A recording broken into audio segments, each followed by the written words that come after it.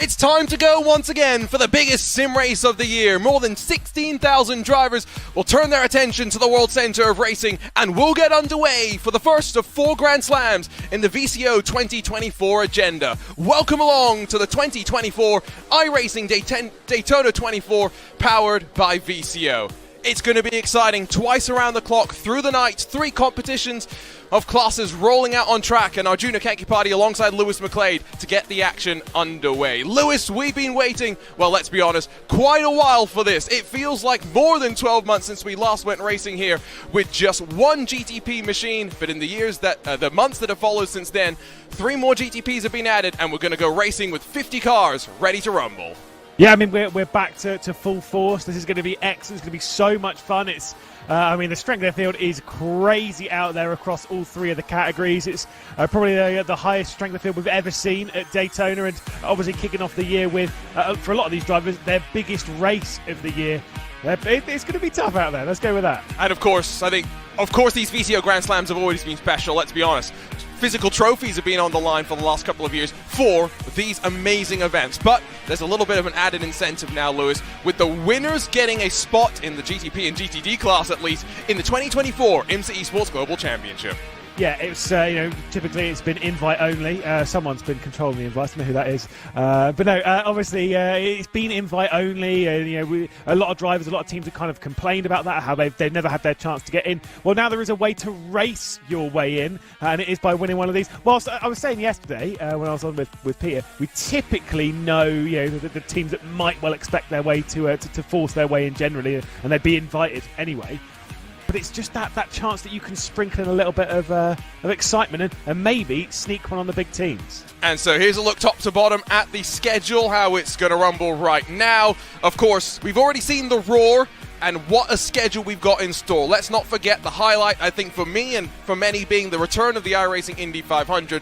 But what a schedule. All left to come. Head to iRacing.com/special events to learn just a little bit more. But what a historic event this really is. Started back in 2015, and in the years since, well, yes, the Apex Racing team have been able to re-establish themselves at the very front after beating Coanda Esports in 2022. But let's be honest, Daytona's been the home of Coanda in the last couple of years, Lewis. Yeah, exactly. And unfortunately, last year we had a let's call it controversial 2023 running of the Daytona 24 Hour. Hopefully this year it will be significantly less so. Williams winning. Apex have shown their strength last year. They were fantastic in both the LMP2 and the GTD. Of course, I remember their win back in 22, and that was a bit of a turning point for the Apex racing team. I mean, we know they've been fantastic over the last few years, but we are really in purple and orange soil, and we'll have to wait and see if they're going to be back in full force, of course, in a Porsche in the GTP category. I think that's what we're looking forward to as well, right, is the fact that now we have all 4 of the GTPs. It's going to make things quite exciting. You can see the BOP as well that the drivers are having to deal with. Let's not forget in the GTD's excitement about Audi bringing their new Evo along as well. And I think that's going to be quite fun to see how they all go. Look at these cars though, Lewis. It's amazing to see the diversity that iRacing now has across of this, effectively, IMSA WeatherTech Sports Car Championship classes. Yeah, I don't know. Everyone's going to be talking BOP. I know it's coming. I can feel people being like, "What's going to happen out there?" In the GTPs, it's fairly balanced. We've got quite a few drivers, quite a lot of teams across all of the manufacturers, so that's fantastic. In the GTDs, though, it is more leaning towards, we're seeing the Ferrari 296 and the AMG.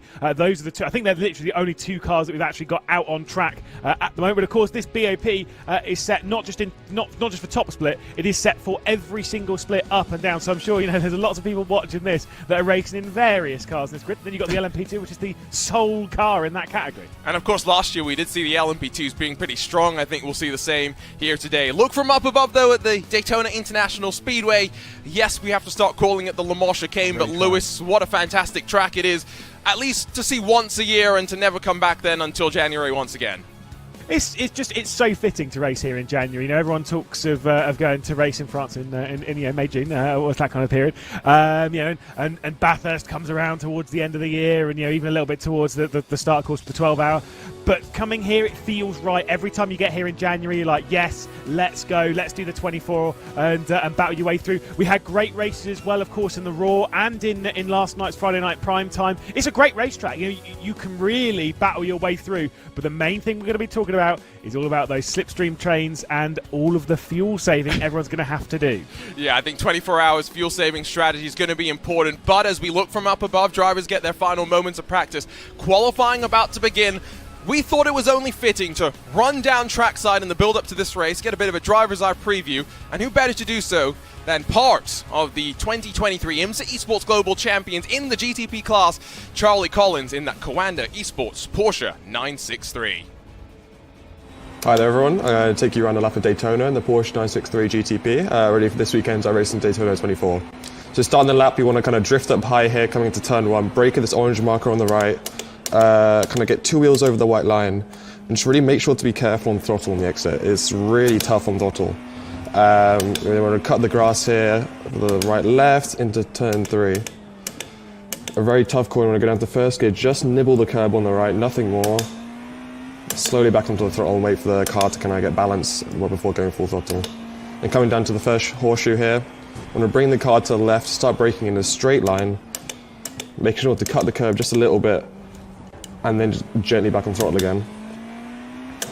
And then for a really important corner, as it kind of starts the whole banking, we'll go down to second gear, take the curb again, and then drift really far out wide, trying to get as close to the wall and exit as possible. And then just go through the gears, going through the banking now. This is kind of a place on the track where you kind of rethink and kind of gather your thoughts. Is a nice break in the track. Then we need to get right back to being focused, ready for the bus stop. Very tough corner, braking it kind of in between the 1 and 2 marker, going down to 5th gear for the first one, and then 4th gear for the actual corner. And back on throttle again, just taking a little bit of grass and exit. And yeah, coming onto the banking where again you can kind of rethink, talk to your teammates, and get ready for the start of the next lap. So yeah, just coming up to finish the lap here. That was the lap of Daytona, guys. Thank you very much for watching, and good luck for the race this weekend.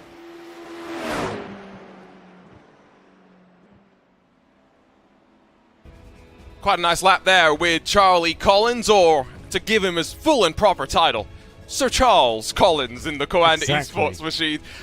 It was always great to be able to get the chance, Lewis, to ride around with the drivers, but you know what's even more fun is getting to talk to some of the drivers in the build-up to this race. That's exactly what we did. Let's go check out some of their thoughts heading into the first big race of 2024. No. I really don't feel like it, y'all. I really hate to break it to you. It's not in the game plan. No.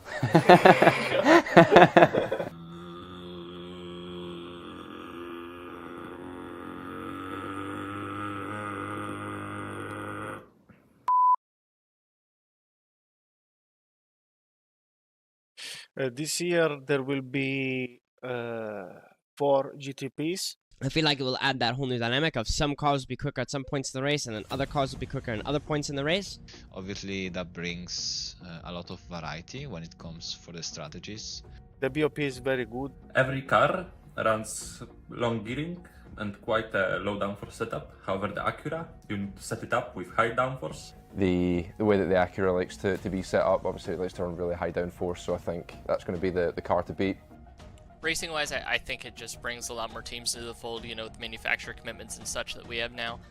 There are a lot of teams that weren't able to compete in GTP last year, so now being able to kind of expand that out to 4 different manufacturers, it brings along a lot better quality of grid.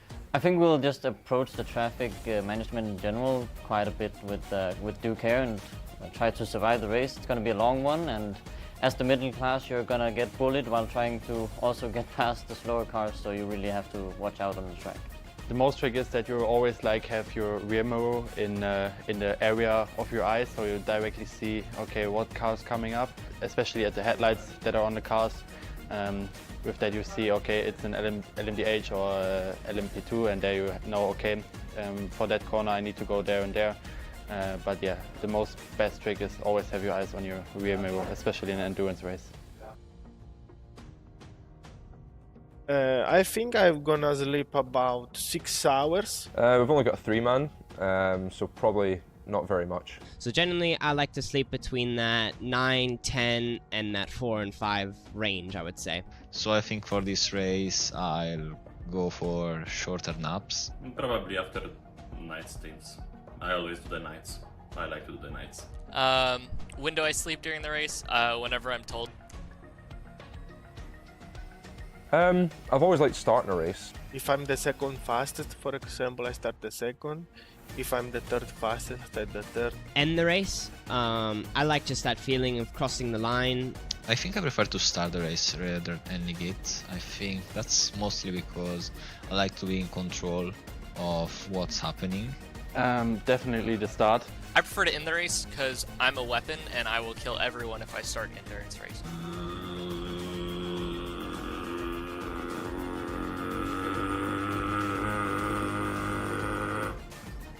It doesn't start, it's just slow. The most time what you hear is a good brr out of the corner. Bum, bum, bum. No.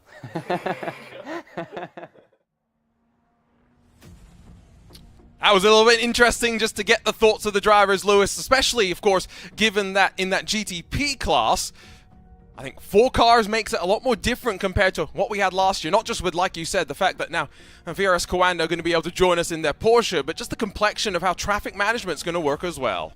Yeah, because you know every car's going to work slightly differently through traffic, and yeah, that's always going to be the big talking point, especially in that first, let's call it the first half an hour. I would say first hour, but with that first half an hour before the GTPs have made their first pit stop, when they're getting through the traffic and the traffic is thick, that is going to be where if you've got a car which works nicely through traffic, that's where you need to make the advantage, maybe build up a couple of second gap. Who knows? Qualifying underway right now, and of course that's where plenty of the drama was last year in this event. Drivers get 8 minutes on the clock, 2 laps to themselves, and effectively the opportunity to rumble as fast as they can. Now, qualifying for a race like this, maybe counterintuitively, is still somewhat relatively important, Lewis. You want to start towards the front more, just so you try and stay out of trouble on the starts. Yeah, there's a lot of cars out on circuit. You know, when there's 44 on track. Obviously not in qualifying, you're by yourself in qualifying. But with there being that many cars, you've got to navigate that traffic in the early laps, so you're in your own class, carefully. And you cannot push things too far. If you're sat at the back of the field, working your way up the orders, a bit scary, a bit sketchy, and the likelihood is you're probably going to get involved in some form of incident and maybe pick up a bit of damage, which early doors in this day is going to be brutal. So you cannot pick it up. I think I've heard of this guy. I think this is where... His dad was racing last night. Oh, it was, especially on Friday Night Primetime, yes. But I think this is where most of the focus will lie. For many, many people, say hello, of course, to multiple-time Formula 1 world champion Max Verstappen, and, of course, an integral part of the furniture now at this point of Team Redline. Already, by the way, most of the GTP drivers have done their job in qualifying. It is Williams Esports 1 and 2 and split by 36 thousandths of a second at the very front of the field. Then you go down to LMP2, it's 40 thousandths there, 76 thousandths down in GTD, and while Florian Lebigra goes to the top in the other of the red line entries, Max Verstappen stays in third. Yeah, Redline were really, really strong yesterday. They actually got a 1-2-3 in Friday Night Primetime last night. Yes, it's a 45-minute race, fair enough. Williams Esports, though, say absolutely not. Chill Blast go into first, and then the BenQ car, which as far as I'm aware is the only car on the grid where they've got 3 drivers, all 3 are above 10k iRating. They go into second place, 18,000 behind. Final laps coming in. Yep, and I think we'll now have to wait and see where exactly they line up. So it does seem as though, Lewis, the way the splits have worked, we only have 12 GTD cars. That's going to mean, I think, the attrition factor very, very high in that class. Yeah, if there's one class that I wouldn't want to be in this race, and I was talking about this before, with a couple of people, I would not want to be in the GTDs. They like the strength of field in that GTD category is terrifying, and when you've got so few, it's a bit scary because it means that there's more GTPs and more LMP2s to knock you off the road. For the GTPs and the LMP2s though, it's actually really good because it's the GTDs that typically cause them the problems in the traffic, and so having less of them, is solid. That's brutal. So 60 seconds left to go now in the qualifying session. We had plenty of, I think, chaos on the start last year, Lewis. What are your expectations this year of the start, knowing that the thing that makes these iRacing special events so unique in the endurance realm, right, is the fact that, well, lack of safety cars. For some it's a feature, for some it's a bug, depending on how you look at it. The reality is, though, it makes it a 24-hour sprint.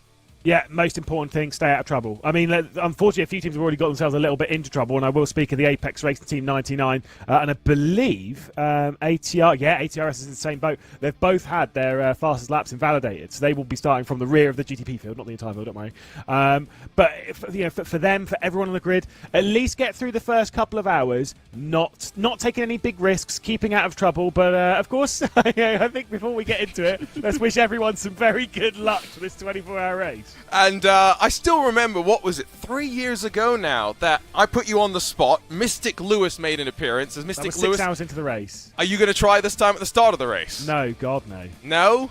No, absolutely not. Not even at the end of our 2-hour stint, mate. Not a chance. Well, we'll see when I can throw you under the bus. We're ready to go, though. The biggest sim race of the year is on the cards. And, well, it's Williams Esports ready to defend their win and starting 1 and 2 up front. It's Josh Ladd in the Williams Esports Fanatec car that's alongside Atte Kalpanen for Williams Esports play seat, with Johan Hart in the Apex Racing Team Porsche lining alongside Charlie Collins in the VRS Coanda machine that, of course, is your IMSA Esports Global Championship leading machine.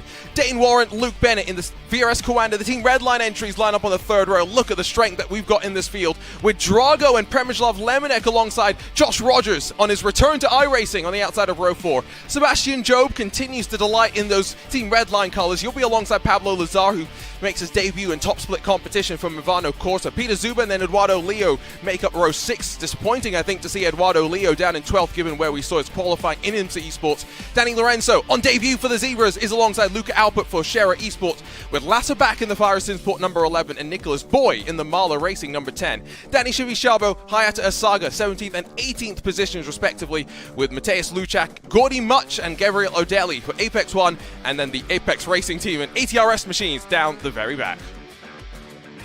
Over to your LMP2s and Alexander Davidson. It's a new era for WSR Esports butt kicker, and they'll lead us to the green in the LMP2 class, alongside the Simify Esports orange machine with the Mag Performance LMP number 120 rolling alongside Antiohola in the Bumblebee Sim RC car. Team PGZ 5th and 6th positions, the 114 alongside the 119, and then GridandGo.com Esports and the Culture Racing Team in those Spanish colors, 7th and 8th positions. Init Motorsports Blue and Mac Backham, Hyper Mac Backham from 10th position in the VRS Coanda LMP2 machine, and then Race Clutch and Race Clutch 11th and 12th.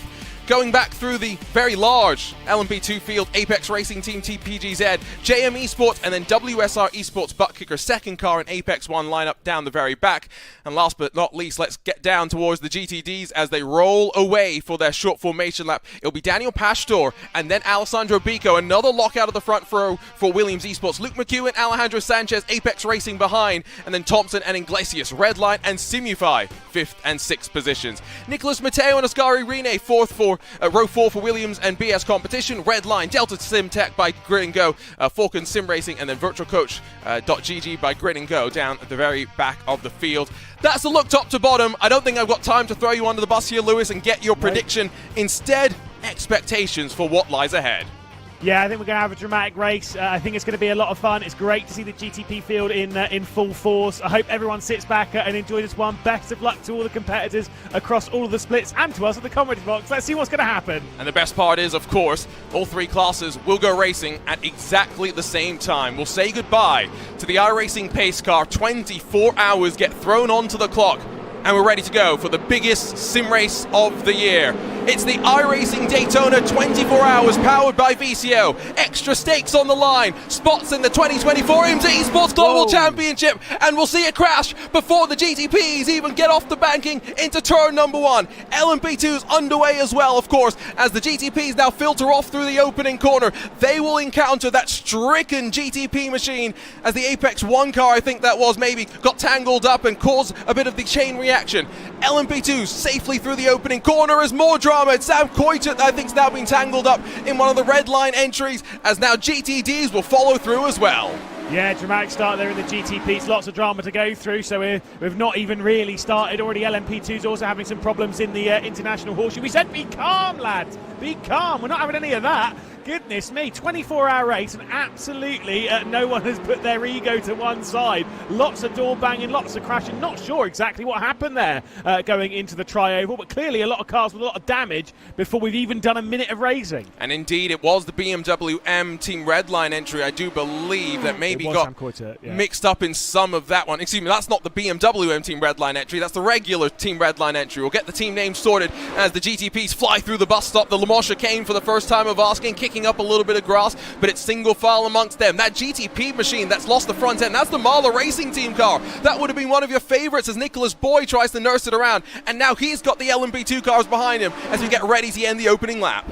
Yeah, the one that was stationary basically on the start finish. That was Luca Alpert in the Shera Esport Blue car that just got no front, no rear, no nothing basically, trying to bring that one back. But yeah, dramatic start there for quite a few. I think there was maybe a false start, maybe a couple of poor starts in that grouping, and yeah, big drama for Williams. Though it's fantastic. It's a 1-2 for them in both the GTPs and the GTDs. I can confirm, by the way, that Fire Simsport, Marla Racing Team, TC Corsa, Shera Racing, and Apex Racing Team. 5 GTP seemingly getting mixed up on that opening lap as we see the leading GTP cars into the second of the hairpins. It's an Acura train at the front, and then 3 Porsches that run behind the 2 Williams Esports cars as they get ready to work their way onto the banking by virtue of the split class start that we've seen as well. You'll see that the track map in the bottom right corner does show that traffic going to be a factor sooner rather than later.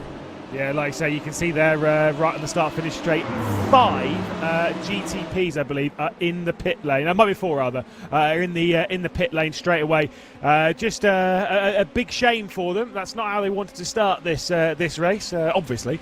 But it's more just, you know, what do you do now if you're in that category? Do you just fumble through, or do you think, right, well, that's that done, off to go and do something else? I've heard the Arsenal match on the moment. I don't know what's that instead. It's yeah, that's rough. That is really rough, considering all the preparation and effort that's gone into this. Here's a look at the replay, and you're right that it was a bit of a false start, and I think that the damage was done instantly on the initial jump.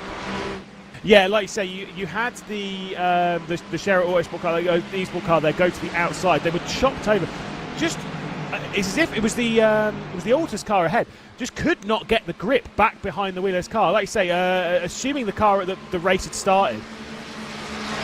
That's I wonder if there might have been damage on that car somehow. Like, I don't know if it clipped it, because obviously, like, when it's pulled out here, maybe it got damaged there somehow. I don't know. That's really weird to me. You wouldn't lose control like that normally. I mean, Danny Chivisciabo didn't even really get a chance to even show what he was then ready for on the start. Here's a look into the horseshoe as Sam Koita is inside, and is this just going to be a case of getting a bit of a tap from the Coanda machine? Yes, it was the second of the purple and orange cars, and then Stricken pointed in the wrong direction. Fortunately able to get it spun around and back around.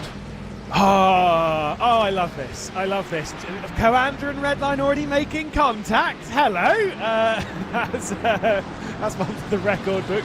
Oh dear, like I say, disasters for some on the race start as the 54 is trying to work its way background on the replay. That, of course, the TC Corsa Esports car. It was one of those 5 GTPs in the pit lane. It was 5. I could count initially. I was a bit scared of my counting ability. Never trust the commentator's maths. I literally told people at my place of employment that this past week, and they giggled and didn't realize how serious I was about that fact of a statement. So GTD's not going to expect much chopping and changing at the very front, just given that it's that nature, it's that time of the race where we will tend to probably end up seeing a bit of fuel saving going on. See some of those movers through on that left side of the screen as the drivers cycle around. One thing that I found quite interesting, especially riding on board with Charlie Collins in the onboard lap that he was giving us at the start, Lewis, was how he was actually running 2 wheels effectively off the track through turn 1. Such was the amount of grip that they carry through the corner. Yeah, I noticed that yesterday a lot, is that the how wide they go into that first corner is actually incredible. And obviously it's the kind of line that you have to be prepared to adapt throughout the day because of, you know, obviously marbling and stuff offline. Your offline grip drops down quite a bit, you know, and and how that's going to react as well when things cool down over the night, like how the race surface reacts. They'll all be well aware of this. These guys are behind the wheel. I promise you they will have driven at day, at night. They know exactly when and how to switch the line, etc, etc. There are no fears of that. They're well aware as to the strategies they're running. Right now it's about ticking off the laps, as we can see a little bit of a look there on board with Dane Warren, because his teammate Charlie Collins was taking a bit of a look there at Johan Harth. Well, the thing that I think is going to be interesting in this race is, we've had now a season of IMSA esports as well, where drivers have been part of the BOP process. And so, whenever you have multiple cars, Lewis, BOP is going to be a topic of conversation. Williams Esports, of course, have gone for the Acura. Coanda always were going to end up in the Porsche. It's interesting, though, of course, to see that the Apex Racing team, who competed in the IMSA Esports Global Championship in the BMW M Hybrid V8, have elected for the Porsche. So even though it ended up getting, what was it in the end, a 3% whack on fuel, 2.25% dip in power as well, clearly they feel like it's got some speed. Redline in the BMW are showing that they've at least made it 3 different manufacturers up towards the front. Yeah, I mean, look, this is the whole thing with how these races unfold, is that you never really know BOP-wise as to how strong or weak it is until you actually chuck it around in the race, not in the qualifying. The qualifying is almost kind of irrelevant. I will say, yesterday, Silly Lully, respect the legend, did start 21st yesterday, which was last, and finished 4th. In that car, so worked its way through the order, proving that you can overtake. Obviously, that was in a 45-minute and very different style of race, but still was able to pick his way through the order, showing that being actually pretty rapid. We were all talking about how the Acura might be the fastest because Williams was so strong yesterday, but maybe the BMW's got a little bit of sneaky stuff to deliver, and we didn't see the Porsches out, so who knows what they're going to do. Oh, did you not see any Porsches out? I think we might have seen 1 or 2, but none. We didn't see any of the Comandos or anything like that, so we didn't see anyone. I don't want to be that guy. We didn't see anyone with major relevance in the Porsche, not fighting at the front. Anyway. Interesting. Well, I think we'll probably get to talk a little bit more about that over the course of this race. LMP2, maybe a little less bonkers than it was at the start of last year's race, but let's be honest, that's probably for the benefit because Elvis Rankin and Gordy Much ended up coming to blows in the LMP2 class. Not by any fault of their own, it was just the way the traffic ended up playing out and the battle in and amongst themselves, and fortunately this time no such dramas in the spec LMP2 class. Meanwhile, in the GTDs, because of course Nicholas Boy is having to now work his way back from what was a lengthy pit stop, they've got some traffic to deal with, but as it stands right now, Lewis, 12 GTDs still stuck in one long queue. Yeah, and this is the thing, is that they will most likely be a train from 1st to 12th, right up until they are joined by the GTP contingent. When they get round, and you can see where they are, it will be this lap, as soon as they get round and start passing, that is what can completely split up this train. Even if it's only 12 cars, you drop off the rear end of this train and it's really bad news, because obviously you've got no one to play with, no bump drafting. You can already see a little bit of bump drafting between the Williams Esports duo there running 1st and 2nd. In this GTD class, I think we're going to be keeping an eye on when it comes to choices of manufacturers here too, because we're traditionally used to seeing, for example, Williams Esports in the Mercedes. We're used to seeing BS competition in a BMW, but the fact that they've both gone for a Ferrari, I think, tells you a little bit about where they think the choices need to be. Apex sticking with their Mercedes, though, and bringing, by the way, that Stormforce ART livery in the 199. I think it will be interesting to see, given the battle that was on display between the Ferrari and the Mercedes in our IMSA Esports Global Championship, exactly how they're going to run. Looking forward to tracking that. The one thing that is going to be interesting as well for the Apex Racing team, they have about 30 people, Lewis, at their facility at Corby for this event. I've just noticed Alejandro Sanchez isn't one of them. No, he decided the idea of, well, coming to England at the best of times is not great, but coming to Corby, no way. But no, obviously, I jest. Obviously, you never really know what's happening behind the scenes, so maybe it just wasn't relevant, wasn't there. And Alejandro Sanchez might think, actually, do you know what? I'm really fast on my own rig, thanks. I'll do it from home, and we'll see what we can get. Either way, they're running in the 3rd spot at the moment. They've got the two. They've got the 2 Williams ahead. Do Apex in the GTD category. I will say, I've just had a quick look. I think it's 7 Mercedes to 5 Ferraris in that. We know that obviously, we can say, we've only got Ferraris and Mercedes in the GTD category. There are 6 GTDs, by the way. We just don't have any. Yes, no, exactly. We have the new Audi as well. No one decided it was worth it, but as we get the leaders through the traffic for the first time, already the 2 Williams Esports cars were able to get through before the run into the Le Mans chicane. Unfortunately for Johan Harth and for Charlie Collins, they were not able to get through, and so now the gap has built up, and you can look off the back of the black front-end Williams Esports Fanatec car, the orange front end of the playseat chasing it down. 2 seconds the advantage that's been built up. I don't want to be that guy. I'm less of a fan of the orange. It's not popping the orange on the front of the. We didn't even get 10 minutes into the race before Livery Watch made an appearance. It's more. Let's be honest. That's a brown front end, right? Anyway, moving on. Williams running 1 and 2. That's the important bit. I don't think they care what colour it is right now. They just care that that it's their team running first and second by 2 seconds. Very impressive. They were impressive yesterday. I will say the Williams squad. It was Josh Ladd. That was. I can't remember who was with actually. I can't remember second of it. Again, I just completely eliminated it from my mind. Was it Arthur LeHook? It was Arthur LeHook. Look at me! I wasn't even commentating on it. I don't even know who I was commentating with. Oh, poor Peter. Getting thrown under the bus like that. I mean, the disrespect. Anyway, first cycle through traffic didn't break up the GTD machines, even if it did slightly split up the GTP prototype cars. Still waiting, of course, for the second prototype class, the LMP2s, to work their way through. They haven't been broken up just yet either, and it's still the WSR Esports butt kicker team, the number 23 that leads from Simufy in that class. LMP2, of course, the spec class, Delara LMP2. And when it comes to setting up these cars, there's a little less, I think, variability than there is with the GTPs that we may talk about later on, Lewis. Yeah, exactly. I mean, of the 3 categories that we have here, the one I would not do is LMP2, and that's for various reasons. But also because the car can be very stiff around here in the LMP2s, and once you go through the Le Mans chicane, you get there. It can, if you take that curb slightly awkward, and this is the same with all of the categories, but I feel like it's turned up to 11 in the LMP2s. If you take those curbs wrong, it'll pitch you around. You'll be sent around. Obviously, I'm not surprised no one's made that mistake just yet, because this is the top level. And to be fair, I wouldn't be surprised if we got through the entire race without that happening to anyone, because again, this is a quality grid of ridiculous superstars in the world of sim racing. I did want to touch on that, by the way. We've got so many grids, of course, in this. You don't realise how many solid drivers are in lower down splits. I did see earlier Jarno Opmeer, James Bolben, all that lot, they're taking part, obviously, in an LMP2 category.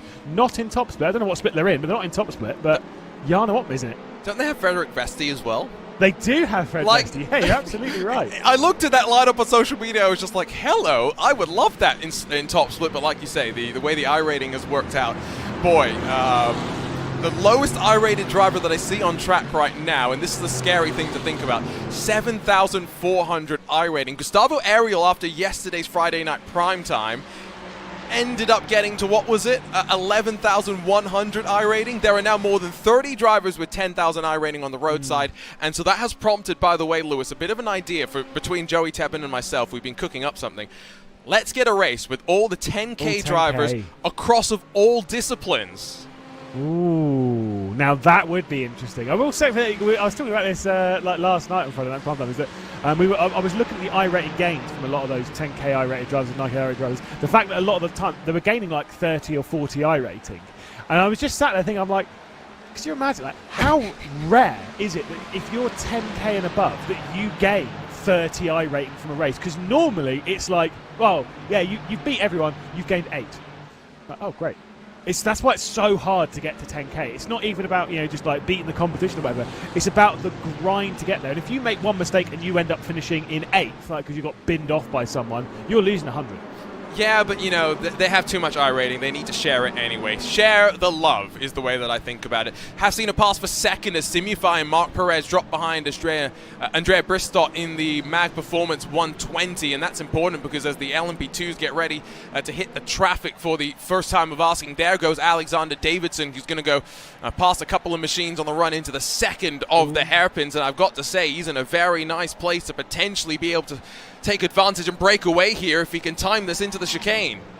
Yeah, it's just about like trying to tick off as many as possible before we get back onto the banking. Just getting past the Simufy car there. Next one to be ticked off will be the Grid Go. The Grid Go car of Cody Deeth. Will tick that off.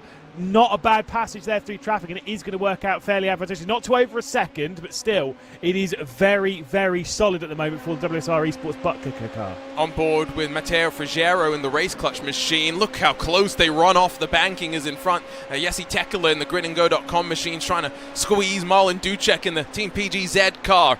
You're going to see the PGZ car lift off nice and early, allow the overspeed to carry them in through the corner, and just how look through on corner exit there, sawing at the wheel, half sideways, and still trying to get down onto the power. The amount of confidence you need in these cars to go through that corner lap after lap, and more importantly, stay within the bounds of the track, Lewis. I've got to say, I'm in awe at the skill of some of these drivers. Yeah, and you saw it there when we were on boards with the race clutch car. As soon as he pulled out of the slipstream, you've got no straight line speed, because as soon as if you've got slipstream and as soon as you pull out on someone and you don't have slipstream, you're in trouble. Straight around the outside from one of the WSR cars, getting a bit of leaning on as well. That was a touch sketchy indeed. That was a JM Esports 124 car that was, it was 17 rather. It's got 124. It's very confusing. But either way, it was that JM Esports car. It was just having a little bit of a bit of leaning on. That's why you don't make it through wide around the outside of T1. No, and that is team principal, by the way, for WSR Esports, Daniel Ferguson, who had that bold look. So, you know how they say team managers are usually the one that try to calm people down? Well, not in that case. He was the one going for it. At the front and at the line, it will be about, less than a tenth of a second. That will split your two Williams Esports teammates as they try to just break away at the front of the field. Lewis has set off a bit of people concerned about his eyesight and maybe lack of... People are not sure how you got brown from that Williams Esports placing car. It's definitely brown. I mean, I'm sorry. It's orange, but that's neither here nor there. I'm sorry, it's brown. It's orange. It's no. Okay, wait. I was going to say, right, okay. Orange! That is not orange, mate. Is this that question? Is the dress blue or gold? You know what I'm talking about here? No, it's not. It's not. Right on board with the commander. Drop it back. One second. I'm trying to pick the right car here. Okay, come on, broadcast director. That's orange. That is more orange. It doesn't mean that's not orange. Actually orange. If it's a dark. What's dark orange? Dark orange is brown. Thus, the front end of the Williams is brown. God, you nearly made me drop some expletives on this broadcast. I mean, you've got two Simi Award-winning commentators here arguing about what is brown and orange. Just to be clear, that's the quality you get on iRacing's special event broadcast. We're not even 20 minutes into this one, and you get Lewis and myself for the next about hour and 40 minutes. Peter Mackay will jump in then. He's getting ready to head off to Daytona for the third year in a row to cover the real race next weekend. So looking forward to having him and some of his stories as well. He's riding the book, quite literally, the book on the Porsche RS Spider, one of the most legendary cars to ever grace motorsports around the world, let alone here in North America. The leaders in GTD, by the way, still not being checked up, although that could be a first opportunity for the pair of Ferraris to break away. Luke McEwen and the Stormforce Apex Racing machine, though, going to continue riding in that draft and keeping the teammates at the front nice and honest. Yeah, just split apart the two Williams there, though, did the Team PGZ car. So just a bit of daylight between the Williams Esports BenQ and the Williams Esports Chill Blast. No questions as to what colours the front end of these cars are. Maybe you can ask Peter later on as to what the front end of that you know who is. I'm going to ask? The legend that has just jumped into our RaceBot TV YouTube chat. Max Eru, Bryce himself. He says it's, I don't know how you say that first word, but he's saying it's papaya. It's not papaya. Papaya's far more. Max, no. Now we're getting into proper McLaren branding territory. But you let us know if you're watching what color you think that is, and if you think it's that dress was blue or gold, right? That was the question. Yeah, there was it blue and black or white and gold? That's what it was. Blue and black. Yeah. Scientific. It was. No, we'll have to. You can't get Zach Sweeney to answer that question, which is fine because he's colourblind, but also because he's not on the broadcast. So thankfully we can avoid that drama. I mean, shots fired there. It's fine. He doesn't know this track, so it's okay. Either way, again, refocus on the race. It's brown. We'll move on. Oh, ochre. I think you mean it's brown. Brown orange. You see? Okay. Brown papaya. Orange. I mean, I mean, that is a very Brolins thing to do. Now we're going to get into talking about nicknames for all the drivers. We've got Silly Lolly, we've got Sir Charles Collins, but up towards the front, Ate Kalpanen has taken the lead over from Josh Ladd, as I think they maybe done a bit of a tactical swap around here. And the orange Williams eSport playseat car, now the one punching the hole in the air. We'll call it Brorange. Brorange, okay, It's I fine. see, fair. Brorange, all right, it's fine. We'll go with that. Yes, indeed. So there's been a switch between the pair of the Mate Kalpanen, like you say, at the front of the field, which makes sense. Like you say, we are talking the fuel game here. You don't want to be the one punching the hole for the entirety of the race. They've done 20 minutes and they've swapped, and normally with the GTPs we are expecting that stint length to be above 40 minutes, sure, but around that 40-minute mark around here. You know, that's kind of the important bit. You do eat a lot of fuel around this track. I mean, and I'm sure our junior will bring you all the stats about it and what percentage of the lights Let's get go! to tonight. Here we go. We're not there yet. Not quite. What I was going to say, though, is that, you know, you're on the entirety, effectively, of 2.5 miles of banking, and so, yeah, you naturally, you know, are burning through the fuel. One other thing, we're on livery watch at this point, so I might as well break the yellow pen out just to say that best branding in the history of liveries. There is no doubt. That's the one bit that no one can have any doubt about, is that the Duracell battery, which is so iconic, being slapped onto the roof.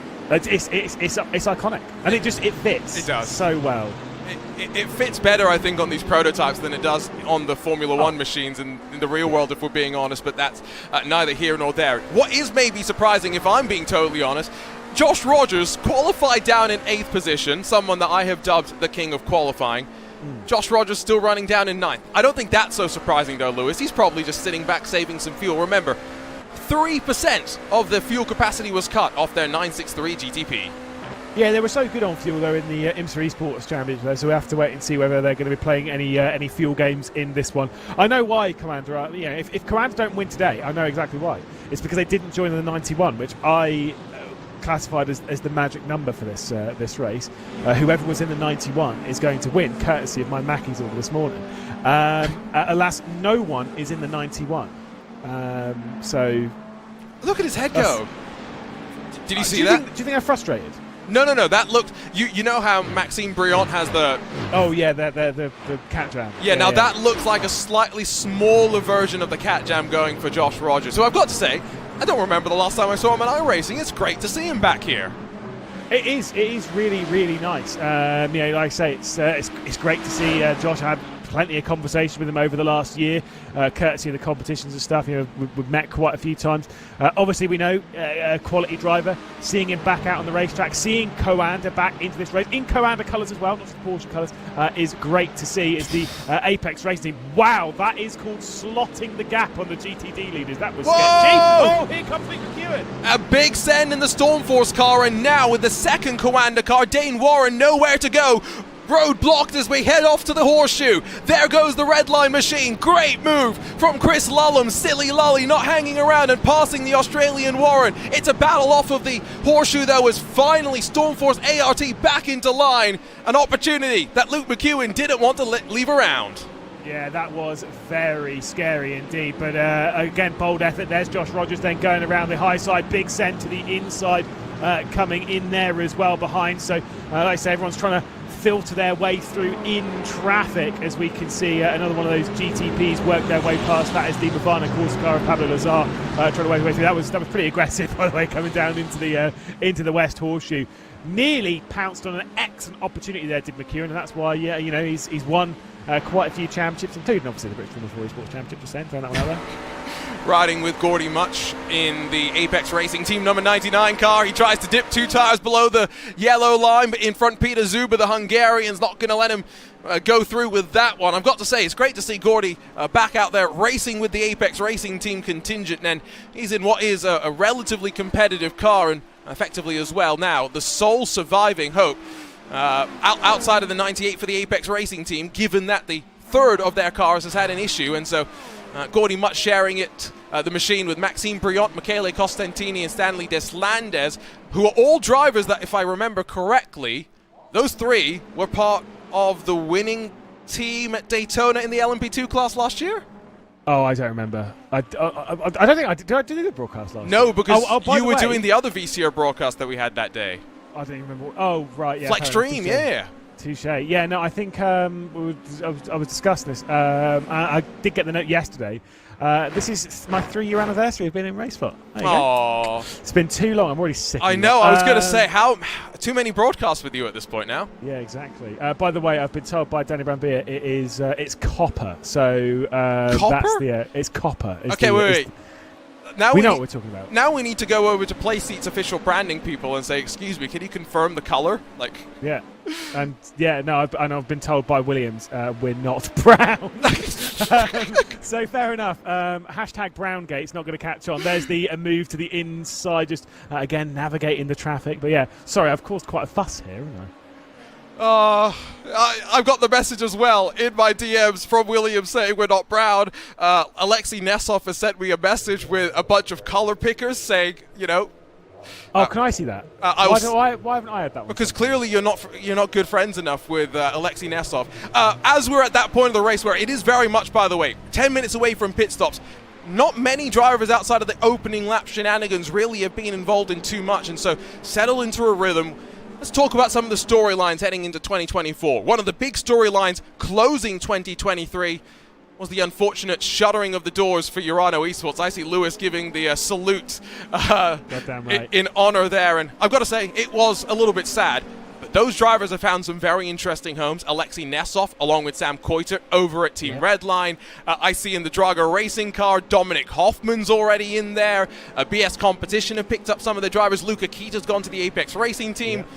Lewis, it's been fun to try and follow along with the drivers as they make their ways around. Yeah, it seems like a couple of them have taken the opportunity as well to be like, peace, and at least take a break from sim racing, which I think is always a positive thing. If you, when you start really not enjoying it, take a break. Don't just try and force through it. Don't fight through it. Don't ever, just take a break, even if it's for a couple of months, couple of weeks, whatever. Just take a break. I think some of the drivers, from Urano that were in Urano that haven't gone to a team, probably just sitting back for a little bit and having a breather.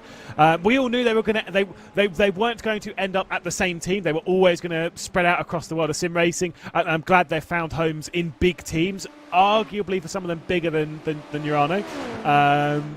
But to be fair, Urano were a quality team that had unbelievable drivers, and so for a lot of the team, it's like, right, fantastic. Let's go pick a couple of these up. And that's it's worked out quite favourably. Someone who's been with the Apex team for quite a while is Johan Art, and straight down the inside, up into second place there in the the GTP car. I keep wanting to call it LMDH, but it's fine. Whatever, it's all the same, isn't it? Josh Ladd then down into third. I mean, LMDH, GTP. LMDH is the specification of the car. GTP is the class. So as long as we don't start calling it hypercar, we're okay.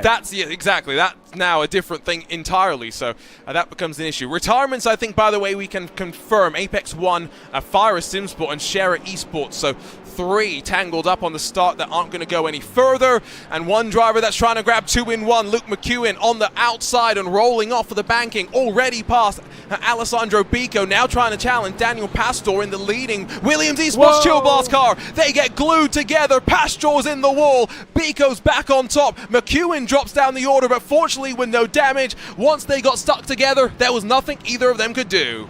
Yeah, sadly, it's kind of one of those ones I'm looking at being like, I don't know if I blame either of them really there. It did just seem as though they'd got locked together, and for Williams that were running in a very strong 1-2, drama is starting to fall forward. There was quite a significant hit on the barrier for Daniel Pastor, and he has returned to pit lane. Let's take a look on board with the second of the Williams cars, the BenQ. I mean, you can just see there, once there was that little bit of contact, that's a shame. There was nothing really either of them could do.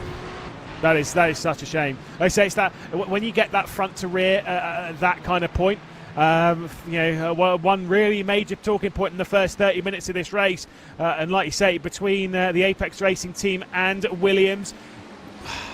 Like I say, if we were racing in a normal championship and we had race controls of that, I'm looking at it and I'm thinking, that's a racing instant. I don't like them, because you always want to throw the toys at the pram and blame someone. I don't think you can.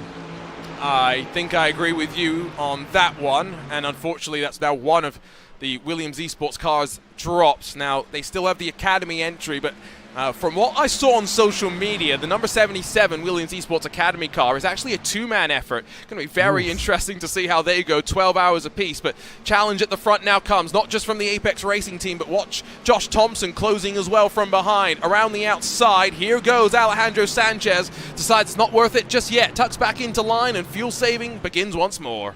Yeah, remember Alejandro Sanchez's debut for the Apex Racing team was around here with a pole position and such, and showing his fantastic form. There's a look to the inside, and that's a big commitment. Very bold there from Alejandro Sanchez to try and get his way past Alessandro Vico in that Williams Esports BenQ car. Josh Thompson will be sat back from all of this to be right on board with him, thinking, right, these two, surely there's going to be a bit more bidding between the Apex Racing team and Williams Esports. And of course, the Team Redline to come through on that occasion. Thankfully, no contact between the pair of them, aside from a little brush. And it does remain the BenQ car in front.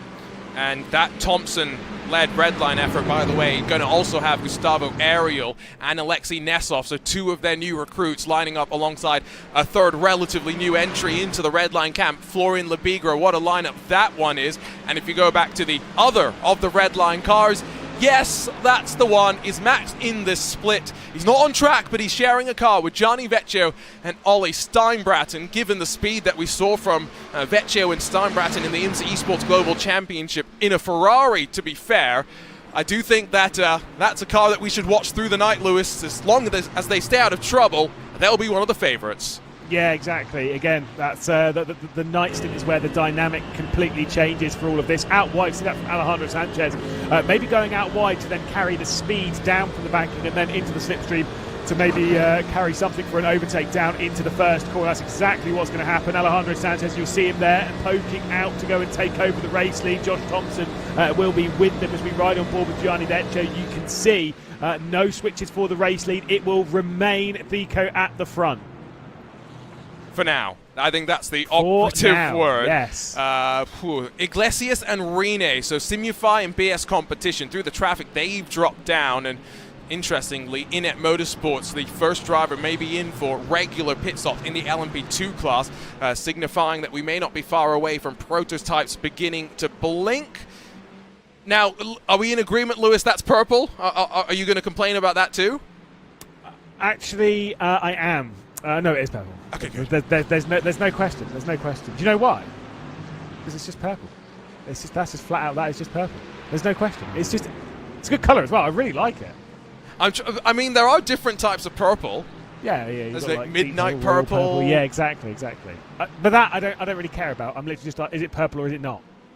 Okay, so that you don't care about. When's purple dark blue? Yeah, but it's because it's fine. Whatever.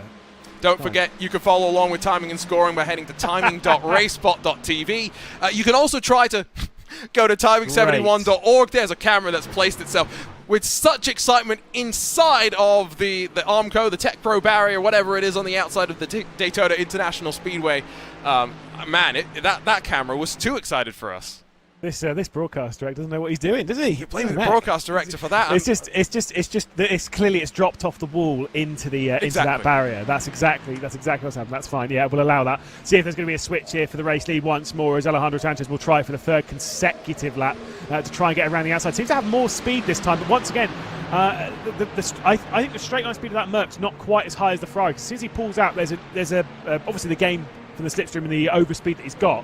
But then they start to equalise, and the advantage starts to go out a little bit more to Bico in that BenQ, the Williams Esports BenQ car. And this is where, the fact that our IMSA Esports BOP process was so data-driven means that I have confidence in saying, based on data provided by these drivers, the Mercedes has a lot of acceleration, and Ferrari maybe has a little bit more top-end speed. Will be interesting just to note where those characteristics compare in the racecraft needed at the end. Hypermac Backham brings the Coanda LMP2 car down to pit lane. In this machine, we're continuing to talk about driver lineups. Hypermac Bobby Zelensky makes his return to the 24 Hours of Daytona along with Xander Reed, along with returning Coanda driver Tommy Osgaard. Yeah, I love that. Obviously, Tommy's been spending the year over with Heroic, now rejoining the camp. Can I just say, by the way, though, disappointed.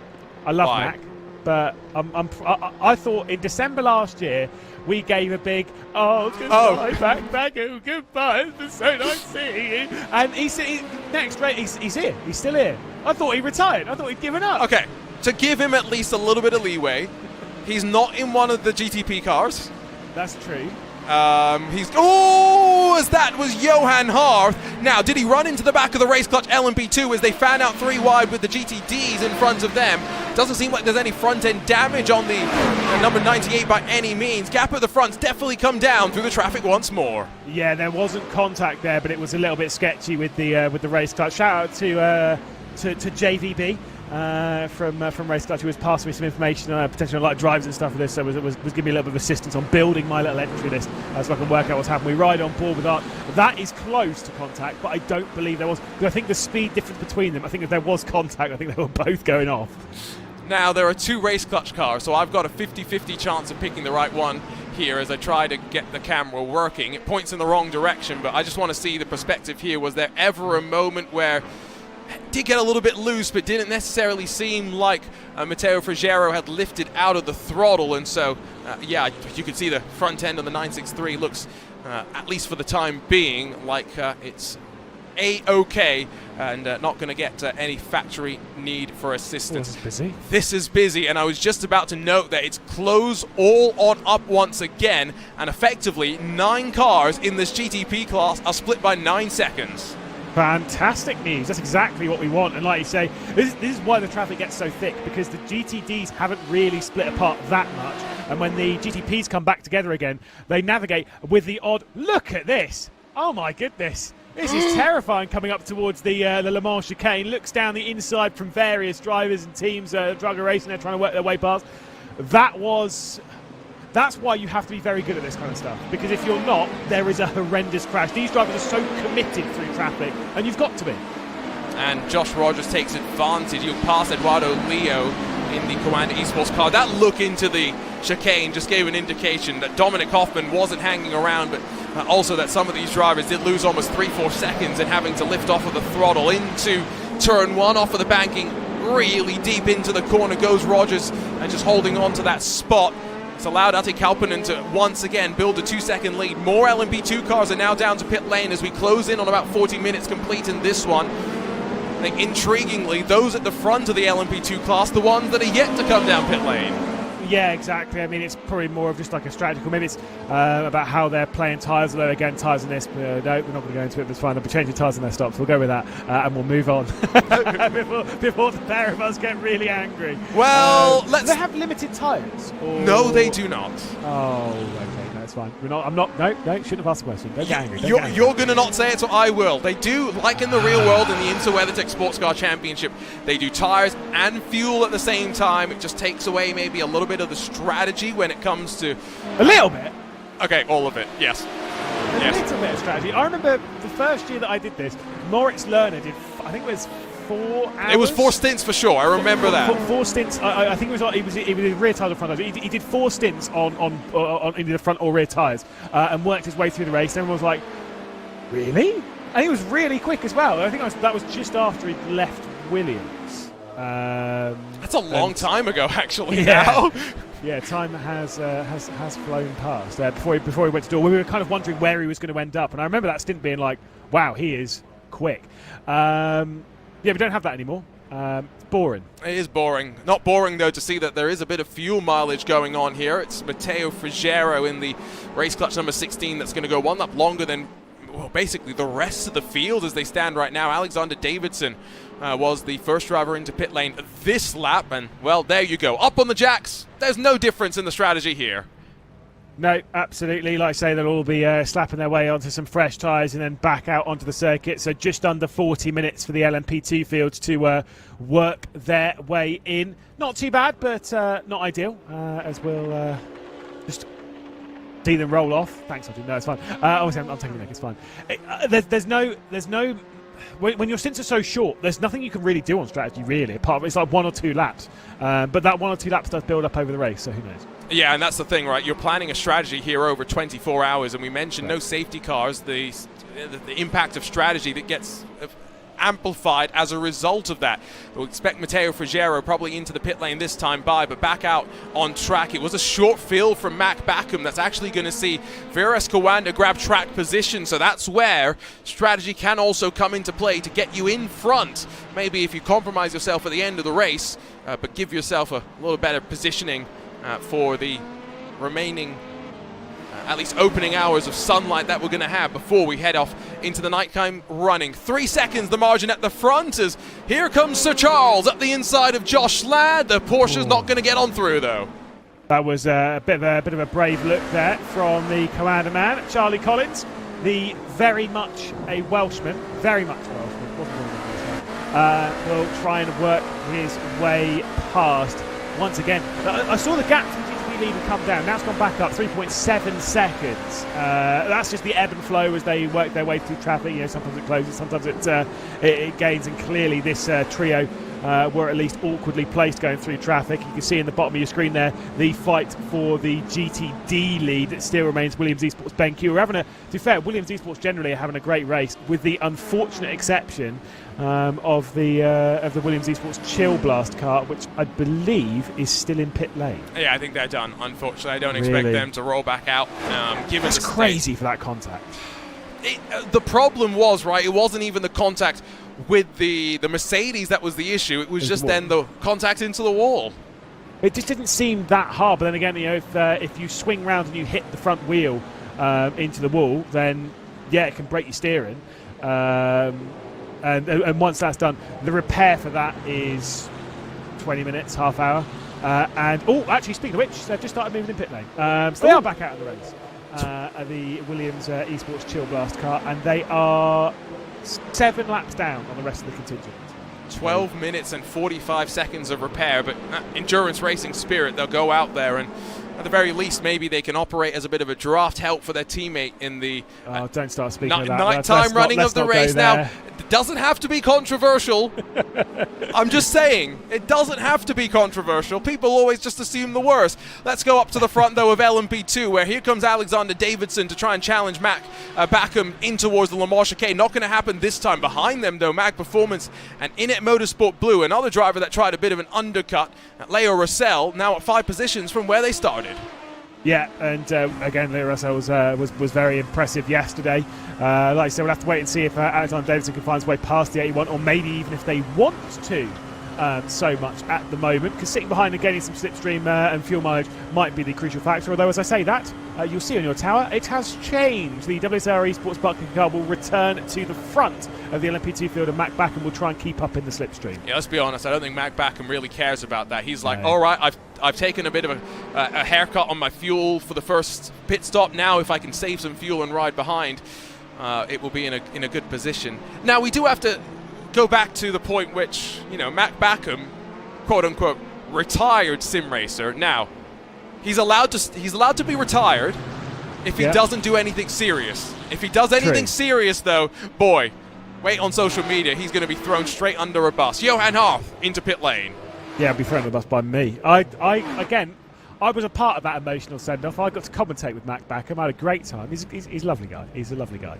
I won't tell you how much he was shaking before we went on. It's fine. It's okay. Obviously, we can see some of those GTPs in the pit lane after about 44 minutes. I did get told by Luca Mamre that they found in practice Cadillac will go and last normally about 48 minutes. So maybe we'll see some of the GTPs go up towards the 50-minute mark. Obviously, again, that's I don't want to be that guy, but he didn't even do it himself. Slightly slower than what we're running in top split. But you never know. Like, these guys might be able to run it, you know, and stretch it up to about 50 minutes. The other thing to think about, right, is the setups that these drivers will be using. Low downforce does tend to mean that you will be at a track like Daytona, maybe not going to be such a factor, but you would traditionally use less fuel than a high downforce setup would be. The reason I bring that up is there are, of course, 4 GTP manufacturers. We've got, I believe, only 3 of them in the fields here today that are serious contenders. But the Acura, maybe counterintuitively, Lewis, is the one car that's actually being set up with high downforce. One team, I won't say who they are, they've told me it's maximum downforce for their Acura. Seems like you're getting some accurate information. Okay, I will leave now. No, it's fine. Yeah, of course, you're absolutely right. When you've got a high downforce setup on, as we'll see, VRS Commander work their way into pit lane. Same with Josh Ladney, Williams Esports, Fanatec car, as they'll all work their way down after about 45 minutes of proceedings. You can see the rest basically coming in the background, the entire contingent down onto the lane. Once you've got high downforce on, you're having to move more air out of the way, and also you're slower on the straights, which means that you're on the straights for a longer period of time, which means that you're flat out for a longer percentage of time. So there's a lot of things like that, which is why you generally use more fuel when running with high downforce. Everyone is in. So you go 45 minutes. Now we know. Done. About 30 laps, 29 laps or so, I think will depend on the traffic considerations in the next part. You see the ATRS machine at the very back. Gabriel Nardelli's just brought his, I believe, Cadillac down into the lane. Now, one thing that we didn't see, fortunately, no repeat of Gianni Vecchio or Ascari Rene 2022 IMSA Esports Daytona, where they had contact in pit lane. Everyone was able to get their way into their box relatively unperturbed. Now they just wait to be released, and fortunately released into a corner now with the speed limiter still enabled. Where the white line is at the front of the pit lane used to be where drivers used to release themselves from the limiter, and I've got to say, it was always a bit of a treacherous proposition, taking yourself through this left-hander at full racing speed. Now you've got to wait till those green cones, courtesy of the Michelin RFID tracking system. I will say, from this angle, it definitely does look like orange from on board. I'll say that. One more look, one more look. No, it's fine. Yeah, see, that with that sunlight, that's orange. That right there, that does look like orange. But from the other angles we were getting, it wasn't. Anyway, we'll move on. We'll go with copper. We'll go with copper, and we'll commit to that one. Yeah, no, I used to think the pit lane exit here was pretty dangerous. I still do, but I mean, it's banter, isn't it? So it's fine. I think even now, I think you can do it. You do it flat, but there's a part of it in the back of your mind where you're like, oh, maybe I do have to lift, even with the pit limiter on. That corner is that tight. I did notice, by the way, Gordy Much had a moment on the previous lap going out onto the oval, as we've got a lot of moments in traffic. It's three classes overlapping right now, and as they try and figure out how they want to get on through, was that a Coanda Esports machine that slapped the wall? I'm pretty sure Dane Warren flirted with disaster, but hopefully he got away with it. He's got his fellow Aussie now, Josh Rogers, tucked in behind him as the 81 and the number 8 run in 7th and 8th positions. Gap for your leader through this cycle. Ate Kauppinen now almost 5 full seconds in front of Sir Charles Collins. Yeah, can say I don't believe Dane Warren hit the barrier. I think he got very close, but I don't think he actually made contact with the barrier. Nor, again, as I say, it was at that corner where Gordy Much had his moment a lap ago, where he spun round and definitely wore out these tyres quite a bit, which is a bit of a shame. Obviously, navigating the traffic and then picking up the slipstream. I think they'll genuinely all probably be a little bit concerned here that Ate Kauppinen has that large of a lead, to the point where it's kind of like, maybe you've got to start working together a little bit here to start dragging down that gap. Then again, when you consider other cars that are in those positions, VRS Coanda, do you think they're going to work with Williams here? Do you think Coanda are going to work with Drago Racing and Team Redline to try and close down that gap? I don't think so. I think that's the question, right? It's more, will Redline and Coanda resume their rivalry? Because, boy, is it a historic one. Here's what happened to Gordy Much, by the way. Rest in peace. Around he goes. He's a RaceSpot TV commentator, by the way, now. So. He is now. I've still commentated with him, though. I'm very disappointed. Oh, to be fair, look at him off of the second hairpin. I mean, he is having to drive that car from the rear right now, which I don't think is necessarily how you want to be driving a prototype. No. Something's not right.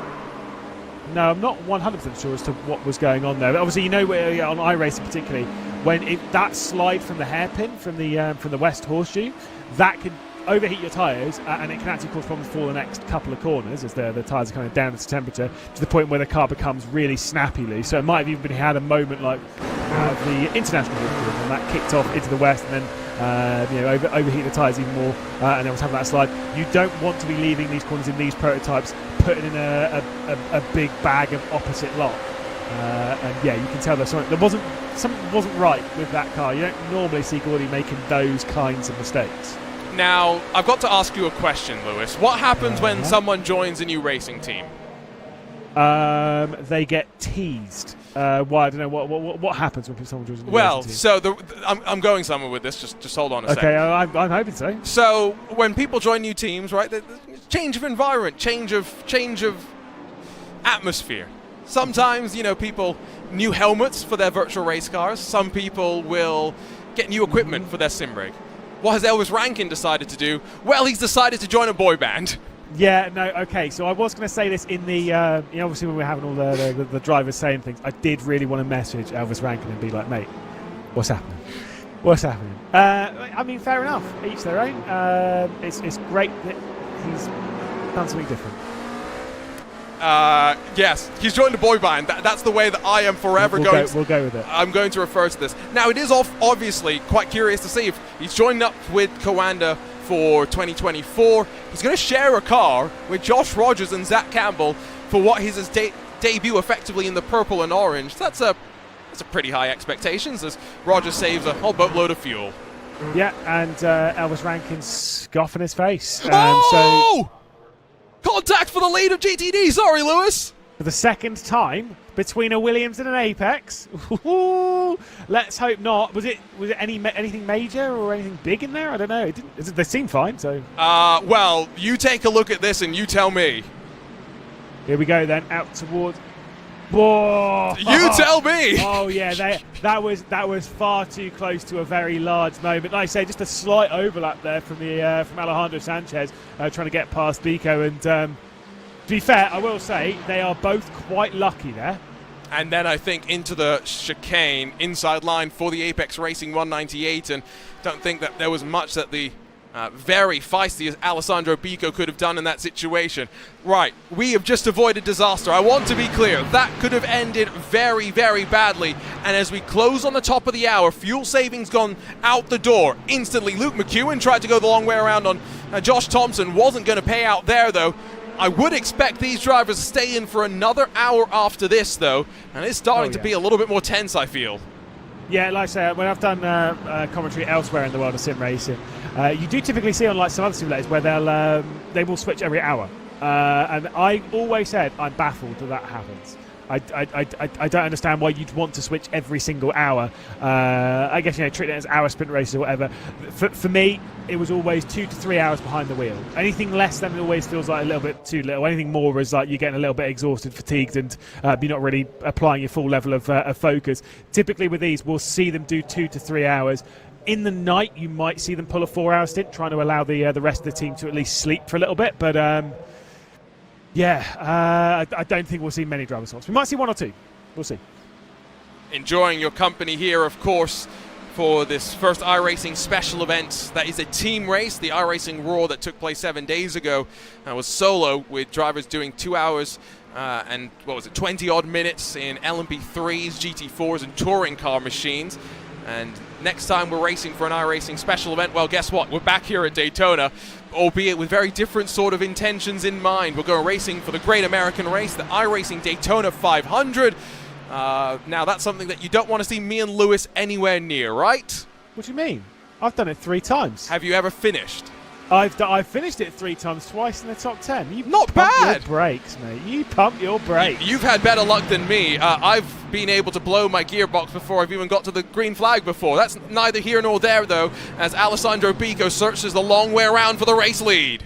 Yeah, trying to hold off the Apex Racing team car. It might well be a switch for the racing here. We ride on board with Josh Thompson to the outside. We'll see the 199 go, and still no way for Alejandro Sanchez to make his way past. I can read numbers, by the way. It's 198, it's fine. I could feel someone in chat was instantly just like, actually, it's fine.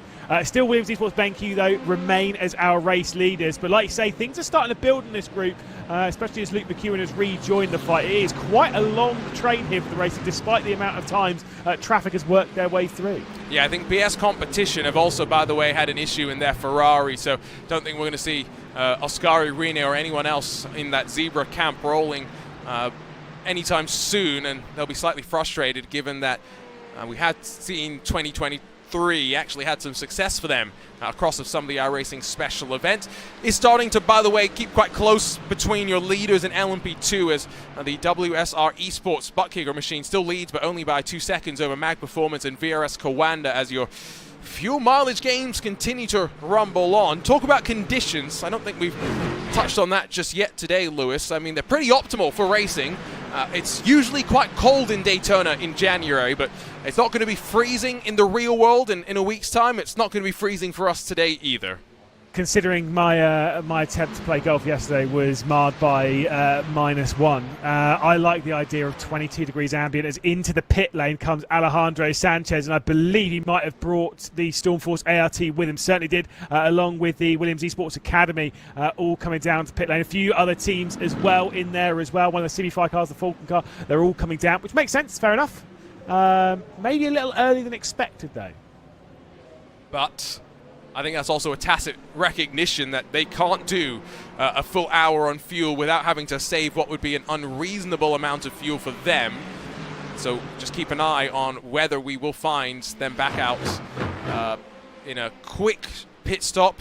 Will end up being a little bit shorter of a time as they try and get some track position. So Thompson, Vecchio, and Deeth, those are the three cars now behind Alessandro Bico. The Delta Simtech by Grid and Go entry. Cody Deeth switches over from Williams Esports at the end of 2023 to the Delta Simtech by Grid and Go outfit. He's in what I think is maybe a bit of a dark horse lineup here, because Cody Deeth, Sven Haase, Nicholas Rubelar, if they stay out of trouble, Lewis, I mean, that's a lineup that will take some beating. Yeah, Cody Deeth again was very impressive yesterday in his Haribo car. Ooh, but tasty. I think I can't remember what. Again, I generally forget things just after they've happened. And he had some drama. I can't remember exactly what it was. I think it was a spin somewhere. It might be through contact. Again, honestly, don't remember. Clearly not important.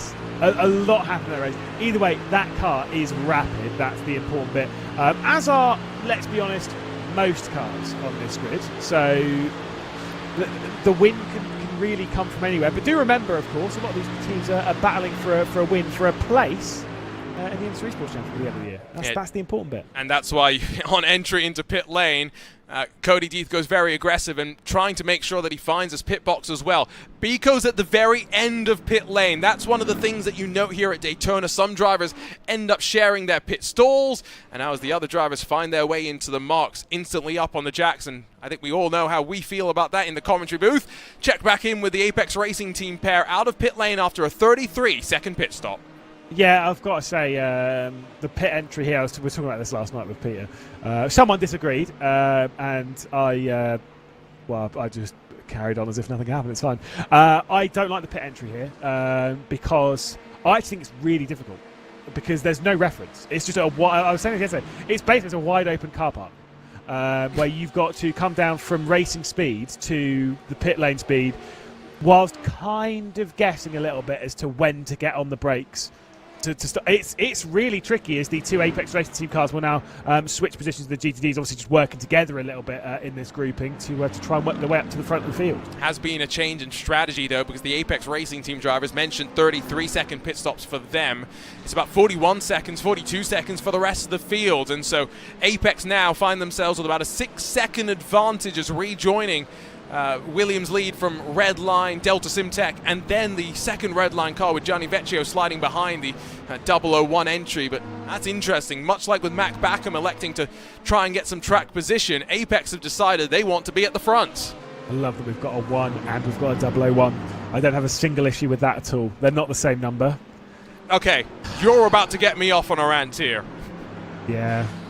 Go on, off you go. 001's not a number. 001 is not a number. It's not a number. 01's not a number. No, 1 is a number. I mean, to be fair, Lewis, have you ever commentated on proper dirt oval racing? No. Where you'll have like a 17, a 17A, a 17B, a 17C. And I can keep going until we get through all the letters of the alphabet if you want here. Yeah, that's unacceptable. A letter, a number followed by a letter is okay if it is a class designation. Right. Like, there isn't a 17A and a 17B. You've got all these cars, and they're like 17A and like 24A, and whatnot. That's because they're in the A class, and then you've got like a 19B. That's fine because the letter's not to differentiate it from a different number of the same number. 00. The only time things like a 00 are acceptable is 007 on an Aston Martin. No, that is it. Still not acceptable. But even then, it's still a 7 to me. It's not like you can't have a 007 and a 7. It's that is the 7. It's just branded as the 007. Yeah, that is the only exception. All I'm going to say is the RaceSpot US 500 that we did at the end of 2022 to say goodbye to the IndyCar. We had a 7, an 07, and a 007, and I wanted to tell all of those drivers, no, go away. You are banned, sir. Get out. If you try, are you still friends with them? Well, one of them's my teammate. Is the problem? Which one? Henry like which Bennett. number? Which number? Oh, which the number, worst which number? one. The worst one. Okay, understood. Understood. Yeah, that is his number as well. 007. British Racing Green. Like, you know. Yeah. I'm a programmer here, so you have to appreciate that. You know, you take anything with a 0 in front of a number gets removed. It doesn't exist. I think even from a branding perspective, I don't like 3-digit numbers in most. Well, I understand it in multi-class racing because again, more for class designation. You know, so your double-digit numbers or whatever, highest class, then 100s for whatever. LMP2, 200s exactly. for GTD. Yeah. Those I don't have a problem with. But if you're, and also like the triple-digit numbers, like 888, for example, I've got no major problem with those. When you've got like, oh, and here he comes, the 146. No, I know what you. I commentate on a multi-class series where they don't have fixed number bounds, and it's so awful. You just look at the number and you go, it's 35. Wait, which class is that in? We're getting very off topic here. I've just had a brainwave.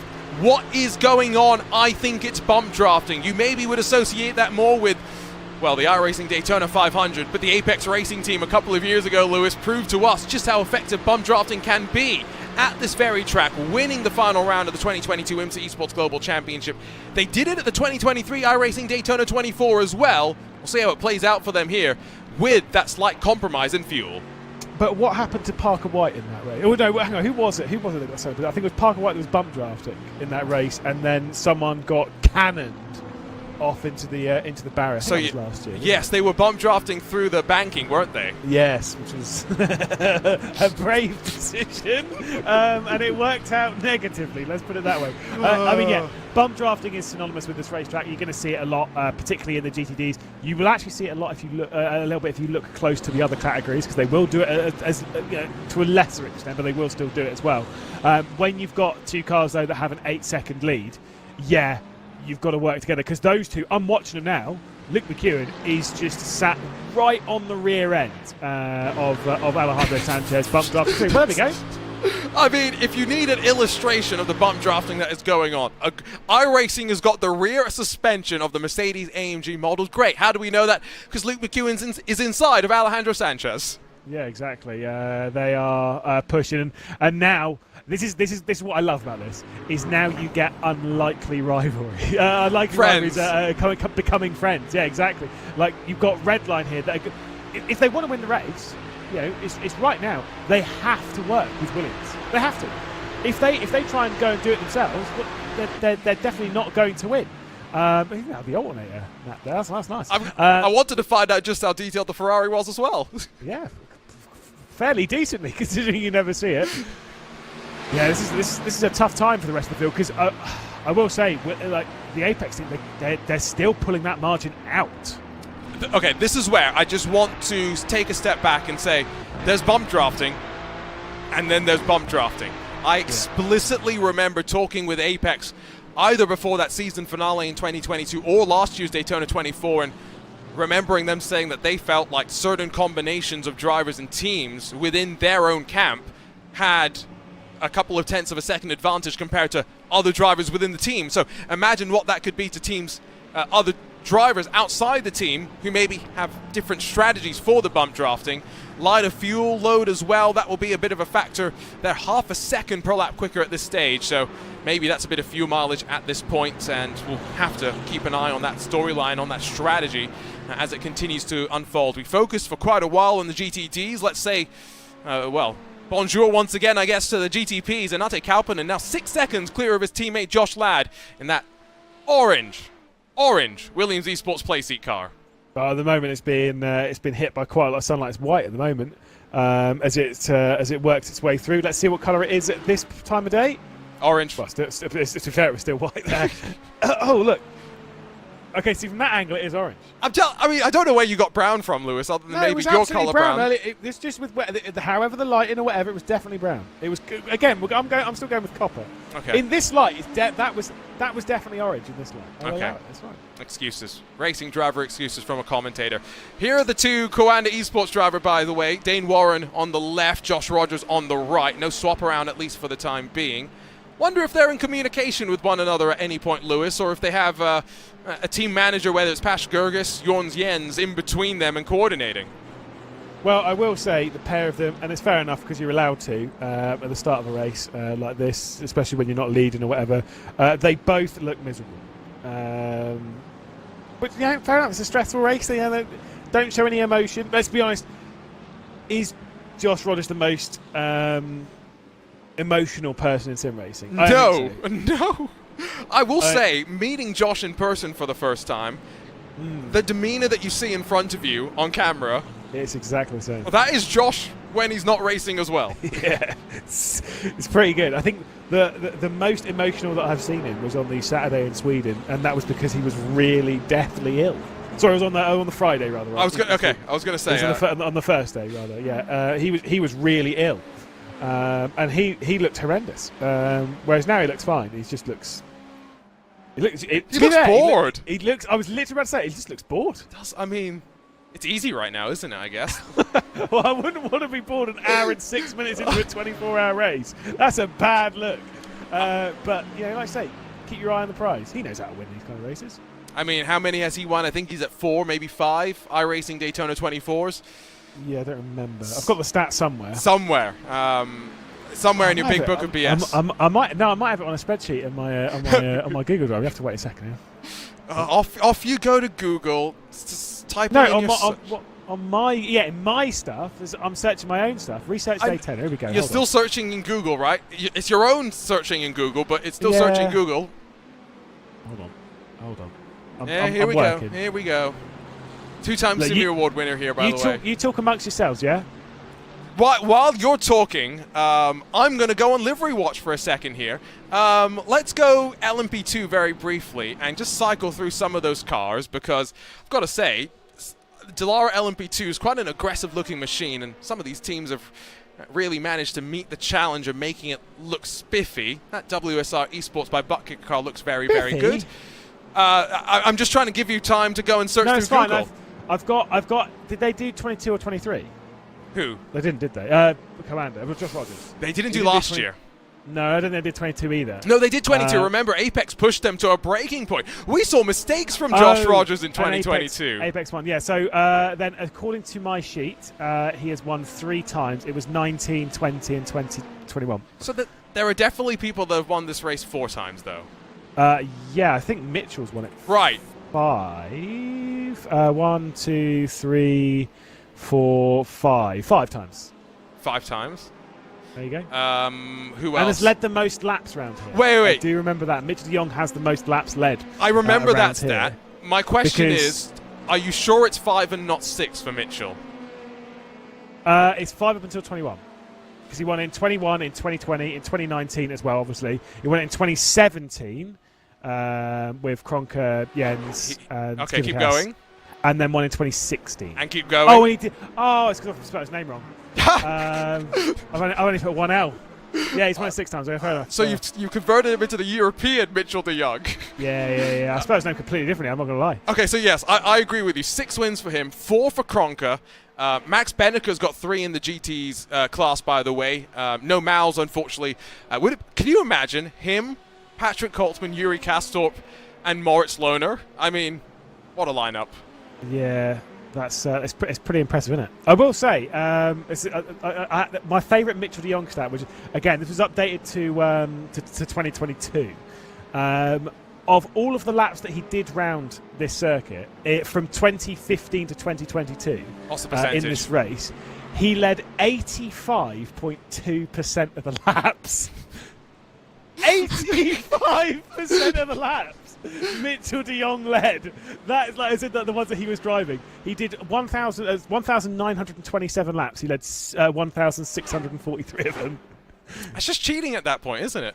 That's ridiculous. And do you want to know what? The 2022 was the worst one. He did 291 laps. He led only 68, which means that if you ignore those 2, the stat is it's 96%. And again, 2022 was the year in which they were being pushed to that breaking point by Apex Racing Team. So it goes to show the success Mitchell has had at this track. And He's racing today, isn't he? I just can't Yeah, remember he who's in the car with him, because this is the problem with special events. There are so many teams, you're not sure who's going to make it into top split. Redline, for example, put a poster on social media with all the drivers that were racing, but not in what car, like it was specifically evil towards commentators. So yes, gathering information is never easy for us, is it? Mitchell is in the car with Sir Charles Collins. So maybe we'll see him add to the stat of leading. Who knows? Who knows? I mean, that is the highest placed VRS Coanda car, sat 7.5 seconds off the race lead. So you never know. He's also the only person in that car above 10k. So, you know. Is he? Read into that way. Yeah. Because as far as I've got, Charlie Collins is 8,965 and Oscar Pye is 8,128. Pit stop's back underway for LMP2, by the way. Leo Russell in the Inet Motorsports car is into the box, finds his way into the lane, and no drama for him in terms of speeding. One thing I did want to bring up at some point, and I guess we can do it now. There's never a good way to do this, but we wanted to send our thoughts to Owen Carroll, to Reese Carroll, and to the entire Carroll family.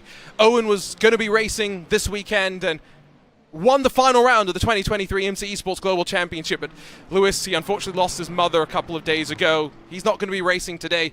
The Apex Racing team have put a message onto the side of his car, onto the side of every car rather, racing for Rachel this weekend, and our hearts go out to the entire Carroll family.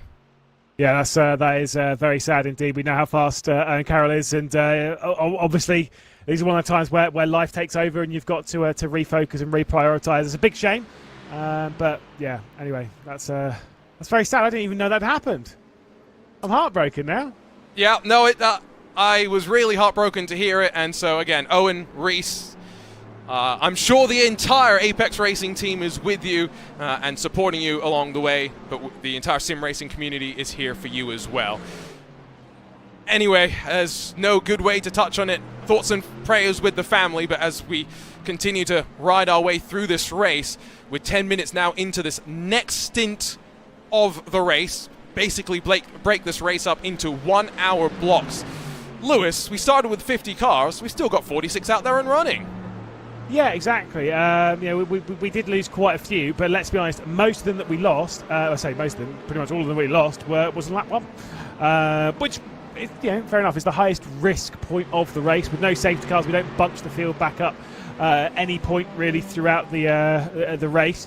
So the only retirements that we've got, we will see some added to it. Someone will make mistakes, through the nights. There will be more chucks onto that list, although there comes a point where the further you've got into the race, the more you're like, I will get to the end no matter what.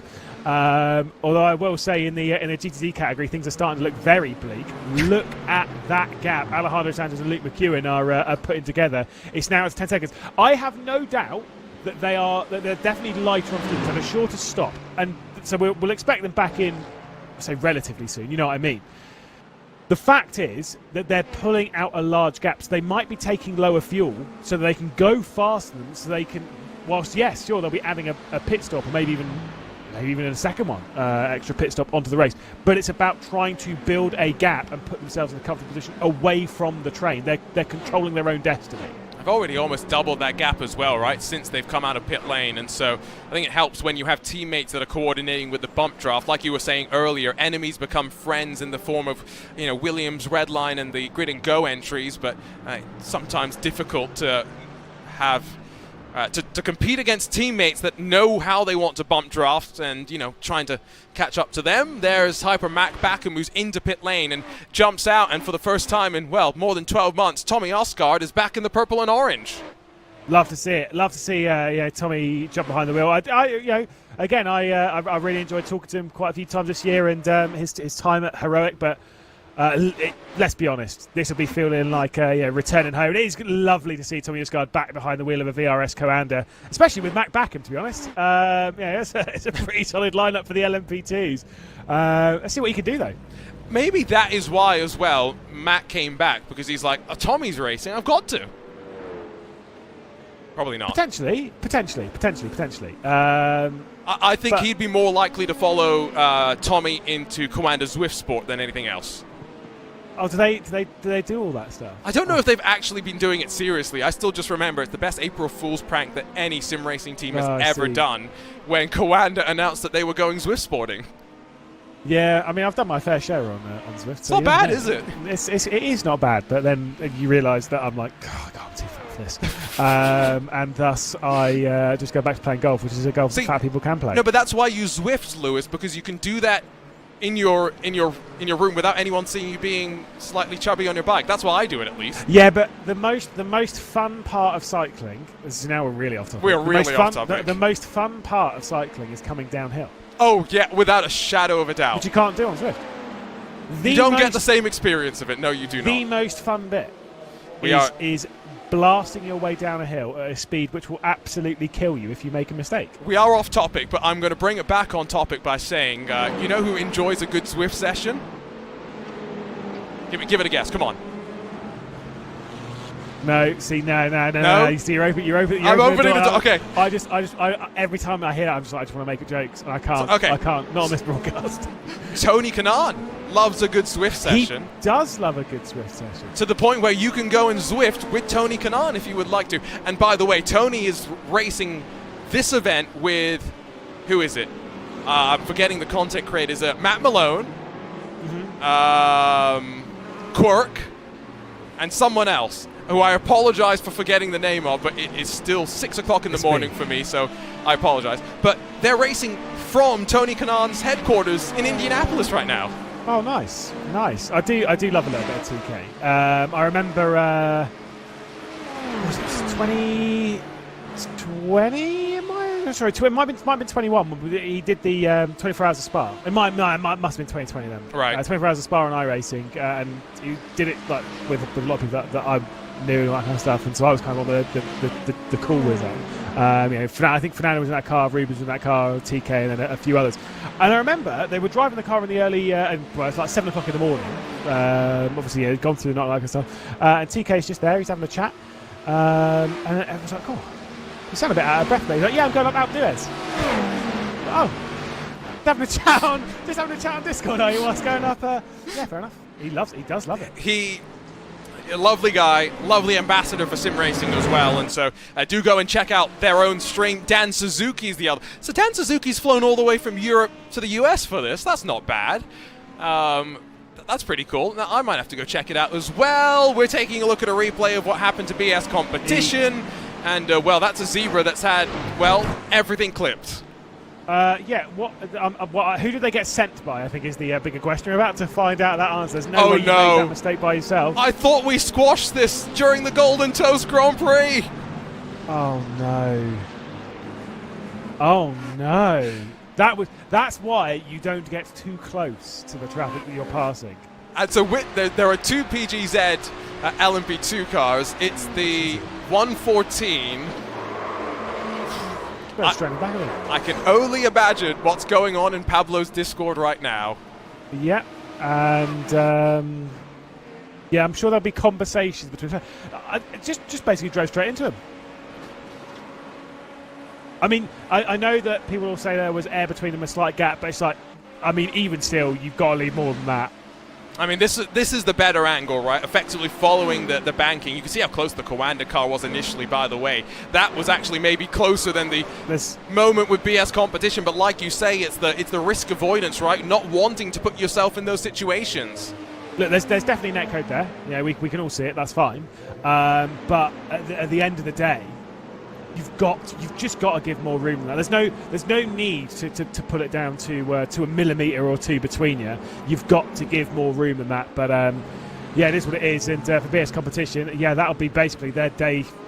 That'll be them done basically on the rear. You saw how the rear of the Ferrari was pulled straight off. The Ferraris, so it's designed to do that. It's kind of built as three pieces. The front, the middle, and the rear. And it counters to how like normal GTD way. It's like you replace the rear bumper and you can place the rear wing. It's like no, that whole rear wing, rear bumper assembly, the lights, all that kind of stuff, that is one whole piece, which is why it comes off as one big piece. It's great that it actually does it in iRacing as well. Yes, that's a bit controversial to some, right? The fact that in some ways it's built like a prototype to facilitate replacement of parts. More expensive. in racing, it's more expensive, but ultimately, winning is expensive. And there's a cost associated with it. We're on board with the sole surviving BS competition entry then in this top split of the VCO Grand Slam, the BMW M Team BS Plus competition car. Reason why it's significant, I feel, to talk about this as well. Mentioned Dominic Hoffman, of course, is in the Drago Racing Acura that runs up in 6th position. His former stablemate, in fact, former teammate. You couldn't often find Dominic Hoffman racing without Danny Lorenzo. Danny Lorenzo's now a zebra. It feels a little bit weird. Yeah, I'm bitterly disappointed that they're not together. I've always said this before. There's like loads of like drivers that we look at through the world of sim racing. You kind of like, oh yeah, it's nice when those lot all stay together. Yeah, obviously speaking of BS competition, obviously there was Naox along with his duo that jumped over from G2. Obviously, Arthur Camera G2 jumping gang. over with him. Yeah, exactly. They all jumped over with him, and that was great, along with Greg Shaw as well. But sometimes when you get into that scenario, sometimes it's good to have a fresh start. Just yourself, jump into a new team. But it's disappointing. It is disappointing. Yeah, it would have been cool to try and see, a few more of them stay together. We talked about that with Kova at the end of 2022 when they disbanded, those drivers wanting to try and stay together. And unfortunately, we have Antiohola. We talked about him in the SimRC LMP2 car. Valtteri Alander's in the BS competition lineup, I think, today for Daytona in that LMDH class. So the way that things have worked. LMP2 pit stops, just waiting for Matteo Frigero once again to make a trip down to the lane. Tommy Oscar is alongside Andrea Bristow with the Inet Motorsports car directly behind Alexander Davidson. Don't think that anyone outside of Tommy Oscar has actually seen a driver change up towards the front in the P2 class just yet, Lewis, but suddenly that gap has been shrunk and the 23 sees the rearview mirrors filled with 3 of those Dallara P2 cars. Yeah, like I say, it's not a major shock that no one else has switched drivers, really, other than this car right here. That's fine. Yeah, exactly. We expect them to do at least a couple of hours to start the race. I don't think anyone's going to try and pull the Govan Keeney 10 mega hours. stint. 10 hours and 15 minutes behind the wheel, which is just not on. But the thing I think the more important bit of that was that it was 10 hours and 15 minutes behind the wheel at the front of the field. Yes. Right? That was the more impressive bit. Jumped out, Pablo jumped in, did a couple of laps whilst scared, and then Govan jumped back in, and then we're not going to talk about that. Either way, into the pit lane, of course, with the 16 allows Davidson to take over the race lead, and like I say, pressure's building behind it. We might see a switch. Indeed we have. Leo Russell, who's been on track for already 7 full laps on the stint, is going to tuck behind the Mag Performance entry as now the gap up to your race leader grows to 2.5 seconds. It's not a large gap by any means, and Alexander Davidson, who is he sharing that car with? There's, of course, 2 WSR Esports butt kicker entries. Nathan Moore is at the wheel of the other car right now, the 123, so he's taken over from Daniel Ferguson, the 2023 Radical Esports Cup UK champion.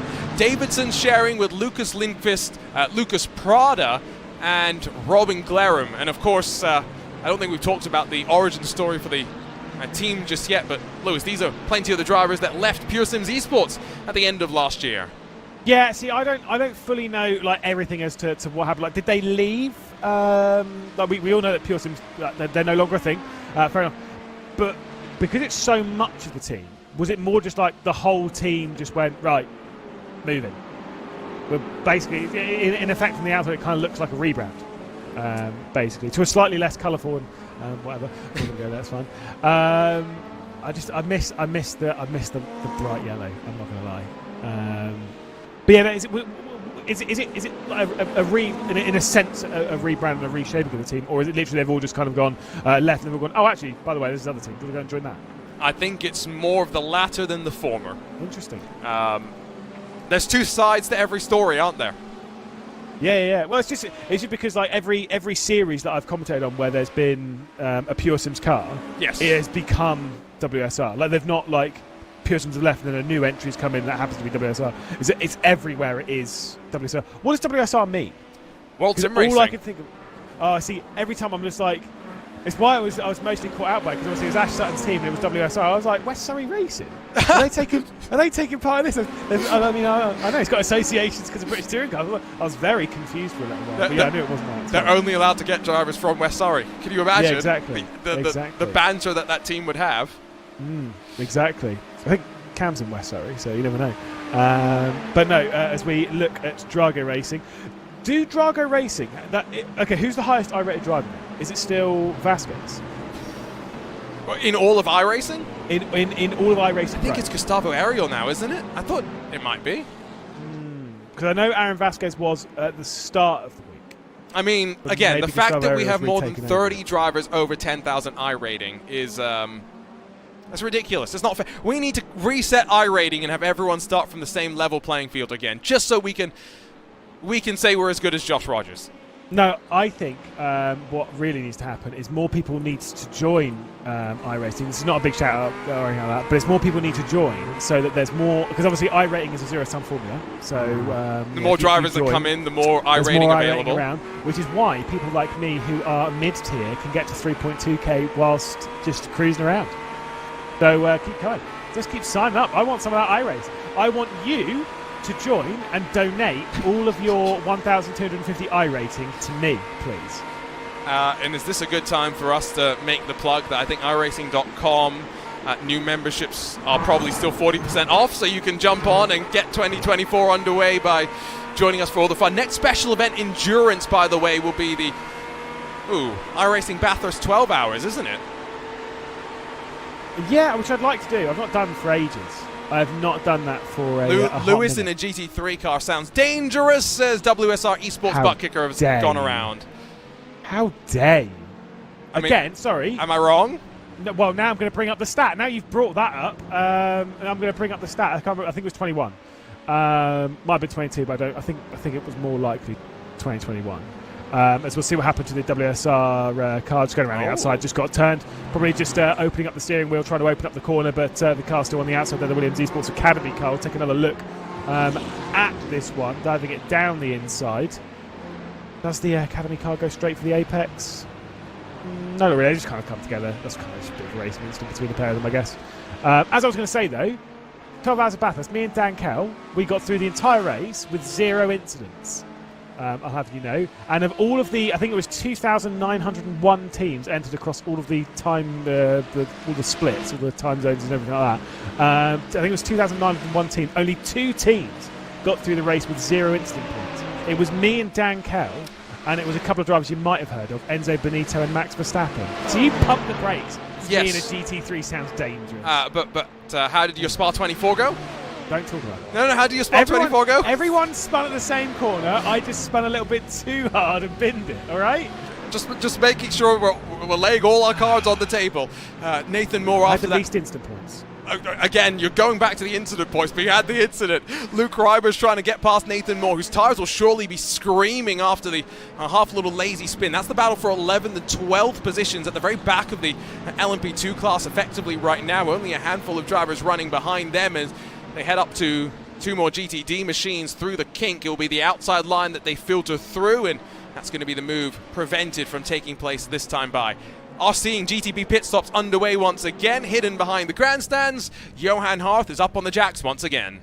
Into the lane. Is he jumping out of the car or is he staying in? I believe he's staying in. Just to confirm, by the way, it is Gustavo Ariel who is the highest I-rated driver. Did get that one confirmed. Dane was the one that passed on the information. He is on 11,100 as Gustavo Ariel. Aaron Vasquez is on 11,063. Wonder if they'll stay above 11k. Because obviously, remember, Benecca was the first driver to get above 10K. Yeah, he got into the 11k, was the first driver to ever do it, and wasn't there for too long. Now sits at 10,892 and is not in this race. Yes, but he's doing it for us because 10k Benecca sounds a lot better than 11k Way Benecca. better. Way better. I wonder if he is one of the... I'm trying to look now. He might be one of the only, if not the only driver that's above 10k that's not in this race. Oh, no, not true. Really? Because Ritomo Miata, who of course competes with BS competition, but also, where is he not competing in the world of motorsport this year? He's got a global calendar of events, but yeah, he is also above 10,000 I rating. He might be the only one. Damon Woods is not in this race either, as far as I'm aware. No, he's not. Might be. Yeah. No, he is. Damon Woods is. Oh, really? He is, and in fact, he's currently in the car right now for the Falcon Sim Racing team. Let's salute him. Good day. Sorry, Cam Eben. Ooh, yes. Now, Cam is a bit of is an MX-5 specialist. Specialist, exactly. Well, people might take that the wrong way. People might think that Cam only races MX-5s on iRacing. That's where he's got all his iRating. That's kind of true, yes. But Cam Eben also was part of the Spec MX-5 shootout at the end of last year. He races in the real world. He won a scholarship from Mazda Motorsport. So, MX-5 specialist, I mean, there are worse things to be called. Yeah, exactly. I think there might be like 3 or 4, but what that means is that we've basically got about 30 drivers above 10k in this race. I think it's 32, yeah. 33 on the platform is what I have. We've got 33 drivers above 10k, which is insane. Remember when it was just 1? Right. And that was a long time. It was just 1. I think it was 25, not even that long ago. And it's why Benica got the nickname as well. Let's not forget, right? Now no one's getting a nickname. Gustavo Ariel's not getting a nickname for hitting 11k at this point. He'll need to hit 12k before we get excited about that. His Redline teammates, though, I think are in trouble right now because they have lost the back of Cody Deeth, of Alessandro Bico in the train that run 3rd and 4th positions right now, out of drafting range and bump drafting their way forward as well. Are those just up the road? Yeah, like I say, refocusing on the race. Don't worry, we'll drop the podcast mode because it'll be back. Don't worry, through the night. Oh, you believe it? Refocusing on how things are going right now because we've still got plenty to deal with in this race. We ride on board with David Woods, a couple of those red lines ahead. Again, the big concern in the GTD category is just how fast Alejandro Sanchez and Luke McEwen are going right now. Knowing that they pitted with, about 55 minutes into the race, and they had a shorter stop. The expectation they might be in the pit lane within the next sort of 10 or so minutes. If they've taken that little fuel comparison. Ooh, yeah, I didn't even think about that. Lewis doing the math and hopefully... I wouldn't go that far. Hopefully getting it right. Wild stab in the dark, mate. Wild stab in the dark. Wild stab in the dark, indeed. GTP pit stops. Dominic Kaufman in the Drago Racing Acura has gone an additional lap, but everyone else is in. Ate Kauppinen, 49.2 seconds stop, seeming as though all drivers are going to try and do at least a triple stint, if not a quad. Collins out in second. Josh Ladd will then be directly behind. Not sure exactly what the margin is going to be between Sir Collins and Ate Kauppinen, but it is still only within 5 or 6 seconds now with about 90 minutes complete. The more we say this, the more people are actually going to think that he has been knighted. I mean, for services to the world of sim racing, for controlling Bryn Collins, I think Charlie may deserve it. That is true. Bryn is hard work. So we'll have to wait and see. Bryn's not in this race, is he? Oh, I don't think so. Is he? No. He's not in that LMP2 lineup, so no. No, I don't think he's in any of the top split stuff. I don't believe he wasn't on the schedule, like for when the Commander put out the poster. Right. He wasn't on there. I don't believe. So implies that he's busy raiding the McChicken somewhere in the Porsche Coanda facility in Gronau. There's the look. Did he eat a lot of Mackies? He apparently enjoys the McChicken, yes. Okay. Have you not heard that story? No, I don't know if I want to. It's not particularly bad, to be honest. It's just it's one of those things that we'll save for Race Spot After Dark, and we'll pretend that should be shrouded in secrecy just to keep people excited. No other reason other than that. Josh Rogers, by the way, drops behind Marcus. What was his name yesterday? Marcus Hamilton. Marcus Hamilton. Hamilton. Sorry, I was not getting the pronunciation no H, correct. 2 O's, E on the end. Great name. Of course, we saw plenty of those these drivers using second accounts yesterday on Friday Night Primetime, hence where those funny names are coming from. But Rogers going to get back alongside, and this is where the Acura being, a little bit more high downforce, visually you can see it. Even with no draft, Rogers is blowing on by. Yeah, but it might not be done by the time they get into T1 because this is when the advantage goes the way of the Acura straight around the outside of that first corner, as we can see now riding on board with the BS competition car trying to get past the Alters. Still, it seems as though they're going side by side into the International Horseshoe. The inside line should work out in favour of the VRS Coanda here, but now it splits the two Coandas and becomes a Movano sandwich with Coanda bread. Very tasty. Yeah, and there's the bread in that sandwich right now. Still looking at very calm drivers as they unload for their now third stint of this race. Are we going to see a quad stint? Or are we going to see the triple stint? What do you think, Lewis? Quad. You think a quad? because the stints are so short in this so comparative. I guess they're not that short, really, are they? Okay, no, triple. We'll go with triple. We'll go triple? Okay, we'll see. Roger's going to have another look, this time past the LMP2 machine. That's the Calcia team with Ivan Perez in those Spanish adorned colors. Rogers gets one car between him and Hamilton, and now maybe that's going to cost Hamilton as the run off of the Le Mans chicane is going to see Dane Warren spool the hybrid up. Eduardo Leo right behind as well in that Altus machine as we look backwards from the Movano car. Yeah, exactly, as we'll now potentially see the switch position once again as we head back out towards the start-finish once more. Let's see if obviously the VRS-Guan is going to give the slip to his teammate. So yeah, the two are going to work together there as we can see the plane landing in the distance at about 7,000 miles an hour. But right now, a couple of switches in category and still the battle continues. And so at this rate, it's going to take a move like that. Warren doesn't hang around. He's got to try and stick in the draft of his teammate. Hamilton gets the message, tucks into line, and behind is Eduardo Leo. Danny Lorenzo run behind two. They're only 20 seconds or so away from your leader, still very much in touching distance if things play out in a certain direction. Going back to the point that we were talking about earlier when it comes to drivers from Urano making their way to new teams. Vlad Kimichev, that's news to me. It's linked up with Race Clutch. Yeah, I mean, not a bad one to jump over. Of course, Race Clutch have been dealing with a fair amount in the recent couple of weeks, but here keeping eyes very much focused on the race ahead. Again, gave a little bit of a shout out to Jürgen behind the scenes, of course, who had a good chat with this morning, just trying to keep up with things, juggling an awful lot at the moment with the cars they've got in this across the various bits, as do most teams. Speaking of that, by the way, I did see Alexei Nesov posted in chat that Vasquez is 11k and is in second split. I was like, oh yeah, because of course, just because you got 11k iRacing does not guarantee you to be in top split. That would be a bit of a wake up and a shock to the system for those in second split to be like, oh. I mean, I think it's more a wake up call for your teammates, isn't it? That hello, if one driver's got 11k and he's being brought down to second split, it means the other drivers don't have the I rating to warrant being up here.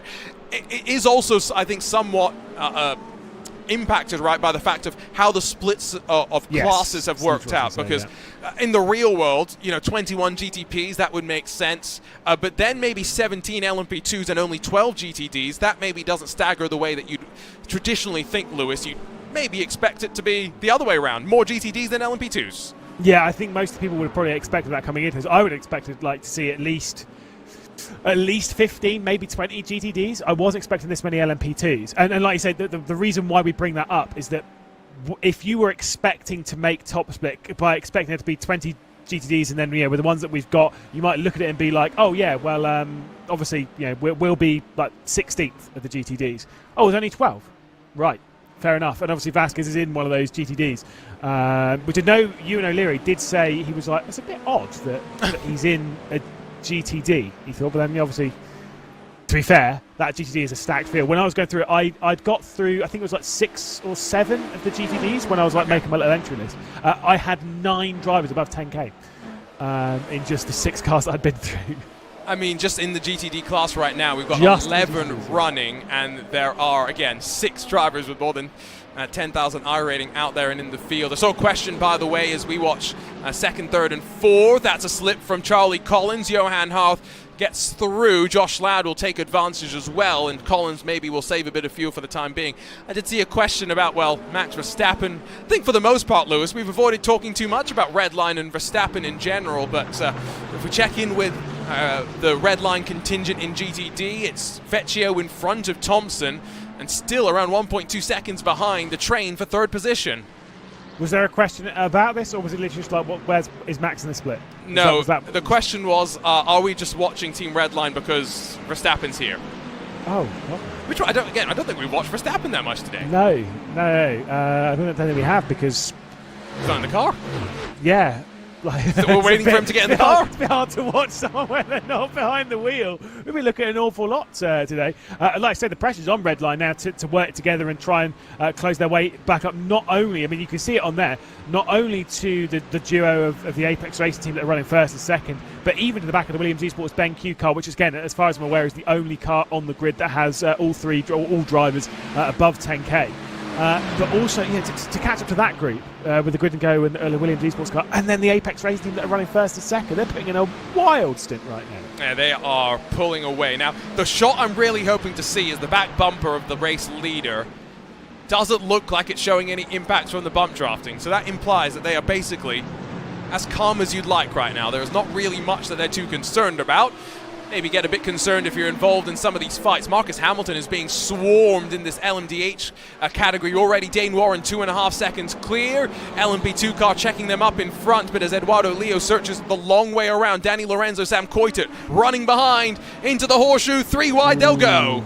That's a brave one to the inside for the Altus Esports driver, trying to work their way past. Again, bit of lap traffic up ahead. They're going to go either way of them as they work their way through. It's all very sketchy indeed. Altus to the outside of the Movano Corsa car as they work their way through the dogleg. That is, again, it's so brave when you're going all the way around. Like I say, each side of some of these LMP2s. And for the LMP2, let's be honest, that was not exactly a comfortable experience for the Mag Performance LMP2 there. They did basically as best as they could, though, to stay out of trouble. And that's the car that runs second in the LMP2 category, 4 seconds off of your leader. That would have probably cost them a little bit of time, but recognizing discretion, the better part of valor. So it's 5 for 9th position.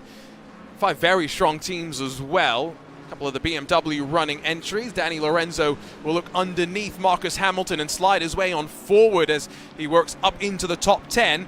Sam Coitet, let's not forget, had the spin out of the International Horseshoe on the opening lap. He's trying to recover his way back on forward. It's going to be a long day in the 21, though.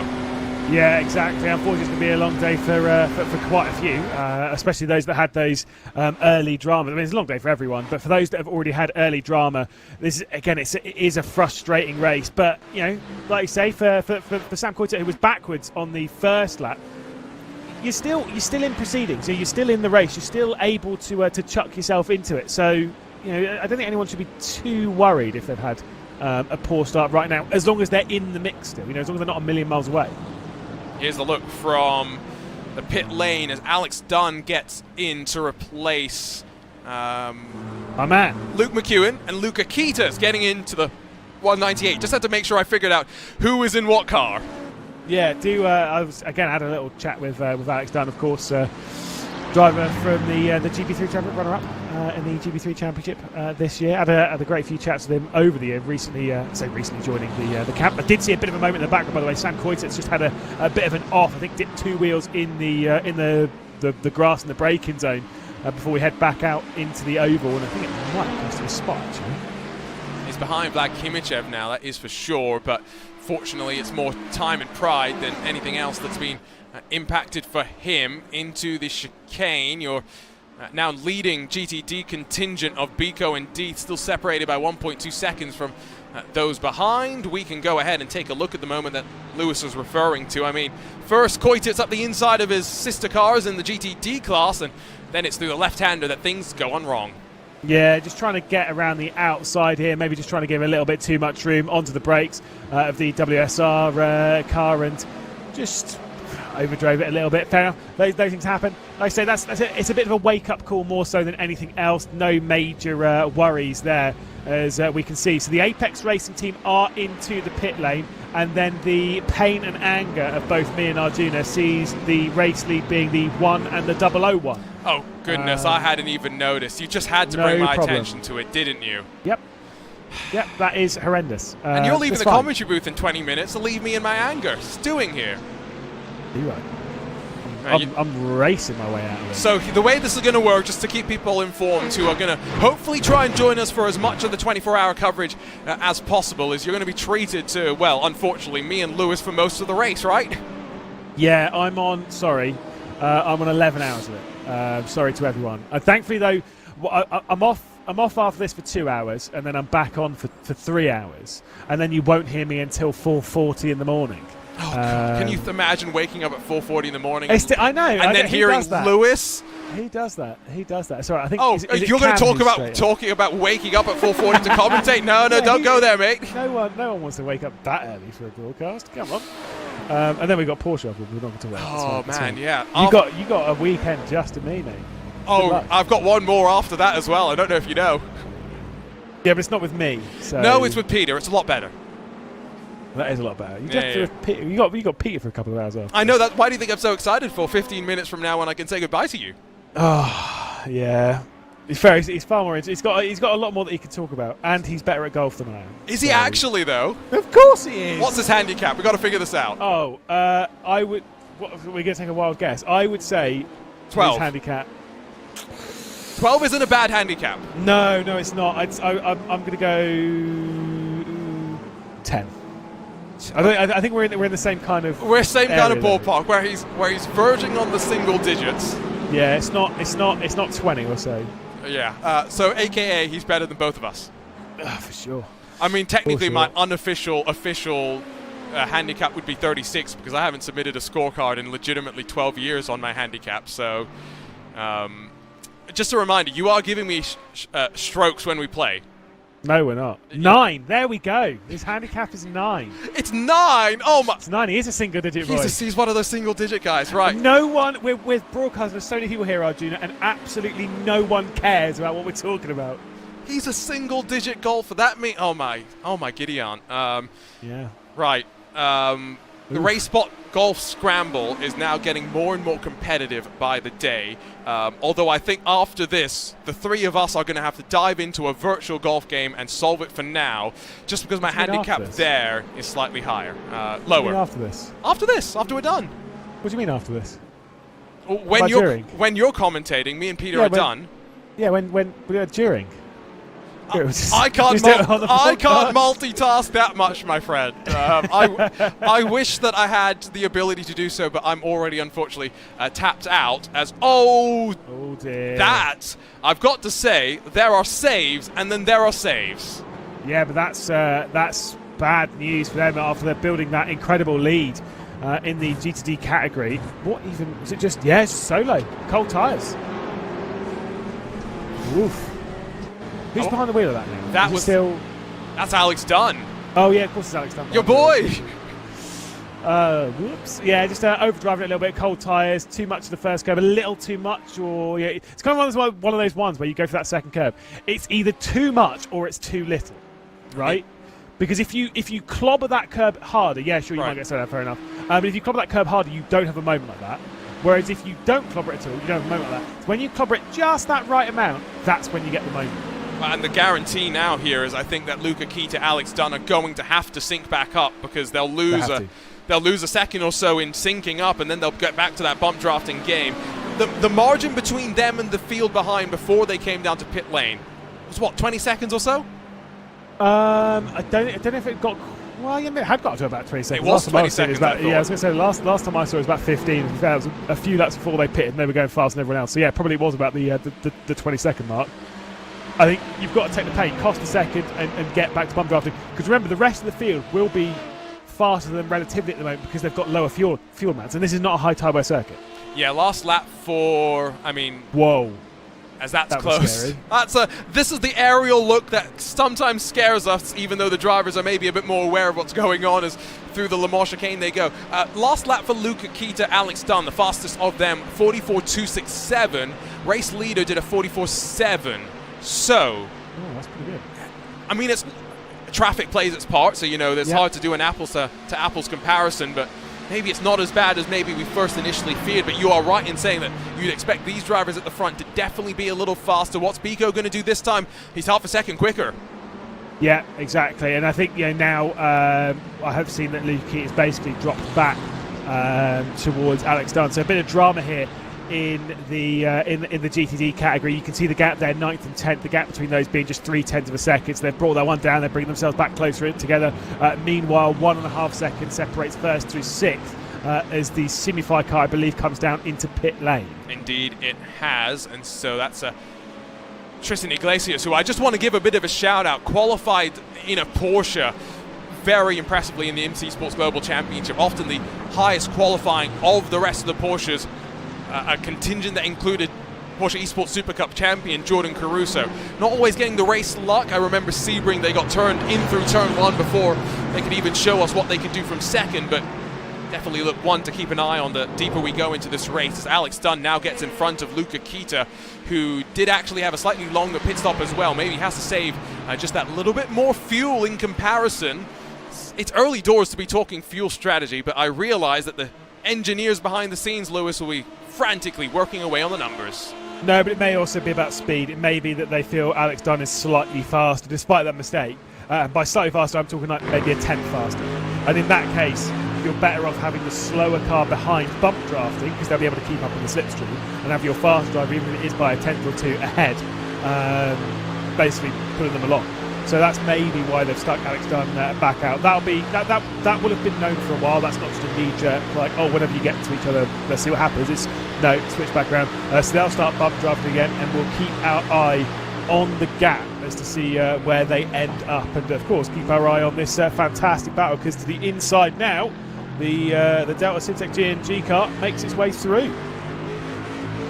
Nice little slide for the race lead, and now Cody Deeth gets past his former teammates to lead this race in his new colours. Instantly, though, back underneath comes Biko, race winner in the Porsche Esports Super Cup. That will take the purple machine to the front. There's no doubt about the colour of that car, that is for sure, as it works its way on forward. How have we... What colour are these red line cars? They're not black anymore. They're not quite blue. They're in between. No. Yeah, this is the thing, is that I actually really like it. Because it is... I think they've toned it down a little bit, because it was basically dark blue before. They've toned it down a little bit where it is more black again, rather than it being this dark blue. But it's still not. It's not fully just black. There's a little bit of blue in there. I quite like it. I think it's like it looks quite nice. I do quite like it with the blue though. I was seeing it again yesterday in the DTM Esports, the shootout, where obviously we had load of drivers. And you remember there was that the red light car that was on the real car, the 296, and that was blue and red. And then there was a lot of people driving around in that. I was looking at it being like, that does look good. It does look good. Now Max Verstappen has actually gone out and tested in a couple of different GT3 cars. We saw the Ferrari wrapped in that livery as well. It definitely didn't look black in the real world, did it?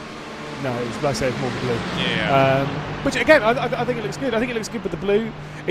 I think getting colours like that, like blue and red and blue and green, for example, to work together is very impressive. To see them move down the inside now, Cody Deeth will absolutely take over the race lead there. So a solid effort. The 001 passes the 1. 1 will lead. As a look to the inside with the 1, getting past the 1. 001. No, it's just the 1 now. It's the 1 battling the 1. It's Delta Syntec by Grid and Go versus Williams Esports BenQ. Look at Johnny Vecchio, by the way, behind them, just wiggling back and forth. I don't think this is necessarily ideal, but I don't think they've started costing each other time with this fighting just yet. Problem for Cody Deeth is all of this fighting. Now he's alongside with the first of the red line Mercedes. The Mahler BMW has absolutely nowhere to go initially. Doesn't force the issue. Vecchio forces himself back into line.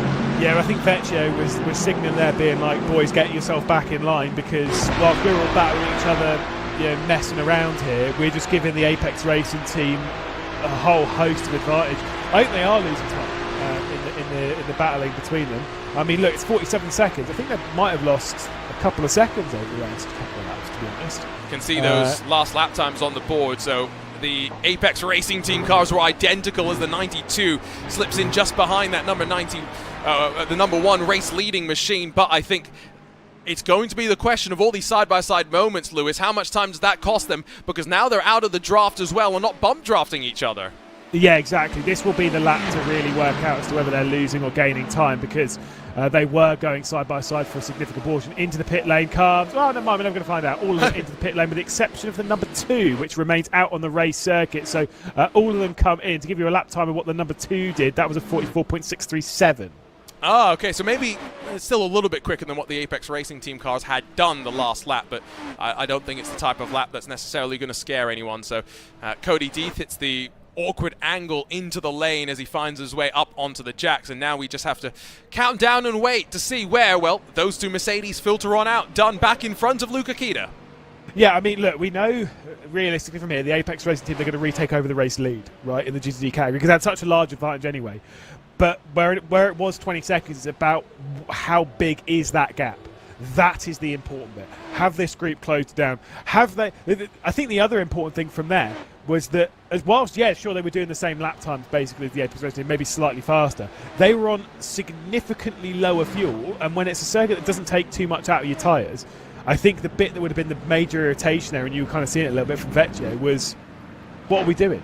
We shouldn't be battling like this, because we should be going much quicker than they are and closing back down on that 20-odd second gap. Yeah, I think the gap's going to end up being close to around 12-ish seconds now that they are off and away from the lane. Sven Haase takes over from Cody Deeth and is into what would be the lead of this battle pack. Biko and Steinbraten behind. So Biko stays in the car, Vecchio out, Steinbraten in, and so hypothetically Max Verstappen's not going to be into the car for another 2 hours or so. No, surely not. Like I say, you want to do 2-hour stints here. You don't really want to be doing much short on that. I think Josh Thompson will work his way in from the race lead in the GTD category this time. Certainly does so. You'll see him dropping down the order as he brings his car onto the lane. And so once again, the race lead will pass its way back out towards the Stormforce ART car. Like I say, we'll really get a judgment as to how large the gap is. You know what I've just realised, right, Lewis? What? Part of the reason why maybe Redline can afford to go back to a bit more of a black and red livery is now that Urano unfortunately are no longer around. Oh, good shout. There's one less black and red car on the grid. But we still have Movano. But, okay, now if you go and look at Movano's livery, it's not the CrowdStrike car that they had run in the IMSA Esports Global Championship, which was a little bit more distinctive, right? So this is a little bit more grey, red, and whatnot. You want to know what's red and black, though, right? What? You know where I'm going with this. Well, actually, I don't. I'm very curious. Oh, yeah. Yeah, but no, okay. But, yes, I know where you're going with this already. Okay. The reason why I think the Movano is a crime against humanity when it comes to their livery, when it comes to how close it is to the red line, is look at it from the front. It's the red stripe that goes over the top of it. And every time I see that, I'm like, oh, it's the red. No, wait. At least with the race clutch, it's black on the front, it's red on the back, and you can be like, I can spot that. But those two, the Movano and the red line, they're too close. Well, too close. The red line livery as well, to be clear, it's the only livery that should have a red line down the centre because it's in the name. Team Red Line. Exactly. And I'm sorry, Movano, we love you, but please change your livery. Please don't put a red line on a black. Oh, but it's charcoal grey. I don't care. It's basically black. What did Bryce call it earlier? Orco papaya or whatever it was? Yeah, whatever. Yeah. Orco papaya sounds very different. I have no idea what type of a colour that might be. Gustavo Ariel, by the way, is taking over from Josh Thompson and slid into this grouping with Steinbraten, Biko, Haase, and then Laubish behind. So Nicholas Laubish joined forces with Door Esports, another one of those Urano Esports drivers finding a new home. Yeah, indeed. Like I said, it's been a lot of chopping and changing. Thankfully, this year has not been quite as crazy as last year, which was not fair for anyone because it was so hard to follow. This year's been slightly less crazy, although it was around this time of year last year that it did kick off and it kept going for 2 months. So I'll hold my breath, hoping that we've already done most of the exploding when it comes to people's contracts. All I'm going to say, as I think LMP2s are down on pit lane, and there's smoke as well. Quite a lot of smoke. Yeah, that seems like a blown engine, potentially. We'll have to go and try and get an update there as Robin Glarham takes over in the net race leading WSR Esports butt kicker LMP2 machine, as they indeed are kicking some butt at this point in time. What was I saying before I got very, very distracted? I have no idea. I'm trying to find out which one was smoking. You were talking about butt kicking. Before that as well. No idea. Before the smoke, because that was also what distracted me. No, absolutely no idea. To be fair, I don't listen to you at the best time, so I wouldn't really blame myself for that anyway. Oh my! And that's the 98, isn't that? That's Johan Harth. That's, again, we'll need to take another look at that. That was naughty, right into the rear. And like I said, trying to catch down on the Marla car. We're on board with the 98. Straight into the rear. The problem with that is when you look at it, where else is that car going to go? Where else is that Williams Academy car going to go? You know what I mean? That couldn't have been the smoke, surely, because that takes the tow back to pit lane. So was there something else that happened? I believe the smoke might have been the WSR Esports Buck car 123. I think it seemed like it was a white car, although I'm just wanted to go back and double check. But I believe it was indeed. It was Nathan Moore. Okay, let's see the replay here, because I think people need to visualize it before you describe it, Lewis. Yeah. There's a bit of damage on the car on the rear left, but just spinning up the rear wheels.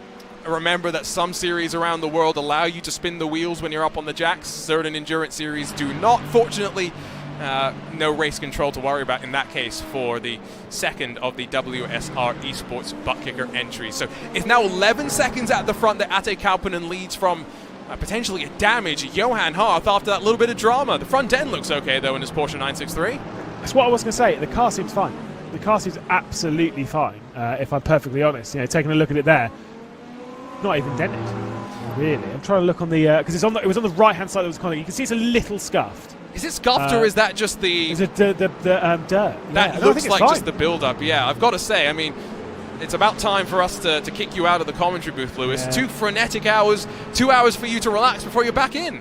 Yeah, I'm going to go to the range and try and get my handicap down to 9, apparently. But you can be joined by someone who actually does have a handicap of 9, and you can talk to him about whether the front end of that car is orange or brown.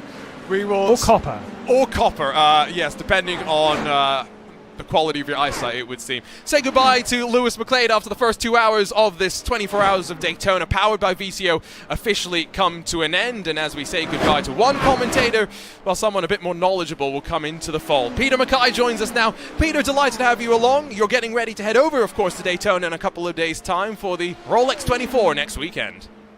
Well, thank you very much for the welcome, Arjuna, and I won't have that. I'm definitely not more knowledgeable than Lewis McLeod. Maybe in terms of golf, possibly. I mean, it's a low bar, Peter, just be clear.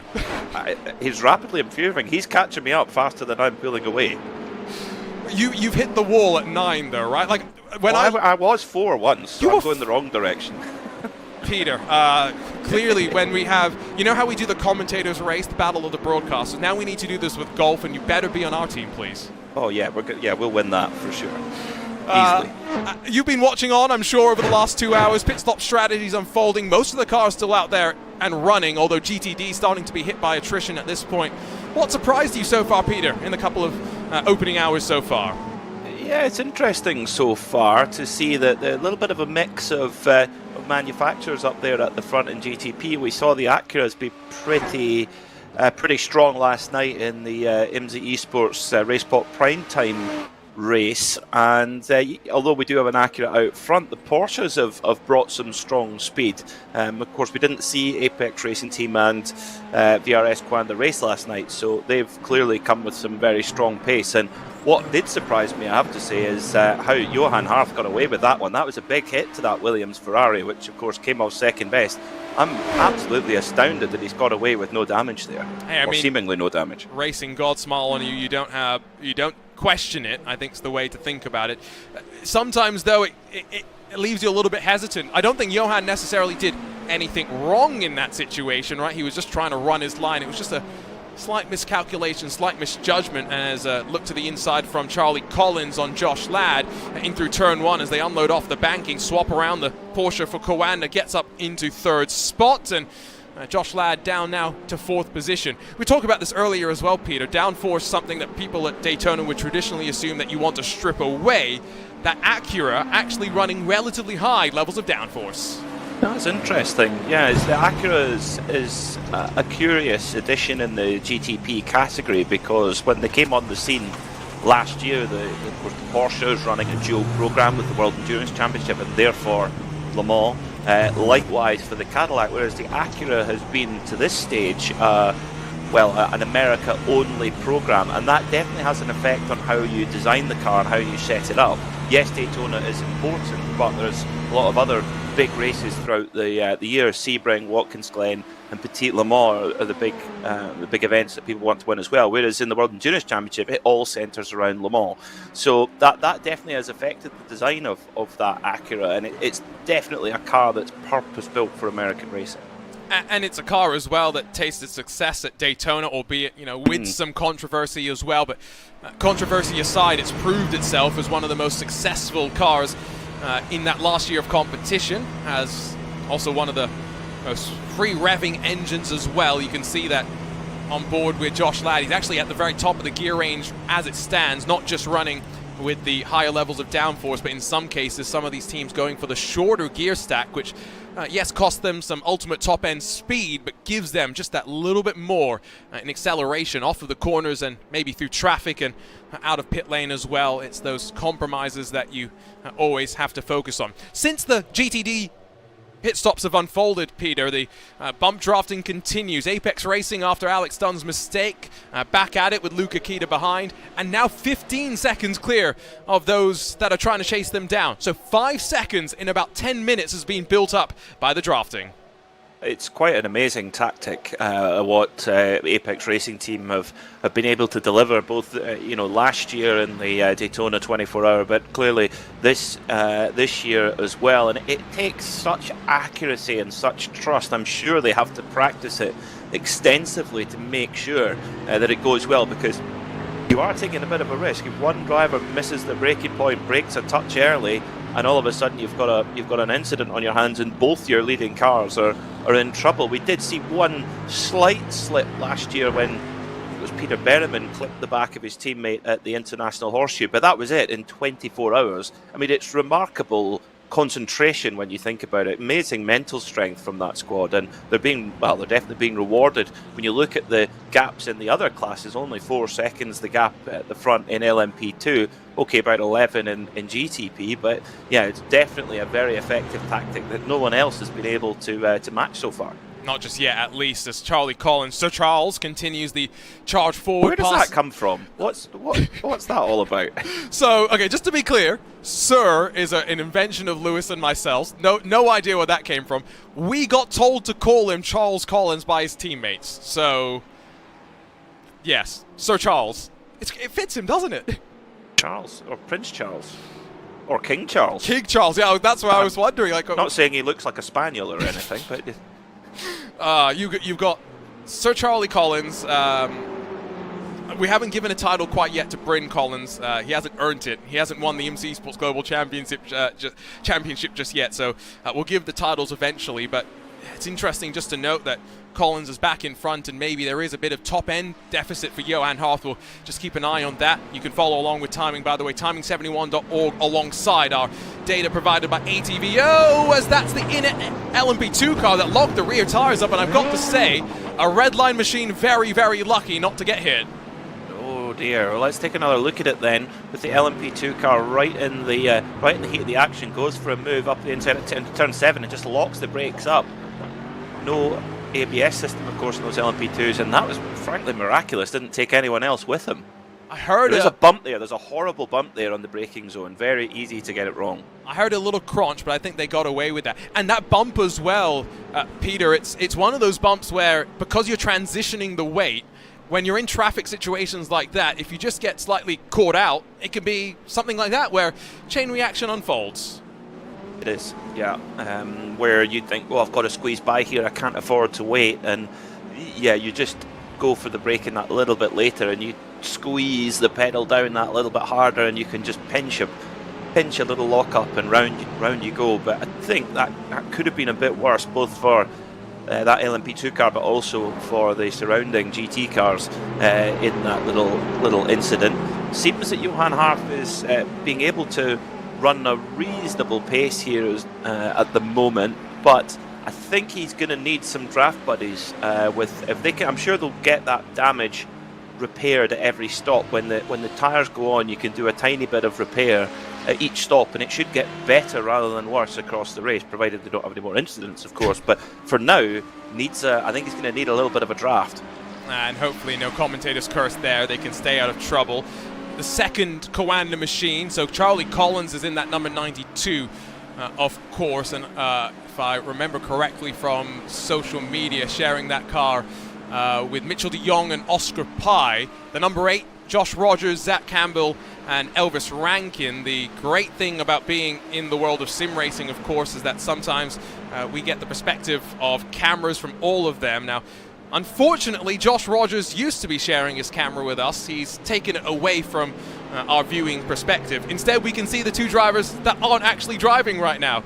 Peter and Elvis Rankin looking a little bit nervous. I think Zach Campbell's getting ready to jump into the car right now and getting focused.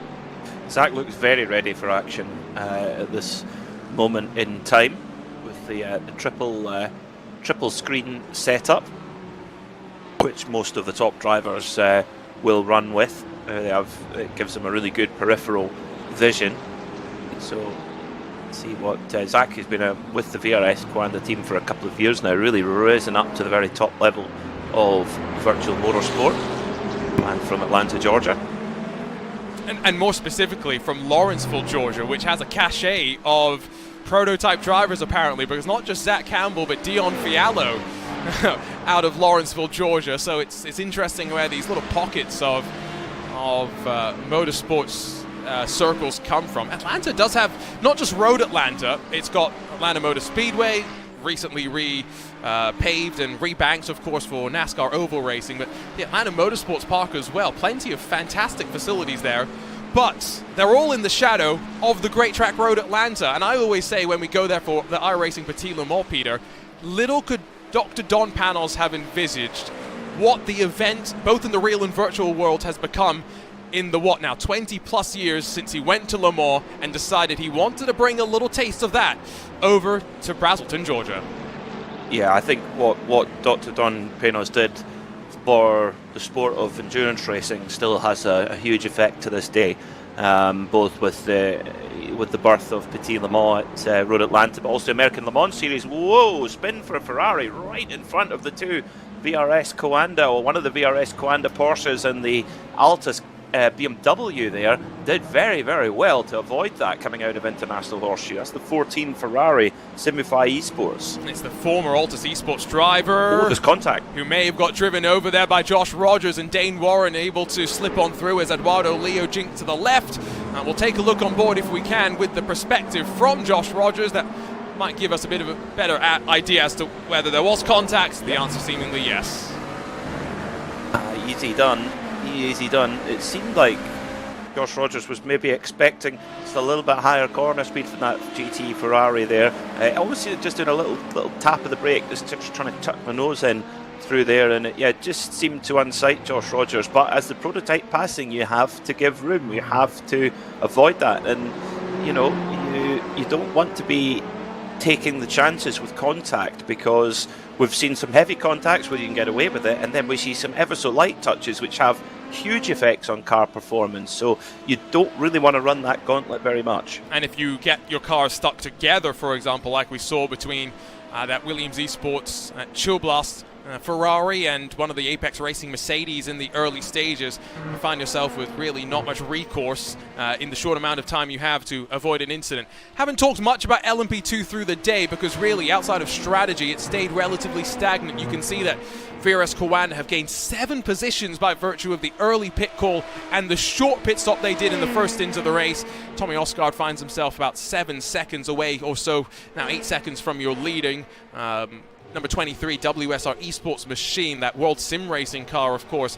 Simify's number 33, Mark Perez, hunted down by Corentin Gunes. And this has been one of those interesting storylines, Peter, that I've been following, I feel like now, for going on almost 18 months. Corentin Gunes, Kieran Harrison, we know them as touring car aces, but increasingly they've been getting their downforce fixes in these LMP2 cars at Daytona. And I think drivers of quality of Corentin Gunes and Kieran Harrison, they've maybe seen they've maybe had a look at what their future looks like in sim racing. As you rightly say, Arjuna, they're world class in touring cars. They've dominated that space for years. Sadly, there isn't necessarily a top level competition really for them to go and compete in a touring car. Yes, we've had little shows of it in IMSA, etc., where they've run competition at the top level, but in general, there isn't much to go and play in a touring car at the very top level. So I think they're maybe just adjusting their strategy a little bit, because in top level prototypes, plenty of top events to take part in here on the iRacing platform. So maybe just a slight change of strategy. And I think if they can perform, take even a modicum of what they've achieved in touring cars and brought it to sports car racing, they'll climb to the top of the ranks very quickly. And of course they started up in the front couple of rows, so seemingly still in a relatively good spot, have the race pace to back up the qualifying effort as well. Pit stops back underway in the GTP class, and Johan Harth has brought his Porsche 963 into the lane. He's going to hand it on over to Peter Berryman, the former iRacing World Champion in the Dallara IR01 machine, and someone that is rapid no matter what machine you put him in, to be fair. And he'll be given the gauntlet with Maxime Briant, the second of the Apex Racing team cars and the sole two surviving entries still left out there and running on the leading lap, getting ready to head back out there. Once you get these driver changes now, we've had a triple stint for the lead driver. I always wonder, Peter, in the virtual world, what does that first driver go and do? Because in the real world, you have someone who, I'm sure a lot of the bigger teams, especially the factory teams, as soon as a driver gets out of the car, they have an assistant, if you will, that's then going to say, here's your food, here's your water, now go and sleep. Yeah, the energy conservation is a huge thing, especially now in a week like Daytona, where you have the Roar Before the 24 testing the weekend before. So the drivers are on site for 10 days. Some of them will stay in hotels, some of them will stay in an RV at the track. And yeah, just conserving that energy all the way through until the checkered flag on Sunday is vitally important. And, you know, eating, very important. But they'll have to do a debrief with their engineer. And then potentially go and get some physio treatment too, depending on the driver in question, because particularly these prototypes, you really do get battered around, and quite big loads on the driver in certain parts of the circuit. So definitely the fact, you're right, the factory teams, they've got it good. They've got lots of resources at their fingertips, whereas in the thing is, there's not really any plucky little privateers anymore. Yes, you've got private teams, but they're all serious operations nowadays. And the thing I'm looking forward to seeing is, honestly, the thing that most excited me about GTPs when it was announced was the possibility of the private GTP cars. And not only are we getting the private teams, the non-factory backed efforts, but Ben Keating, everyone's hero. Let's be honest, Ben Keating is a motorsports driver. He gets to go and enjoy one of those GTPs at the Daytona International Speedway this year, Peter. Well, Ben, yeah, for those in the sim racing world who don't know who he is, he's a man the other side of 50. He races completely for fun. His full-time occupation, he's a very prolific car dealer in Texas, and is well known as one of the top amateur drivers in the world, or bronze graded as they're sometimes referred to.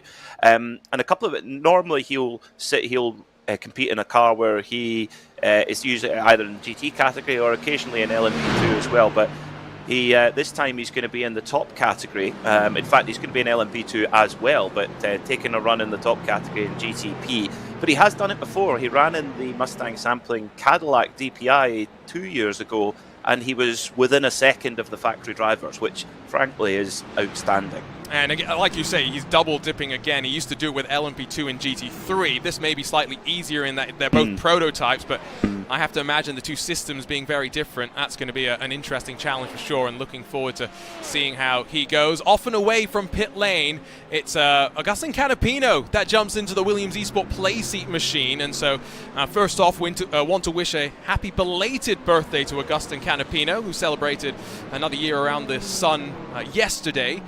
And a driver gearing up for a big campaign in the 2024 NTT IndyCar Series, but also a very competitive sim racer, not just part of the Junkos Hollinger Racing program, to be part of the furniture at Williams eSports as well, Peter. I think that's so cool. I think that now, as time goes on, the importance of your ability in sim racing is going to be more and more of an asset as a professional outdoor racing driver, if you like. So if you can compete at the top level of virtual motorsport, that definitely puts you ahead of an equally paced driver who can't do that. And you look at the junior programs that a lot of the manufacturers put together, more and more often they're hiring drivers for these programs who have a very strong ability in the simulator, Lauren Heinrich being the ultimate example of that. Oh yes, and Lauren Heinrich, I've got to say, not only is he going to really enjoy his outing in the IMSA WeatherTech Sports Car Championship this year, he's going to be at Daytona as well for the Roar, for the 24. He gets to join a team with not just a great social media presence, but Peter, one of the best liveries, I think, in modern motorsport. Oh, it's fantastic. Rexy the dinosaur, or with on the back, the car is a GT3R model, but on the back it says GT3 Roar, which I'm a big fan of that. The idea actually came from the team owner, PJ Hyatt. It came from his kids. His kids love dinosaurs, so his son wanted Rexy, and then his daughter felt like she was missing out, so that was where Roxy the pink dinosaur came from. And they now have Spike the LMP2 as well, so they've got a full range of creatures in the AO Racing team. And Kelly Brule from K Brew Communications does a fantastic job with not only raising the team's profile, but also bringing the sport more accessible to children when they're at the circuit. Because to be honest, that's the racing bug bit me when I was 5 years old, and here I am a little while later than that. So it's if you've got children in the paddock, you've got to sell to them. They're the customer, really. They're who you want to get excited, right? The future as well of the next generation of motorsport. We go 3 wide with the SimRC machine alongside of Dominic Hoffman, who's still in that Acura for Drago Racing. He's been in from the start, seemingly going to stay in for a little bit longer as well. But we're going to get, I think now, what is our first real taste of what the long-term future of this race is going to shape up to be. Reason I say that is, Peter, when you have Ate Kalpanen up front, you know how consistent he's going to be, right? He is a sim racer's sim racer. I'm not trying to sit here and say Agustin Canapino is slow. I hope that people don't take me that way. But Agustin Canapino splitting his attention, right, between preparing for a real-world campaign, jumping into the driver-in-the-loop simulator at Chevy to get ready in the IndyCar, versus getting ready for this event with a very different sort of a focus as well. He may not have the level of consistency as some of the sim racers, even if he's got the raw speed. The gap that used to be over 10 seconds between first and second, already down to 7.4. Oscar Pied is certainly looking strong at the moment in that Porsche. And also watch out for Dominic Hoffman, car number 69. Dominic, his pace was absolutely metronomic at last year's event, driving for the Urano team in the GTP category, now driving with the Drago racing team, who of course they managed to get the driver's title in the Turn GP iRacing series, so they have had some success so far and running right at the sharp end of this first special event of the year. So with another 20 minutes gone from another hour of the race, still waiting to see with this GTP pit stop cycle complete, where Zach Campbell, Ian Changuven find themselves. The number 8 is in 7th, the number 81 is in 8th position, and then with the red line number 21 behind them for the time being. Still the gap grows in the GTD category as the two Mercedes at the front push their way forward, clear of Biko and Haase in the Williams Esports BenQ and Delta Simtech by Grid and Go Cars.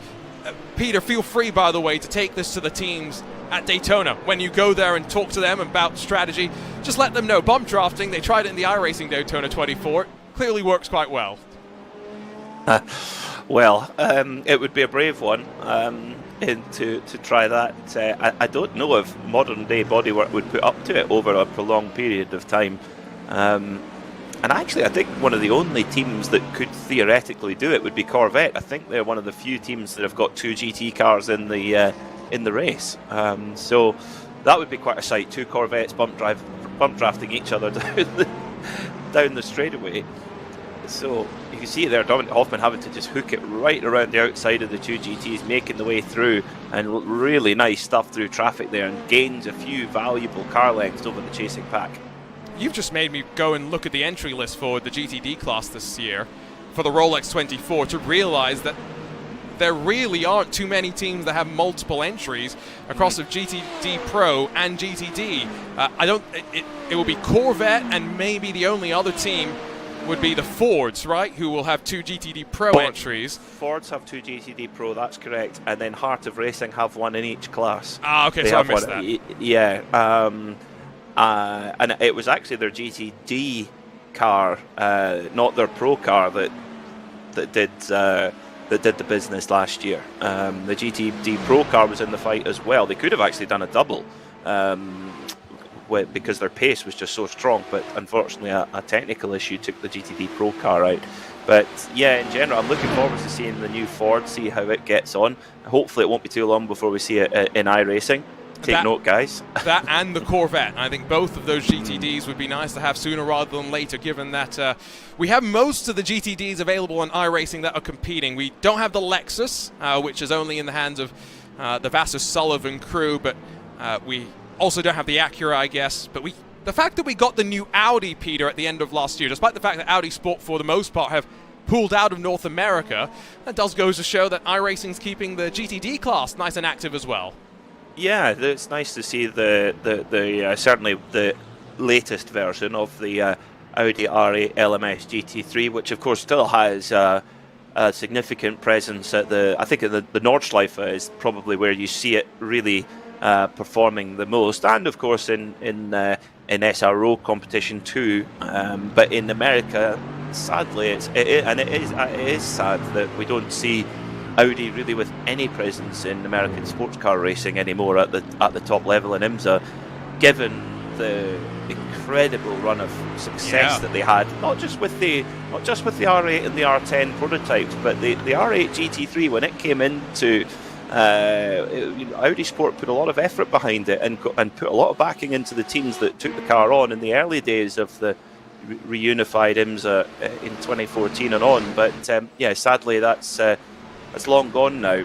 Hopefully it'll change in future. Now, didn't the R8 actually, the GT3, just to be clear, didn't actually win quite a few Daytona in classes with the asterisk next to it about some of the issues with fuel restrictions and BOP things? Oh yeah, Magnus had a win with it. Flying Lizard did very well with it too. Alex Job Racing did very well with it. So yeah, no, there was a lot of teams that were very strong with particularly the first generation Audi R8. So it's needs to come back to America. And this Evo version, I also think looks quite aggressive. I do like the way that it looks. Yes, it does. It's but I've seen them up close a few times, and they're a very imposing car, and still a formidable weapon. And again, it all comes back to if any of these GT3 cars, they're all so well designed and so well built. If they're given a fighting chance with a balance of performance, there's no reason why any of them can win the race. That's ultimately what it comes down to, is getting that balanced performance setting right, making sure that you're in the fight. And last year at Daytona, it really was if you had a front-engine V8, you were in with a very good shout. If you either had an Aston Martin or an AMG, you were in dreamland last year in GTD at the Rolex 24. And you just didn't want to be in one of those Porsches, unfortunately, with how things worked for them. No. They'll be hoping for a change of fortunes, to put it mildly, I think, this year. So GTD still Apex 1 and 2, the Stormforce liveried car, which, by the way, I still maintain one of the best liveries in all of sim racing. And then behind you have the new Apex Racing Team livery, which, Peter, I saw a comment in the chat where the new Apex Racing Team livery, someone was suggesting that they preferred the old one a little bit more. Well, everyone has opinions, don't they? They're all welcome to them. I think it's good to see teams just refreshing their livery. There's nothing worse than a team that come out year after year with the same livery. Interestingly, there are a tiny little bit of damage to the rear right of that Apex Racing Team AMG GT3, so perhaps that's a symptom of the bump drafting. The back of the Stormforce car looks okay. It definitely wasn't like that when it was the other way round. The 198 was actually leading, so maybe there was actually a bit of contact that we potentially have missed with some of the traffic. I have to say, I usually make fun of the prototype classes. What's my phrase, my refrain? GTP stands for going to pass, LMP2 stands for let me pass, and GTD, well, stands for going to die. Yes, GTD's been 12 cars already, 2 have retired, unfortunately. But outside of that, it's been a relatively clean race in terms of traffic, which is exactly what we want to see. It is. It really is what we want to see, because at that race that we called the IMSA Primetime race from last Friday, Arjuna, that we called at Watkins Glen, that is burned into my retinas. I don't think I've seen so many crashes in 45 minutes of racing. It was abysmal, actually. This is much more like it. I mean, at Daytona, you do have a little bit more room Of course, you've got a lot of opportunity on the banking sections to make lots of passes in one go. There are little pinch points, but in general, the track is wide enough. If someone has a massive lock up there into the international horseshoe, that'll certainly spike the tire temperature. Suboptimal, as Lewis McLeod would have said. We look backwards. You mentioned Lauren Heinrich being a case in point for, crossovers between virtual and reality. Ian Chan-Guvin is also one of those drivers that blurs the lines between virtual and reality as part of Coanda Esports. He's the one that's in the hot shoe right now for the number 81 with Luke Bennett, and then Pedro Sanchez Albert and Vlad Kimichev all directly behind. Now, Ian Chan-Guvin spent 2023 competing in DTM alongside Lauren Heinrich in those Porsche 911 GT3Rs. The one thing that all the Coanda teams say about Ian Chan, he's one of the nicest people, most enthusiastic personalities, and adds a lot to the team. So great to see him joining us for the first race of the iRacing special event endurance schedule. Of course, Lauren Heinrich focusing his attentions on the iRacing Roar in the real world. To swap around for second, by the way, Peter, the Drago racing car of Dominic Hoffman's got past Oscar Pye. He's been on the move, has Dominic Hoffman in that Drago Acura, and yeah, on the move, really with his eyes set forward. Of course, Williams have a 9-second advantage at the moment. Agustin Canapino was a 10th of a second quicker than Hoffman last time by, but I think now with Hoffman with a little bit of clean air, I think he could really push on and begin to chase down that Williams Acura. And is a little bit typical Dominic Hoffman. Doesn't qualify well, has to work his way forward. Started in 7th up to 2nd, and well, kind of the story that we had seen from him when it came to Urano Esports and last year. Acura free revving, of course. Now 10 seconds off the lead. We'll see if Oscar Pye is going to be able to follow us up the inside of, I believe that's the Simu 5 Ferrari. Tristan Iglesias running by himself. Your second and third place runners just continue to navigate through. Sun's beginning to set. It's that point of the race where we start to look at the temperatures, keep an eye on them as we near about 4:20 p.m. Virtual Standard Time, 27th of January. I have been looking at the forecast for real-world Daytona next weekend, Peter. I think it's a good thing we're not going to not need the super low temperature compound that Michelin might bring to Daytona typically. It looks like it's going to be a very warm Daytona, like it was last year. I think the difference is that there's going to be quite a bit more precipitation across race week.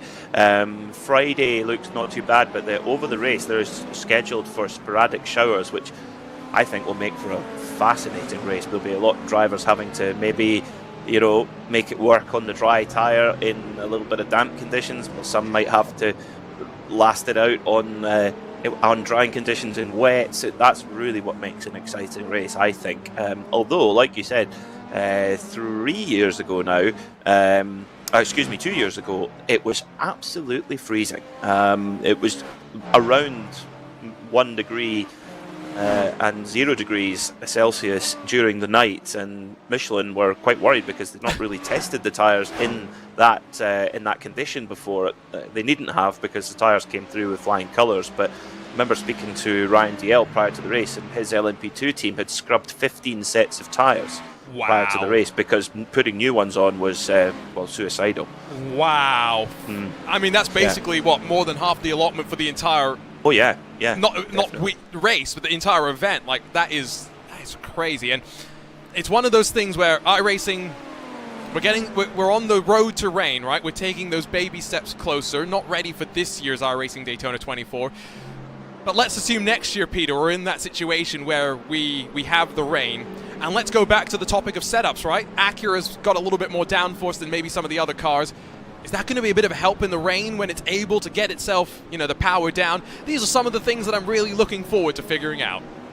Could be a really important part for that. Acura, I think it's a really strong package, and a lot of it comes to do with that engine. It's derived straight up from an IndyCar program, 2.4 V6 twin turbocharged, and the way it just rises revs and drop revs is a proper single-seater engine, isn't it? And yet the team at HPD, or now HRC America, I think is now what they're officially called, they've been able to make the engine run reliably for 24 hours. I mean, that talk about a piece of engineering and how wide bandwidth that engine has is remarkable. This is the thing that I think sometimes we forget when it comes to the level of engineering that happens in racing, right? Like, you go on YouTube and there's so many documentaries about space flight, all these fascinating things, and the physics of how they work, right? We are doing rocket science at the end of the day when it comes to racing, and so, like you say, the reliability aspect of it is so important as well. But what makes multi-class and endurance racing so special is the different approaches, Peter, right, to the same rule book that people can formulate and come up with. And I think that is where the GTP class is so exciting, right? And you mentioned the roots of that engine coming from IndyCar. I've heard a lot of people actually suggest that what they would want for IndyCar to do in the future is to take this concept from the IMSA Sports Car Championship, where bring your engine, bring your chassis. Maybe we have to standardize the chassis a little bit, but we have open engine regs a little bit more, and we try and balance it there. But that's something that maybe IndyCar could use to bring in an additional manufacturer, which, let's be honest, is quite needed right now. It's a very good point, actually. I think that would be fascinating to see. You could still run on that standard Dallara chassis, and it really comes down to powertrain development, because I think you would have to add an element of hybrid or electrification into it for the manufacturers to put R&D budget into it. But yes, I think that's a fascinating option, because at the moment they're running to a fairly limited set of regs, whereas in the GTP class they can kind of bring the engine that they like, and a lot of the manufacturers have been able to use existing motors from other things. So the Acura we mentioned, but also the BMW, that engine is derived from the Class 1 DTM car. The Porsche engine has linked back to the 918 Spider and even the RS Spider, so it's got a long heritage back to it. The Cadillac, I believe, is much more of an all-new motor, but very similar capacity to what they had before. That's an interesting one, because they've gone with the old school approach, right, in terms of make the engine as big as possible as opposed to the modern shrink it, put as many turbos onto it as possible. And so, again, approaches. It's what makes motorsport so fascinating, although if you ask Formula One fans, they'll talk about options and go, well, how does that produce the type of racing that we see in Formula One? Well, that's where the BOP process has to come into things. It's not always easy by any means to sort that all out. LMP2s are back down onto pit lane. You can see that on the left side of your screen, and this is the one thing that frustrates me and Lewis, Peter, about endurance racing: changing tires and fuel at the same time. You're not a fan? No, I like strategy. Yeah, it's an interesting one. I think there's definitely two ways to skin the cat. I do think it's a good idea to limit the set so that you can't throw on a new set at every single pit stop. I think you should have to have an element of double stinting, whether you get that done during the night, and there should be an element of, if you've taken your pain early in the race, you've got a benefit later on in the race. That's certainly how it works in the IMSA WeatherTech Championship with the GTP class. They don't have enough tyres at their disposal to throw them on at every single pit stop, so they have to be tactical how they use them, and I think that solves the issue. But yeah, if you've got unlimited tyre sets, it does take an element of strategy out. Good point. If we had the limited tire sets, then you are 100% correct. Although I will say I feel more strongly about this rule than I do about the rule that differs on either side of the pond about whether you're allowed to spin the tires when you're up on the jacks or not. That seems like a rule for the sake of having a rule, personally. But here we go. Up onto the jacks go the Mercedes for the Apex Racing team. Alex Dunn, Luca Kita in. Means that Alessandro Bica retakes the lead with a concerning number of cars just sitting behind and saving fuel, Peter. I think no one will be happier than those sitting behind Bica right now. Certainly a good marker. You can't get much of a better marker than that. And if you can find a driver who's either on the same pace as you are, maybe even a little bit faster, is the dream scenario at a circuit like Daytona, where you can just sit behind them, draft, do lots of lifting and coasting, and over the course of 24 hours, and of course that's going to be, well, actually in the case of the GTDs, about, we predict they'll have 24 stops effectively. They're going to have more than just over more than 1 hour. So in total. So, you know, if you could build up an advantage over the course of several stints, being able to keep that fuel number as low as possible, you are building up slowly a cumulative advantage. It's very much a slow burn, but it can be done. Now, the one issue with that is, I think at Daytona in particular, the time you spend on the lane is quite significant, right? It's 30 seconds transit time before you count the time in the box, and so if it's an extra pit stop that the Apex Racing team are gambling on, then they are requiring themselves not just to build up the transit time in the lane, but also the amount of time they'll be stationary in the box itself. Now, when I watch the bump drafting on the banking, the one thing that I'm always slightly concerned about is what happens if you get into the wrong part of the rear bumper and you suddenly turn the car in front of you. It's why you typically want to be a little bit more flush to the middle of the bumper when you make that initial bit of contact. But that differs from GTD car to GTD car. Some machines are better at bump drafting than others. Peter, that's something that the Daytona 500 drivers have to think about as well. They do. Yeah, the Ferrari is a little bit more of an unknown there because, of course, this is the Ferrari 296 GT3's first iRacing Daytona 24-hour, whereas the Mercedes have been around for several years now on the platform, both in the previous form and the Evo form, which it is now. But yeah, it's great to see that that Ferrari 296 GT3 be brought into the iRacing platform. It's going to be a formidable opponent at any GT3 race for several years to come. There's a lot of people who have bought these cars who have either got them already or are waiting on one, and they're going to be around to the very last day of their homologation. You look at the way it's just changed the game is amazing. For me, it's the milestone car in GT3, like the Ford GT was in GTLM. Because of the way it redefines how people are going to design cars in the class moving forward, right? Correct. Yes. I know the 296.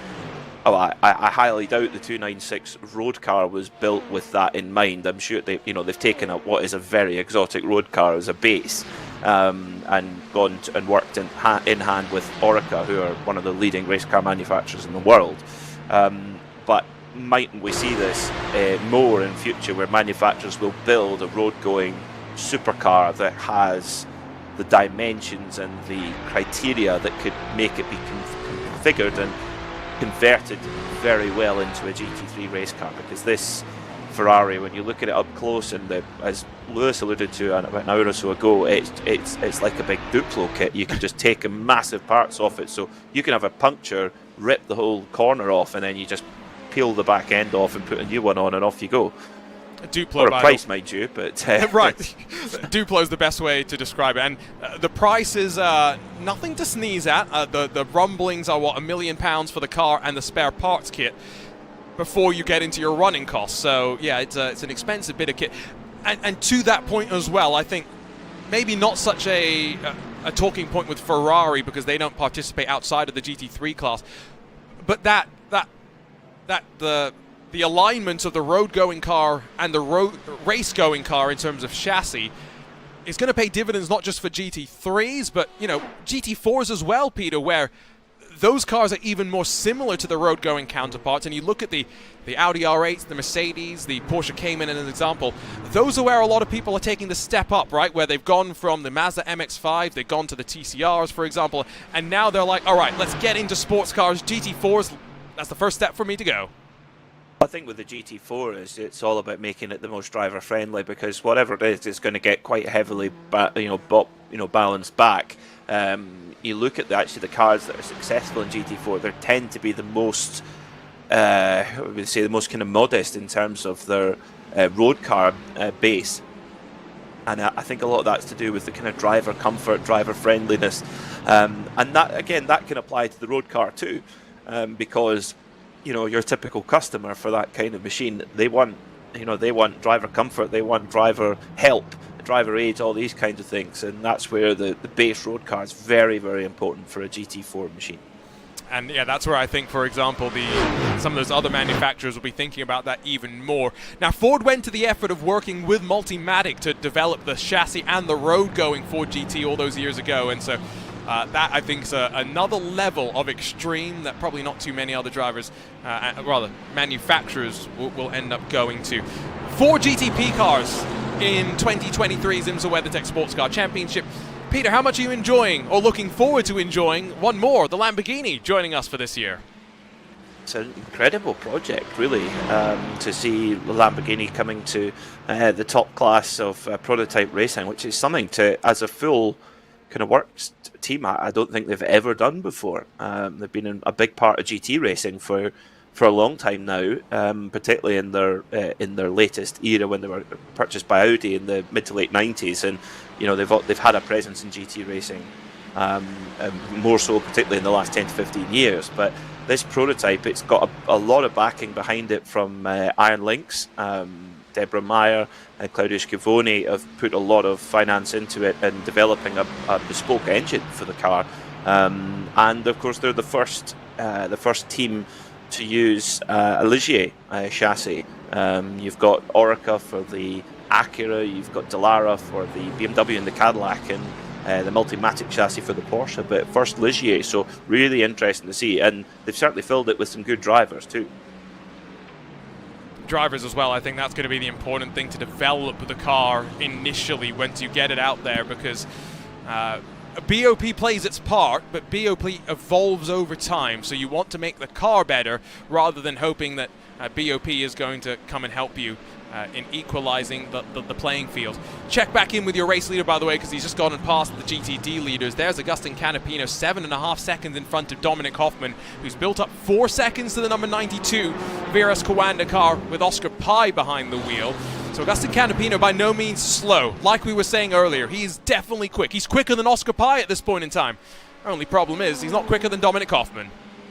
Hoffman's by a long way the fastest driver on the circuit right now. He was 0.4 of a second quicker than Canapino and 0.5 of a second quicker than Pai behind him. So it's Hoffman who's really the man on the charge in that Drago Racing Acura. And there's just something about this GTP platform where Hoffman really is at his tantalising best.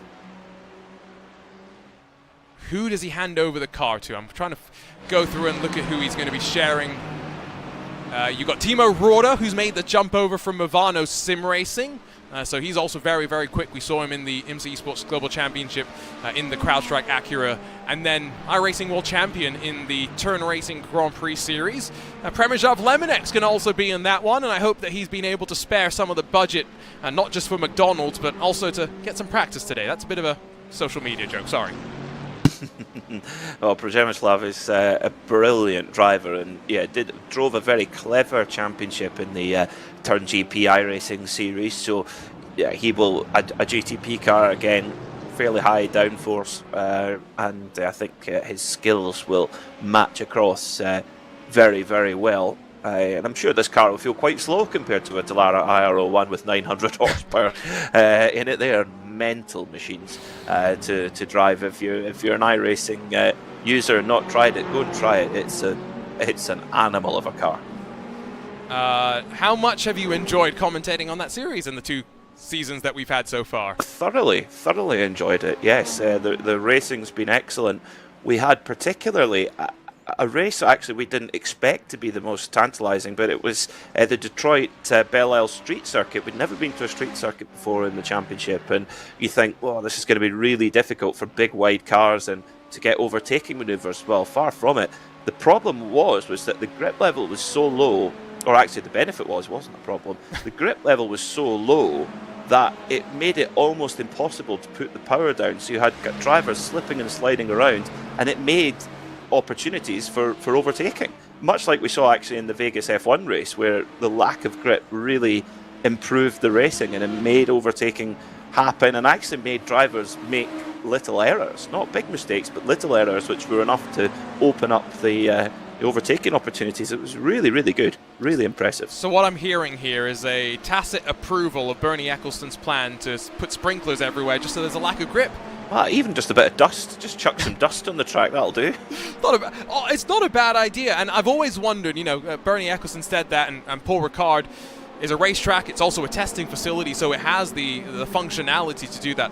I've always wondered what it would be like, Peter, if you had it so that it was raining in the opening corner, and then you had it dry so that you brought a bunch of moisture through the next couple of corners, then a couple of dry corners, then another corner with rain. Same thing repeating. How would you pick what tyres you'd want to be on? Well, you'd certainly, if you were going to try that, you'd want to do that at Paul Ricard, where you've got half of France to spin off. So, yes, definitely that would be the place to try it. Definitely not Detroit anyway, you'd end up in the fence. Bit of traffic there for one of the GTPs as the Williams Ferrari pulls up to the high line and then just drops back down again with the 001 Delta Simtek. So we've got the 1 and the 001 here. Yeah, it's like we were binary. Yeah, we were joking about that. Do you agree with us, me and Lewis, that any number with a 0 is a wrong number? It shouldn't exist? Correct. Okay, good.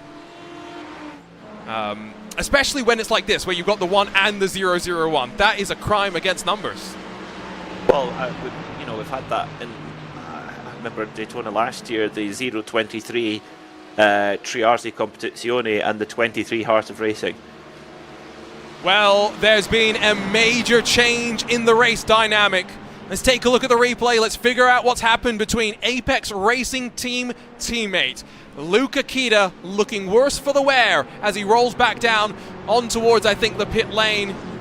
Here's a look at the replay. Off for the bus stop chicane, the Lamore chicane, as the 198's in front. A bit of a stab on the throttle that sees it get sideways, and Alex Dunn can't check up in time. And that Mercedes loses not just the front, but the rear as well. Game over. Game over for the Apex Racing Team car anyway, and this is the risk. This is what is involved, and yeah, running that close, yes, there's huge benefits. They've shown the benefit of what you can do with that close bump drafting, and it worked to great effect last year, but there is a big risk, and it takes pure concentration over 24 hours, and that's what happens when it goes wrong. Bang, game over. Went wrong. But now the Stormforce car is going to have to do it all on its own. Yeah, it's gone wrong in a big way, and like you say, now because it's on its own, has no help in terms of fuel saving or bump drafting. Having said that, maybe now a new friend has to be made, because no, there's no teammate to work with, but as we take a look at the Falcon Sim Racing car of Nicholas Laubish, he finds himself now down and having made another pit stop. Team Redlines, Ollie Steinbraten has also made a pit stop. I wonder if Apex and Alex Dunn now have to throw away the strategy they were doing before and find the rest of the drivers and try and get back with them. Well, whether now they don't necessarily have that control in hand. They've now got to try and think of something else. I mean, they could look at bringing the 198 car into play, the other Apex Racing Team car, which is a couple of laps down, so it's kind of out the fight. So do you basically sacrifice that car, and that car becomes their front gunner for the rest of the race? It becomes a sacrificial lamb. Still have the issue, though, of that's probably going to need at least 20 minutes of repairs at a minimum, I would say. Yeah, well, quite. So, yeah, it's... I think it's going to, at the bare minimum, 20 minutes of repair, and even then might not come out at full pace. It's well, that was always the risk. That it was a risk-reward strategy, and unfortunately hasn't paid off. Well, but they can still, they've still got a good amount of pace in hand, and they did build up a bit of an advantage, and they can use that advantage and just try and work from here. We'll have to wait and see if Luca Kita does head back out. There's a lot of drivers in Corby at the Apex Racing Team facility today, both representing the Apex Racing Team and the Apex Racing Academy, so they will probably, you'd assume, head back out there. Not going to want to see the day close with not even 3 hours done in this race. Off of pit lane, Delta Simtek by Grid and Go. Sven Haase is going to be almost 1.5 seconds in front of Sota Muto, who takes over the Japanese driver, replacing Alessandro Bico as the purple front-end machine now.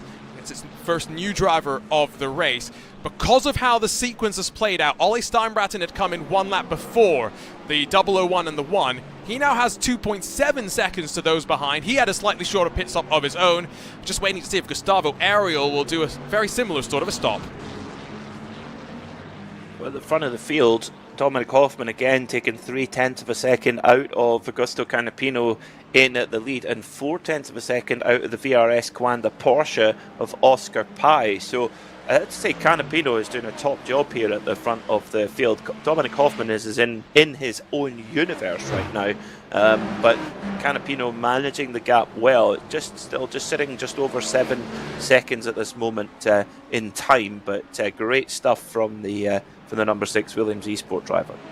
Yeah, and again, I want to go back to what I was saying when he first got in the car. I'm hoping no one took my comments as a criticism of his pace. It's more just a recognition of Dominic Hoffman, and those behind him are very much part of the furniture in this GTP car on iRacing, and Augustin's balancing his commitments with, of course, spinning up for another season with the Juncos Hollinger Racing Team, who have announced a partnership with McLaren in the IndyCar program, and so some orange specks now adorning the livery that was just announced. So Gustavo Ariel's off and away on the pit lane. You see him rolling and still at the limiter waiting to be released. His teammate Ole Steinbraten is now on his outside and going to get on through, but only by the narrowest of margins. So it's red line running 2 and 3. Apex Racing Team now leading, but only by 9 seconds. So the gap's come down from the last sequence of pit stops where it was 10 seconds. And now, of course, Alex Dunn is by himself. And what can Alex Dunn do? This is now a different game. It's a 144.1 last time by for the Irishman, and that's still 0.4 of a second quicker than Ole Steinbraten was last lap. So. And looking strong compared to the other. It was still definitely the fastest GTD car on the last lap, so it can be done all out on his own. But Team Redline, they will be licking their chops now. They'll be thinking, right, we can start to lay the pressure on now, because they've got 2 cars, of course, they've got 2 bullets in the gun here. They've got Ole Steinbraten driving the number 4 car right now, and Gustavo Ariel in the number 2. And at this point of the race, too, I think Ole Steinbraten has one more stint. He'll get out, and Max Verstappen will probably get on in, which at that point is probably going to mean the viewership's going to multiply by at least 2 or 3 times, you'd have to assume.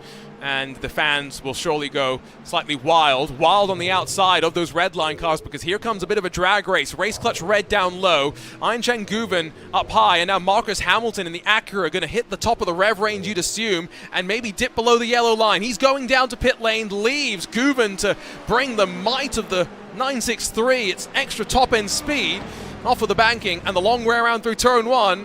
Guven wants no part of that, sails his way back into line.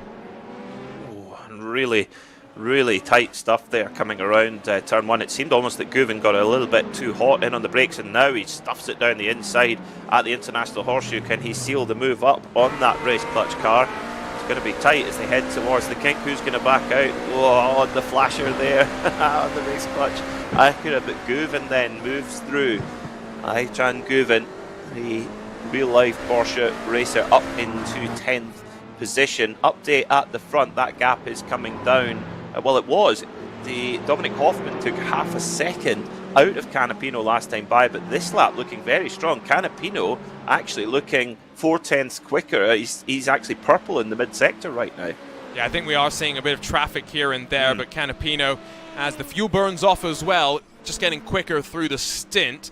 We talked about Canapino's plans for 2024. Not sure what Guven's real racing plans for this year will hold, but the one thing we know for sure is he is confirmed as a Porsche factory driver for yet another year, so looking forward to seeing him probably out there in some GT3R racing once more. 7 seconds that margin, though, like we've been talking about between Canapino and Dominic Hoffman, and now 7 seconds back to that third-place machine from second to third. Oscar Pai is going to feel the pressure from Jaden Munoz in the second of the Williams Esports entries. The Fanatec entered car.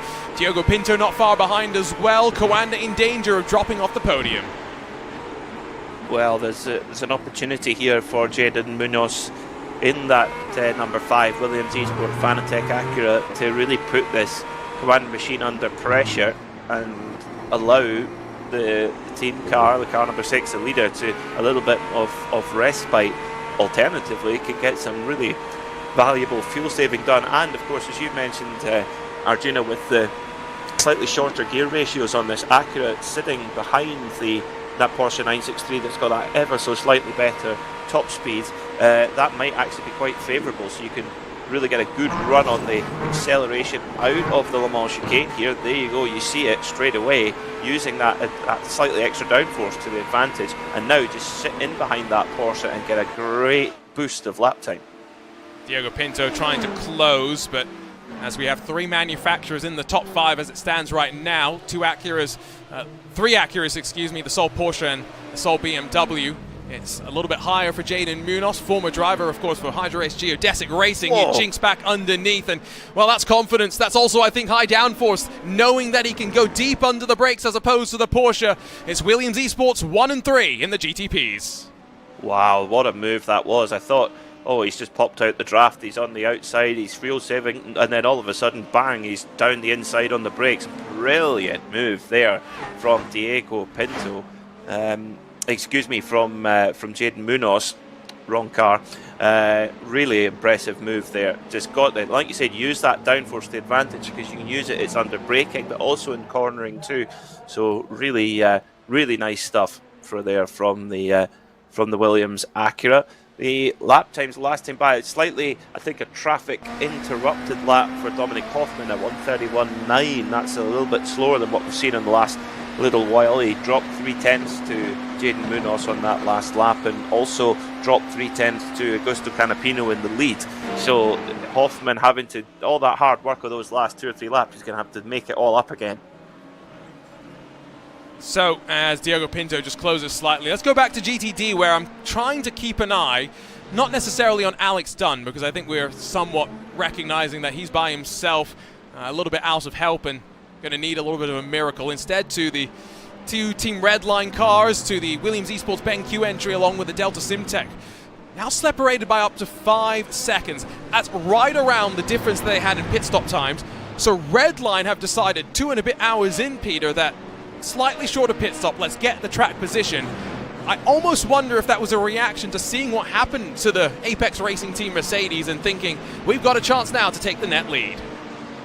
Well, look at the tactic that they're applying. They're thinking, okay, let's try that. Let's make this work for us, for Team Redline. And this is really what their speciality is just delivering under pressure in these special events, these endurance races. They have such a deep roster of drivers who have been there and done it before, and they just know how to get these endurance races done. And yes, they're using the AMG train to full effect. Plenty of new drivers, of course, for the Redline camp. In the car right now, Gustavo Ariel, but Alexei Neslov, Sam Koiter, just a handful of the drivers actually signing with the team. The partnership with the Oracle Red Bull Racing Sim Racing Group has, of course, seen the likes of Cooper Webster and, more importantly, Sebastian Job, who will be actually racing in one of those Redline GTP cars. Into pit lane comes the race leader, Agustin Canapino. I've got to say, what a impressive first stint that was from him, and now you'll get up on the jacks, get 4 fresh Michelin tires, a full set of fuel to boot as well, and be set back out to go once again as we start to get closer and closer, Peter, towards the sunset. And it's a special time at Daytona as the Acura goes up onto the jacks. Meanwhile, the VRS Coanda 92 Porsche and the Team Redline BMW come in GTP as well for their service, tires and fuel for them. Just before coming into that last lap, Dominic Hoffman put together a much better, stronger lap 2 times in a row, took some time back out of Augusto Canapino. So Hoffman, really, I think at this stage, this is a great stuff for Drago. They really want to keep Dominic in as long as they really can, and use this period of the race to shut that gap down if they can. Then get Dominic out, get him rested. But he's definitely the superstar of this phase of the race for sure. Peter, I've got to ask you, I'm heading over to Daytona for the first time this year. Really looking forward to it. What are, in your opinion, some of the must-do things? Now, I know that you're often there as a commentator, so it's hard for you. You've got to focus your attention on the booth. But I know there are a lot of people watching right now that will be going to Daytona for the first time this year. What should they do?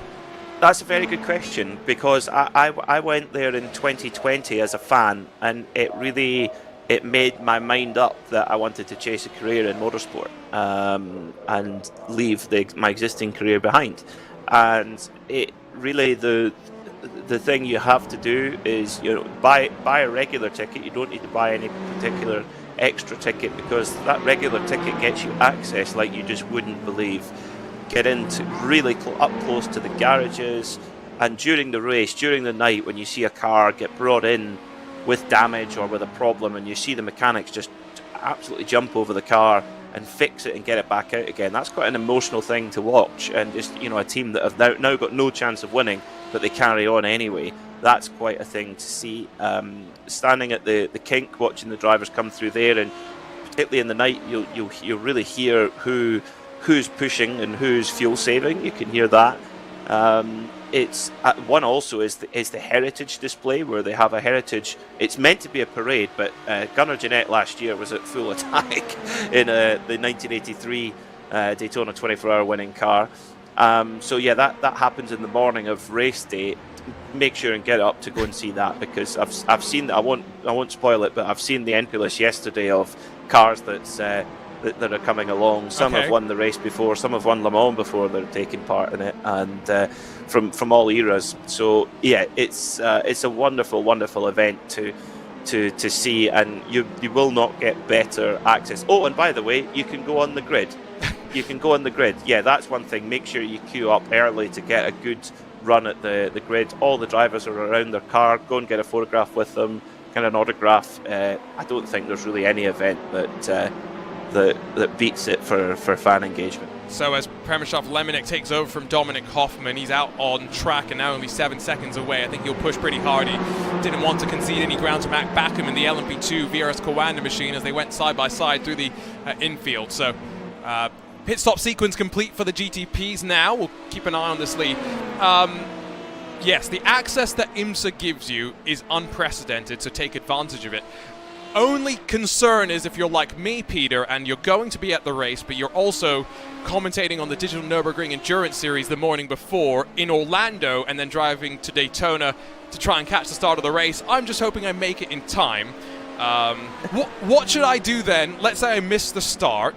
First couple of hours of the race, where should I go and sit? What's the most spectacular place to appreciate the actual racing outside of the practice itself?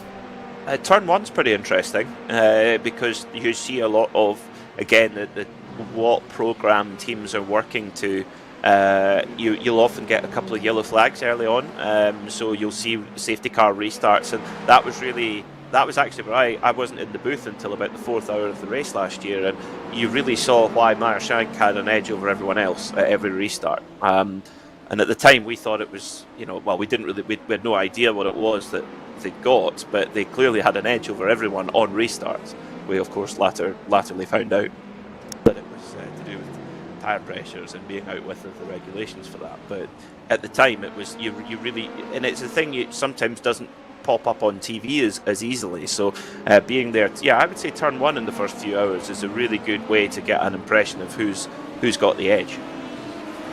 Turn 1 it is. That will be where I set up. It's where my friends kind of wanted to go anyway, if I'm being honest, for the start of the race. So I think that sounds like a good couple of hours to enjoy, especially pit stops as well. I'd be quite curious to see from the grandstands the perspective you get there. So Canapino has had a pretty good run of traffic in comparison. Lemonek maybe a little less lucky. The gap up to about 7.8 seconds. I made that joke slightly earlier about the budget for Drago Racing. I just want to clarify.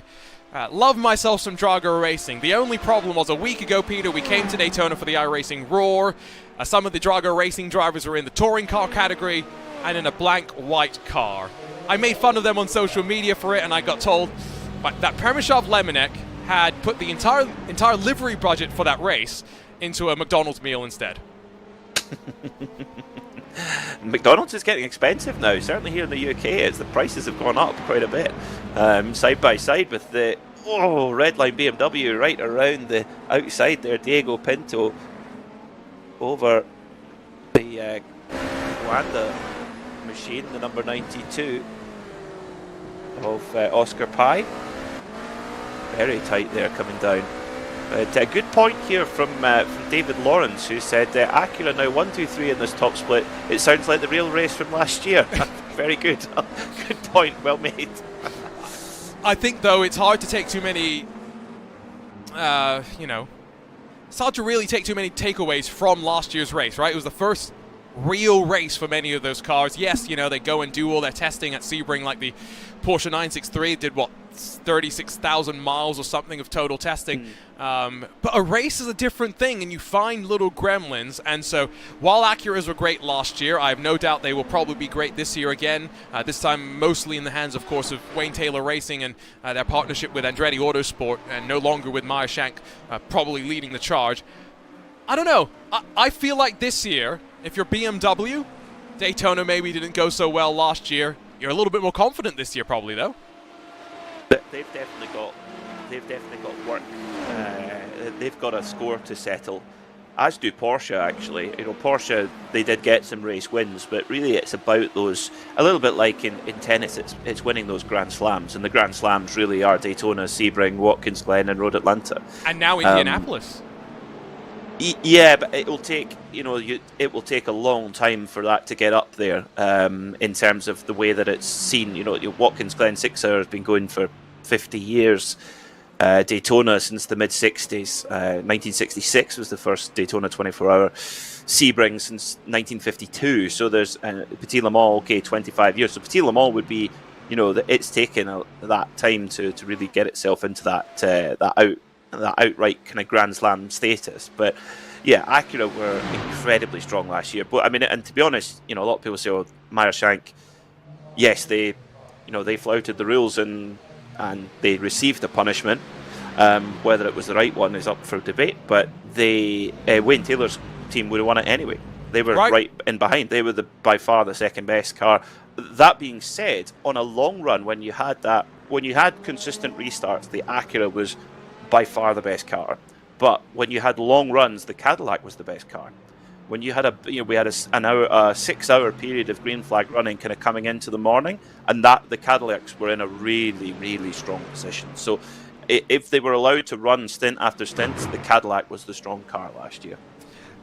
Yes, and you're 100% right, by the way, in pointing out that Wayne Taylor were right there to take advantage. And yeah, I don't know. I'm looking forward to this year. Again, an addition of the Lamborghini, more testing, more development, and hopefully, in some cases, at least for the viewers, more understanding of what the rule set is actually going to bring as well, now that we've seen it out on track for 1 year. I can tell you, by the way, that out of the public circle, there is still a debate rolling on.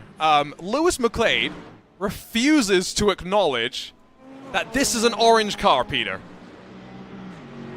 Well, at the front, you mean? Yes, at the front. He still maintains it's brown. It's a fairly burnt orange. I'll concede that to Lewis. But that's about it. I mean, there's brown on the Duracell. It's more like a bronzy copper. Well, is it because of Duracell? In which case, that's like a kind of bronzy brown. No, it's the Playseat car. So apparently Playseat is orange, but I didn't know that, to be honest, until I had seen the car. See, in that light it looks orange, but then in other lights it looks.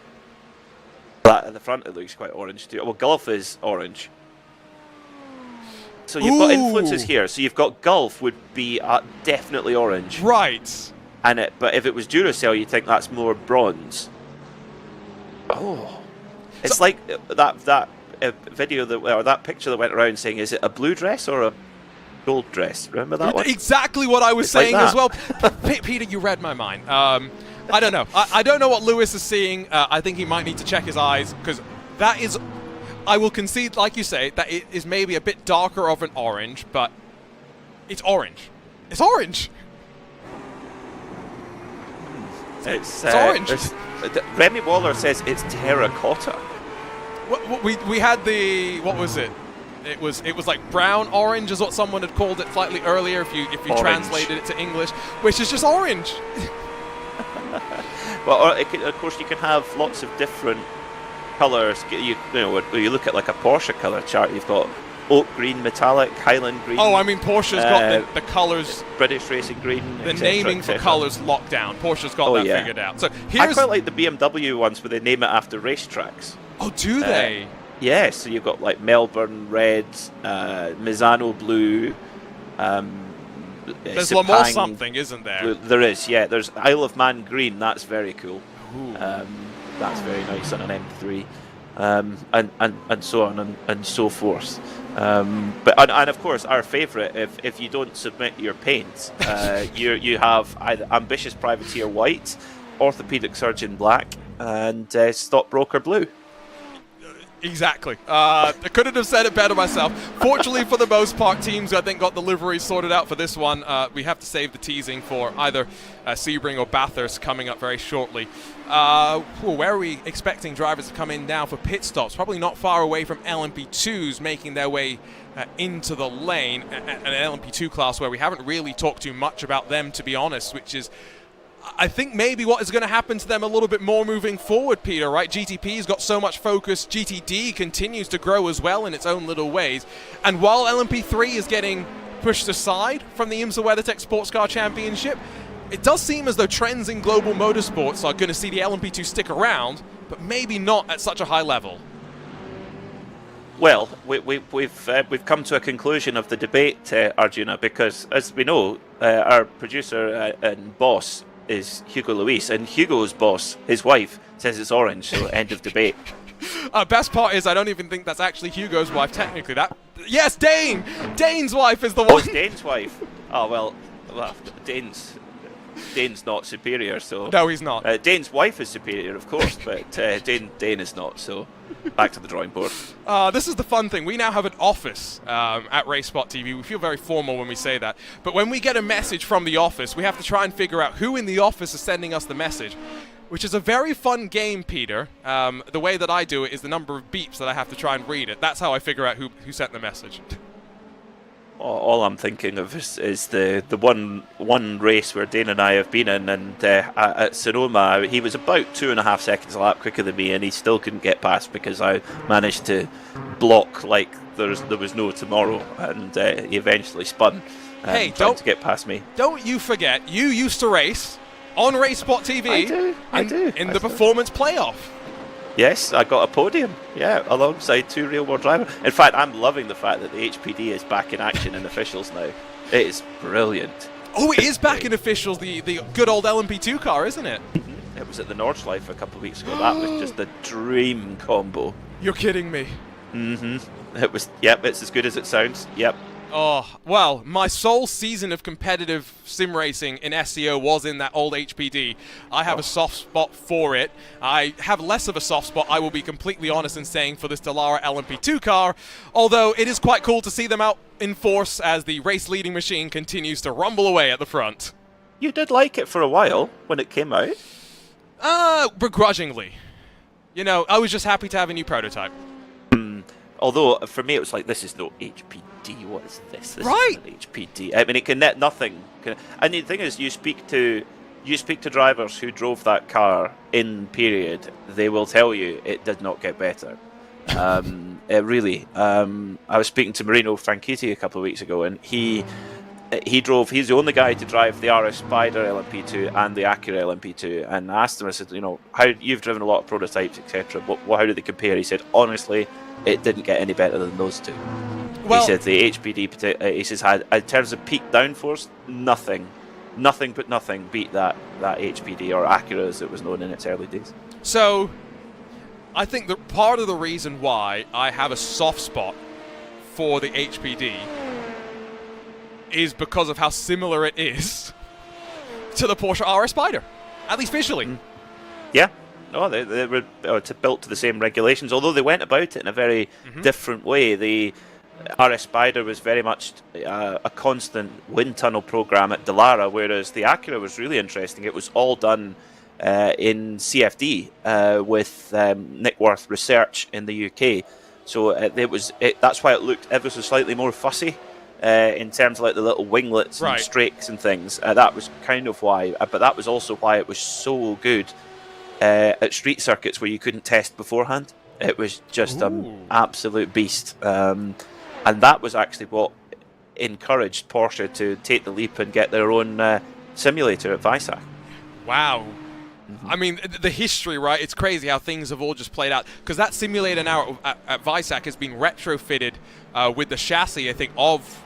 I don't think it is the 963, but it's one of the prototype / open wheel. It might be one of the Formula E chassis that they use. But it's been converted effectively just for prototype use.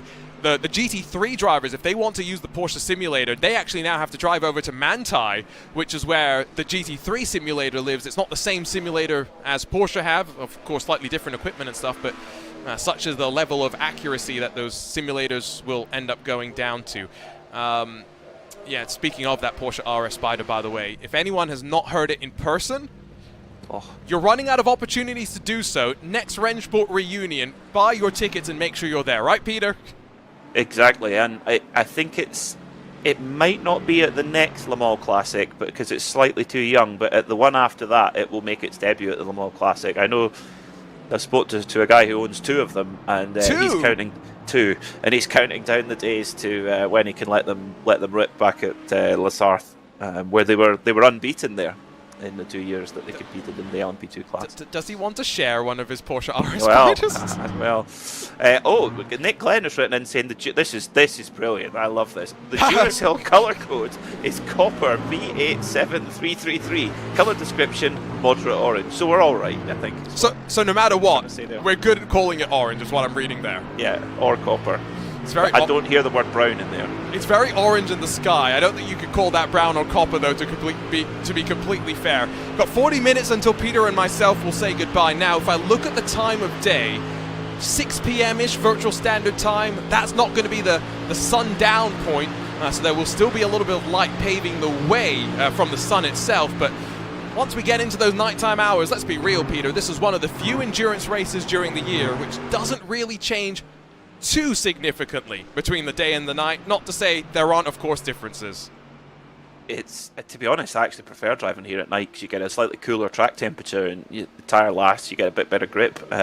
It's great driving here at the night on iRacing because it's so well lit. But when you go to somewhere like Sebring or particularly the Nürburgring Nordschleife, then you really are in the dark there, and it comes down to your muscle memory really comes into it there in terms of picking your marks. The 2 Redline cars, well, they've definitely taken on the Apex strategy, and they are cutting the lead down. They're now only 7 seconds behind the Stormforce ART car in the lead of the race right now. David Lawrence, another absolute gold comment here, and I think this is comment of the day. Dear iRacing, a vintage Porsche prototype collection would be lovely. The RS Spider 962 and 917. Can we make it happen? Signed, devoted fan. Amen to that. Amen to that.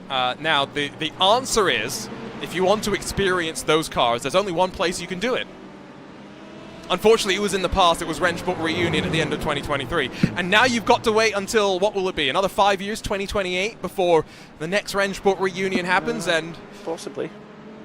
Yeah, possibly. Although you will see if you go to an HSR event, you will see most of them. Yeah, you will definitely see 962s. You'll see a lot of 962s. 917. Wow, you're pushing it maybe. It's also the number that you would see, because what was incredible was during Rennsport Reunion, just the number of 962s that were on track, Peter. Oh, incredible! They were like double digits, weren't there? Oh, incredible! How many there are, and it just shows you how impressive a machine that was, and how the longevity of it too. But to see 2 genuine Gulf 917s actually racing together that's only at Rennsport do you see that kind of activity. For me, it was all about the 935s. The more I read about the 935, the more I just think that is the coolest car, with the big dial beside the gear stick to just play about with the boost. And you hear like John Fitzpatrick talking about it, coming out the final chicane on the first lap of Le Mans in 1980, and thinking, right, enough.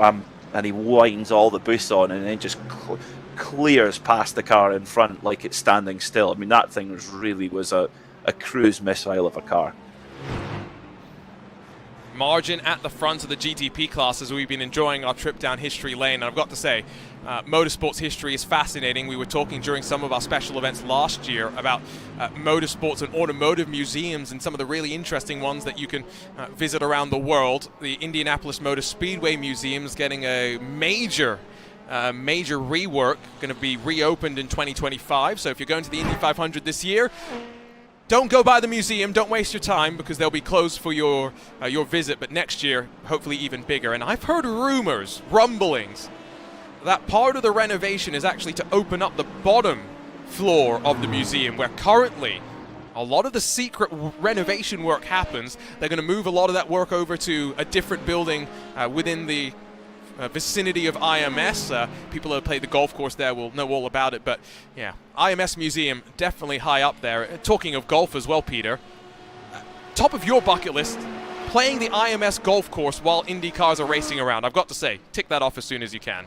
That's about the coolest mix. Yeah, the closest I've got to that was there's a very good golf course beside the Jerez circuit called Monte Castillo, and actually, if you stay in the hotel there, you can play as much golf as you want for free. Really? And it's, yeah. And it's right next to the Jerez circuit, and I've gone there to play golf in the winter a few times, and you hear MotoGP teams testing and whoever else. So yeah, that's about as close as I've got to that, mixing my two passions of golf and motorsport.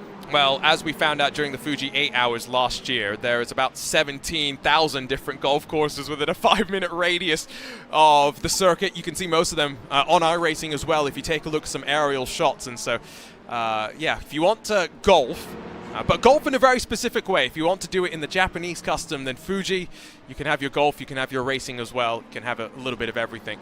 LMP2 pit stops almost completely through the cycle now as Mac Backham leads Karin Tengunes and Jose Soria in the Culture team with those Spanish flagged colors adorning the livery. These drivers are only about going 13 seconds off of your race leader right now. To be 3 hours into this race, to have the top 5 in all 3 of our classes within 15 seconds of the leader, Peter, it goes to show the level of competition we have here in sim racing.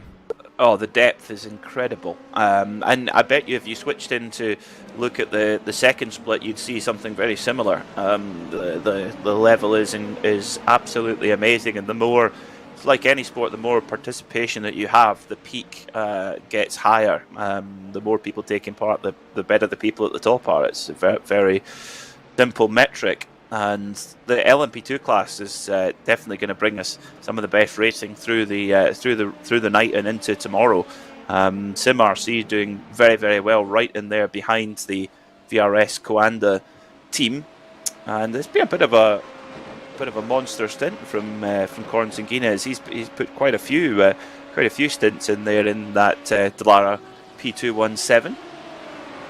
And actually, at the front of the field, at the front of the field, the gap has actually increased slightly since Bronislav Lemonek got into the car. Canapino has really come on strong, and the gap is now up to 8.5 seconds. So it was down to about 6.5 when they exited the pits. So Canapino really answering back in that brown/orange/copper and blue Williams Acura. It's the car that's the colour that you think it is at the end of the day. I think it's just mainly traffic. You can see Drago's Acura, the 69, was checked up behind, was that Inett's Motorsports? No, that's the Mag Performance car that runs second actually in class, the 120, as back onto the banking they come. And it's that time of the day as well, or I guess that time of the evening, where I'll just point out a fact that Lewis McLeod says that I say on every broadcast I do at Daytona, but Peter Mackay only found out about it for the first time at the end of last year. Did you know, ladies and gentlemen, that the lights here at the Daytona International Speedway, when we race here for the Daytona 24, are only turned to 20% of their maximum capacity? And that is on iRacing, not in the real world. No, that's both. That's both. That's what I've been told. Oh my word. Well, I can tell you they're pretty bright. Wow, that's I didn't know that. 20%. I dread to. Imagine what it's like for the Daytona 500. Well, do you think it's because of course, Cape Canaveral NASA base isn't that far from Daytona International Speedway? Do you think they would be just quite distracting, or even for the planes coming into Daytona Beach Airport, maybe? maybe there's this. They don't need to be surprised. What I can tell you is that the PA system, honestly, I'm sure you could hear it in Orlando. It's so clear. It's not just the volume; it's how clear it is. There can be cars on track, and you can be anywhere on the circuit, and you hear the commentary crystal clear. So I'm looking forward to hearing your dulcet tones, no matter where I am on track. Basically, is what you're telling me. Yes. I've just confirmed. I've gone on to Google and done a bit of a search. The race does use 20%, and it's because, and I'll give a quote here. It's a good light level for TV production, but still keeps the ambiance that is important to the fans and the drivers for an endurance race. We have also learned that we need to turn off about 20 of the infield lights completely because drivers explain that some of the lights were hitting them directly in the eyes and making it unsafe. Well, that's an interesting one. And also, I'd imagine if you're in an RV, you probably would quite like the lights to be switched down a little bit, so you can have a bit of a snooze in the middle of the night. But I feel like if you're doing camping for a 24-hour race, you have signed up to not get any sleep for 24 hours. True. Yeah. That anything beyond that is a bonus. Yeah. Anything beyond 0, yes, is a bonus. You mentioned, by the way, space, Cape Canaveral and all of those things. I'm pretty sure there's been a SpaceX launch right around one of the races, actually. I don't know if it was a 24, if it was like one of the Daytona NASCAR races where they come here, twice a year in February and then later in the summer. But that would be pretty exciting. You get your rocket fix in one form, of course, rocket science in motorsports and rocket science in aerospace as well. This is going very off topic. This is how you know it's an endurance broadcast. Didn't Adrian Newey say he got offered to design a spaceship and he said no, he prefers Formula 1 cars? I don't know. That's a good one. I do know that they did the last two, or 2 out of the last 3 Daytona 24 hours, we've had SpaceX launches that were meant to happen and didn't. That's what it was, yes. Yeah. So I don't know if there's one scheduled for this time, but you would certainly notice it. Of course, the fireworks go off at usually around 10:30 at night at the circuit. I'd imagine you'd want to get on the radio to your driver just to warn them, just to remind you there is going to be some fireworks going off in a second. That is actually something that I've thought about, and I guess it's one of those things where the fireworks it's a spectacle, and it's one of those things that it's unique to the Daytona 24. There's not many other races of its ilk where you'd have those sort of distractions. I have been told that, Peter, a pretty good way to enjoy the fireworks is to go onto the Ferris wheel right around the time that the fireworks are going to go off. That's a great idea. Yeah, because that's quite close to where the fireworks are. Closest I've ever got to fireworks was being in the Gary Stagg commentary tower at Knockhill, which is mapped in incredible detail on iRacing, and that is where the Knockhill fireworks display on the 4th or 5th of November that's where they're let off from, and it's quite something to be basically right next to some fireworks going off. I don't know actually how safe it is, but anyway, it's been fine the last couple of years. Don't question it, and because otherwise that's when things will start to go wrong. For people wondering, of course, that's when Guy Fawkes Night in the UK, that's when they're throwing off all their fireworks. I'm sure people in America are going 4th and 5th of November. Why are people celebrating? Comment in the YouTube chat, Doyle Lawrence said that he was at the Coke Zero Sugar 400. Fantastic name for a race, by the way, and saw a SpaceX launch during the race, so I think that does kind of indicate that it's probably happened. And it's funny that SpaceX has been brought up, because I went and Googled Adrian Newey's spaceship, and he said that about 10 years ago, an American company rang him up and asked if he'd be interested in joining them. American company, 10 years ago? I know I'm doing a lot of speculation here, but it sounds like it might have been SpaceX. Adrian Newey could have gone and worked for Elon Musk. How cool could that have been? I'm not quite sure how to comment on that. I'm glad we kept him. I'm glad we kept him in motorsport. That's what I shall say. I'm glad he stayed in the motor racing world. I can only imagine how stressful a job it is building spacecraft. Building race cars is stressful enough, of course. 30 minutes to go until the top of the hour, until Peter and myself will wave goodbye and Lewis McLeod and Cam Roger will step in for the next handful of hours. And of course, with the sun continuing to set, Max Verstappen's presence expected in his red line at number 4 in probably around a handful of laps time or so. It's that time of the iRacing Daytona 24. We're about 4 hours in or so. Peter, drivers' teams settling into the rhythm and settling almost now into the night. They are, and Agustin Canapino in the number 6 Williams Acura leading the way and opened up the gap beautifully. He's now up to 10 seconds. This really come alive in this second stint. Canapino matching the times that Dominic Hoffman was setting previously before Lemonex. So it's not necessarily that Lemonex dropped the pace. It's actually that Canapino has found a few tenths here in this Williams Acura, and it seems that the Acura is the car to have, with the top 3 in the race all in ARX 06s at the moment. Don't forget, if you're just joining us for the first of these VCO Grand Slams, the iRacing 24 Hours of Daytona powered by VCO, the winners in the GTP and the GTD class do receive an invite into the 2024 IMSA Esports Global Championship. Now, 2 teams are locked in after winning the championships last year. So, of course, in the GTP class and the GTD class, the winners have established themselves as receiving invites, Viras Kawanda and Team Redline, respectively. We have 4 VCO Grand Slams, so no more than 8 additional invites to be automatically awarded.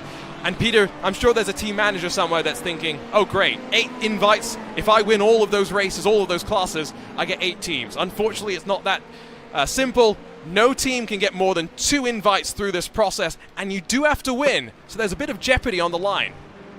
I think it's a fantastic initiative. It's very much on merit. If you win, if you're anyone in this race can do it and can get that place. We might well see teams that may well have got an invite, but you never know. There could be some that break their way through. So I think it's a great opportunity, and just getting into this race is a huge achievement in itself. Just being able to put so many good performances together over and over and over again to build your iRating ranking up to a point where you even get into this race is an achievement in itself. So yeah, anyone who's in this field deserves that opportunity.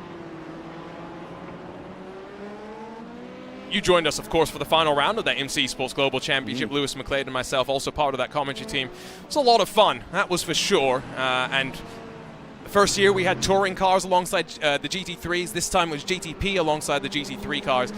And so it was nice to be able to replicate effectively what we've watched in the real world, but this time to do it just in the virtual world. Luke McEwen, by the way, is taken back over in the 199 from Alex Dunn, so pit stop at the front of the GTD field. So Team Redline now back 1 and 2 in their Mercedes.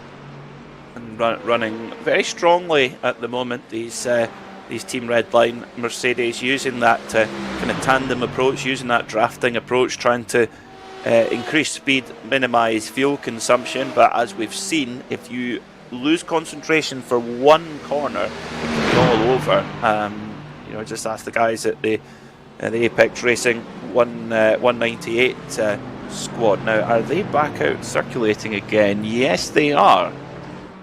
That's interesting. So they are 10 laps down on the class leader, but they are back out. That says to me, Arjuna, that they are going to be used effectively for that. And well, there you go. They're straight away. 198 is there towing around the Stormforce car, the 199 car.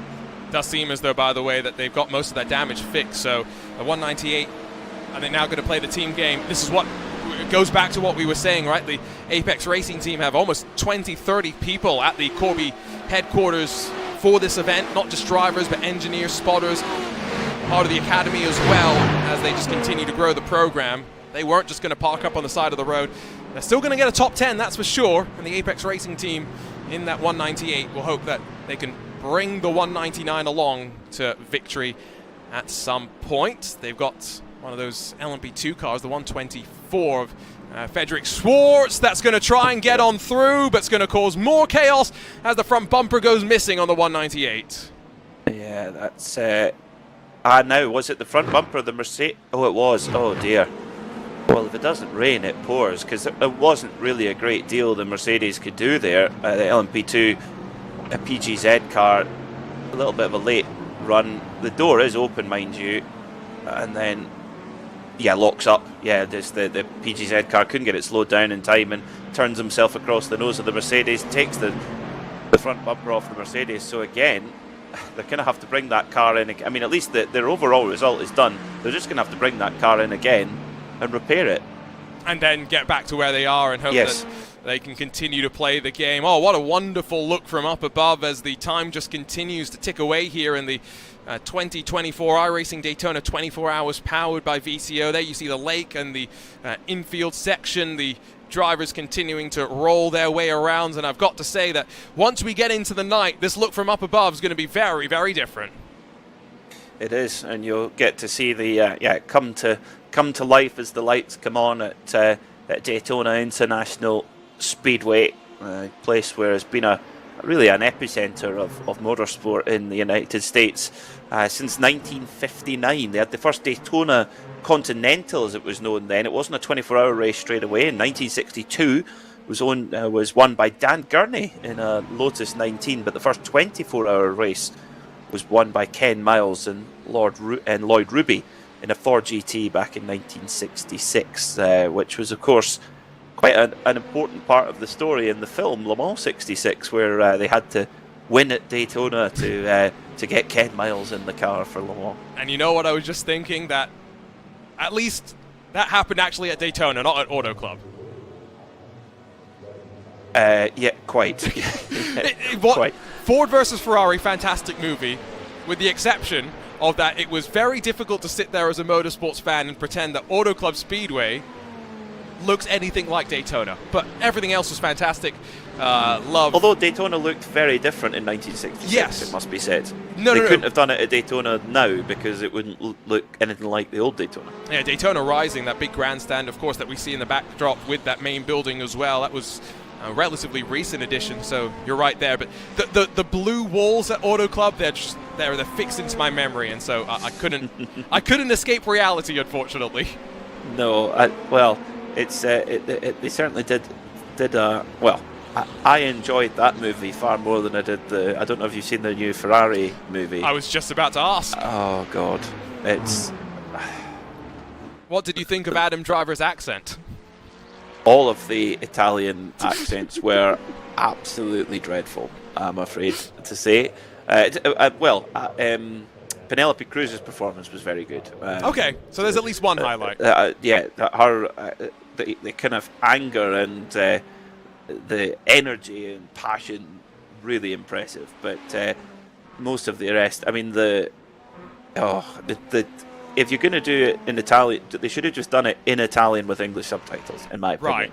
Right. Or get someone who can do an Italian accent, but even then, just speaking in English with a thick artificial Italian accent is never going to work, and that's just the start of it. It's a shame. Yeah, I wasn't a fan. I did enjoy Marino Franchitti's driving though. He got to do some driving in it, so I did, and that was good. But that was about it. Now, isn't there also? Here we go, pit stops, and I think maybe it's the time to get a multiple-time Formula One world champion into the car. As Ollie Steinbratten's going to jink off to the left. We'll see who gets in, but. An important time of the race, that's for sure. Wasn't there another movie this year that came out about motorsports? Wasn't it Lancia versus Audi? I forget what it was called. Yeah, I haven't seen it yet. I think it's just come out. So we'll see. Well, there was also, of course, that Gran Turismo movie last year to just show the continuing blurring lines from virtual to reality.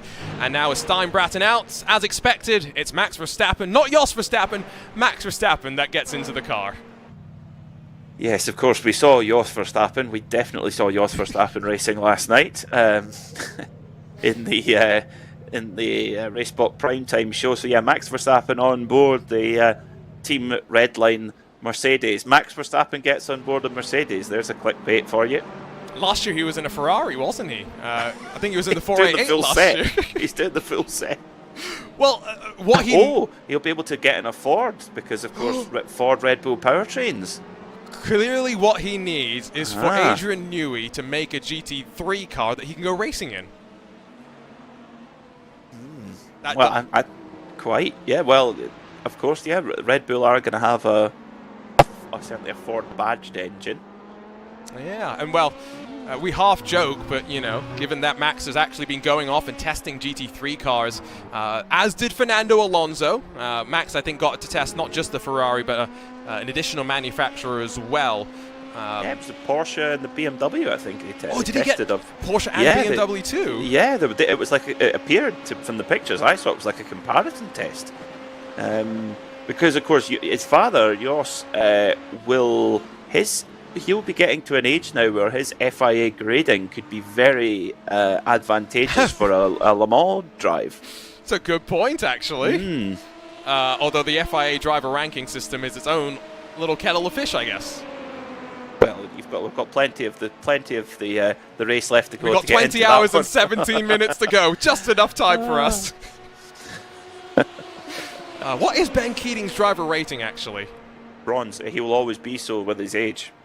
Is it now? Is it 55 plus? That's guaranteed to be bronze. He's locked in. Yeah. But he's also, you've also got Max Angelelli as a bronze. David Donoghue as a bronze. Right. Johnny O'Connell is O'Connell's a bronze. Johnny O'Connell is a bronze. Yeah. Jos Verstappen is a gold, but I don't think it'll be long before that goes down to silver. What about Uncle Bill Oberlin? Where's his driver rating right now? I think he's still gold, but it might change because he's not driving. Certainly not driving at Daytona in any class. Okay, that's kind of what I was wondering, because I hadn't heard him on the entry list anywhere. No, it's a bit of. I don't actually know what the story is there, why, but because you just, it's automatic normally to see Bill Oberlin in a BMW. I think it's probably related to, we were talking about how many GTD cars teams had multiple of. There's only a couple. Turner are down to just one this year, aren't they? Mm-hmm. So maybe it's related to that. Yeah, and Bill Oberlin is still a gold, so... that doesn't help. No. He's still very quick for a gold. I said that wrong. Yeah, but you're right. That's what the way that the rules are. You have to look for, you're looking really at your silver driver, because the gold and platinum seat effectively is usually provided by the manufacturer provided pool driver, usually. So that could be the reason. I'm really not sure, but it's the ultimate outcome is really a pity that we won't see Bill Oberlin at Daytona this year, which is a real shame. Well, we'll be thinking of him at least, and I'm for sure.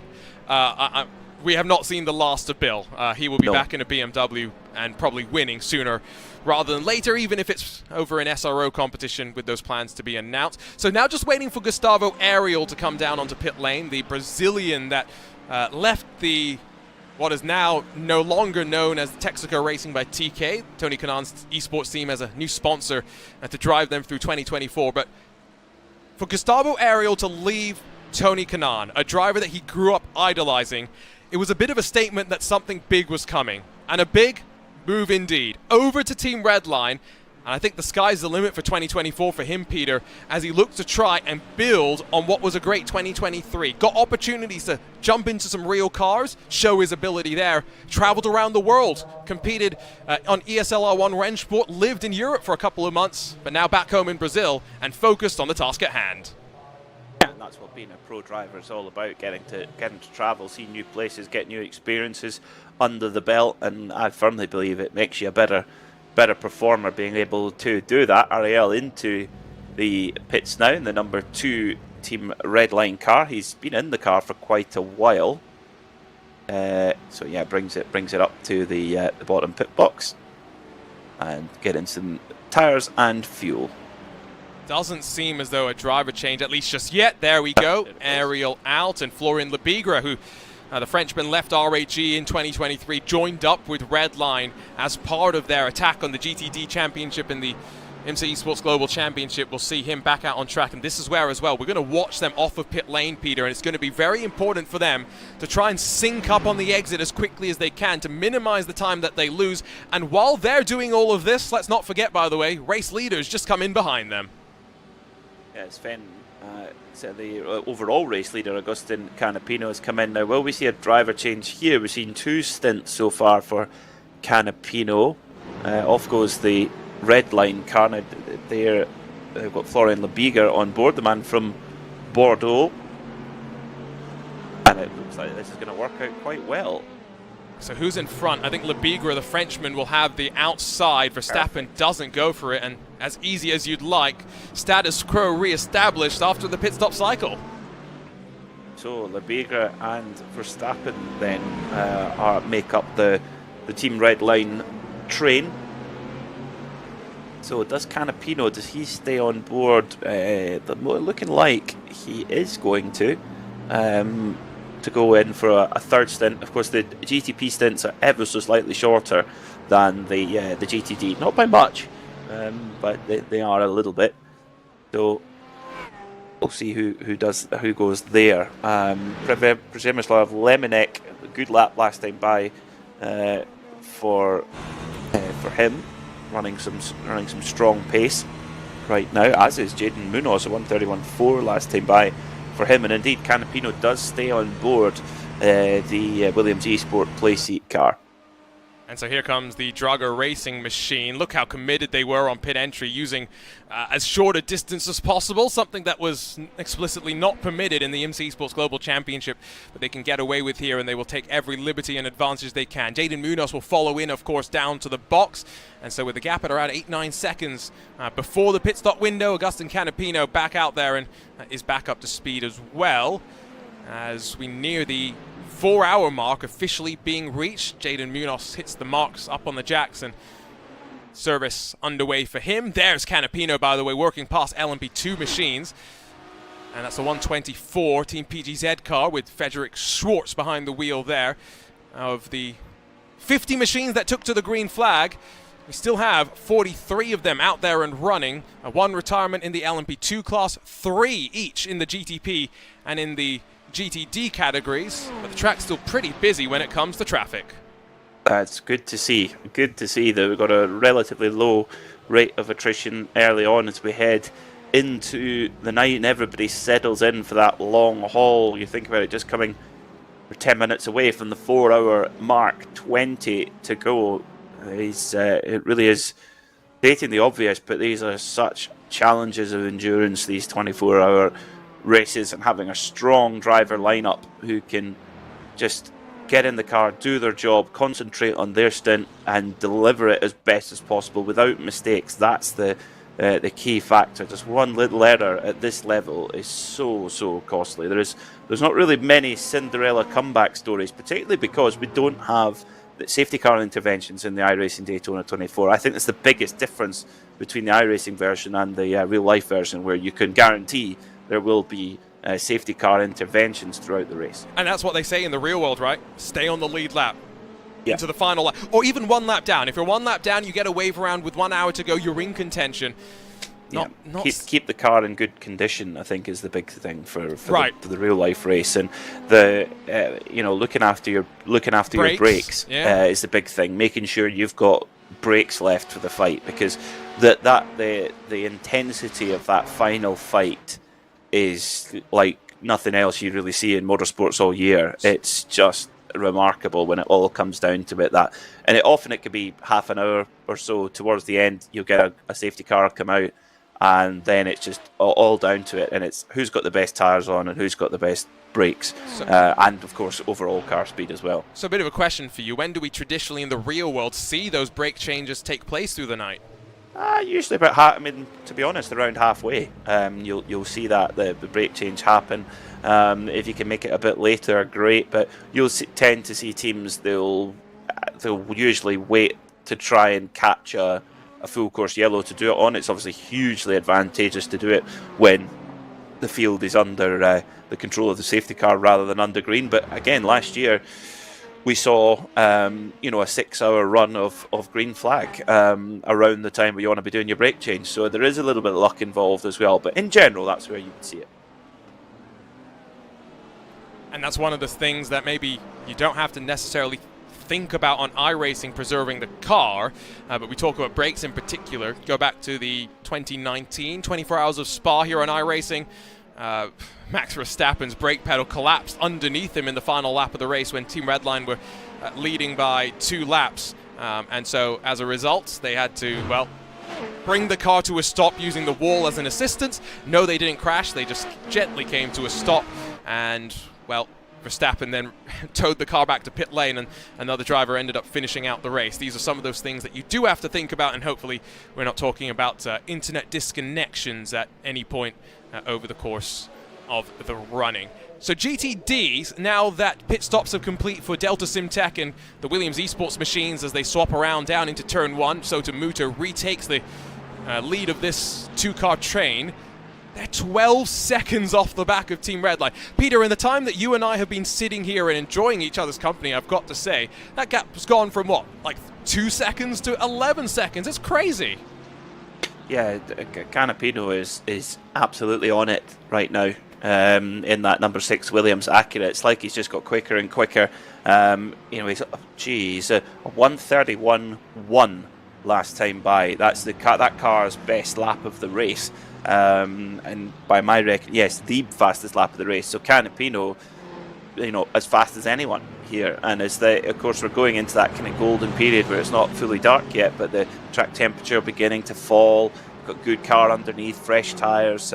He's done that on pretty much a full load of fuel too. So Canapino, he was a second quicker than Lemonec last time by, and 0.3 quicker than Munoz in third. And of course, as we focus on the battle between Delta SimTech and Grid and Go-Kart and the Williams Esports BenQ entry in towards the chicane, they don't have traffic, but just watching the lines, no one really finding too many issues with the off-track incidents. Now, they've replaced the grass through the bus stop with a whole bunch of tarmac in the real world. It's made it a bit more boring. It's also, I think, meant that, Peter, in the real world this year moving forward, track limits through the bus stop are going to be a very interesting talking point and something that we're very used to talking about in the virtual world.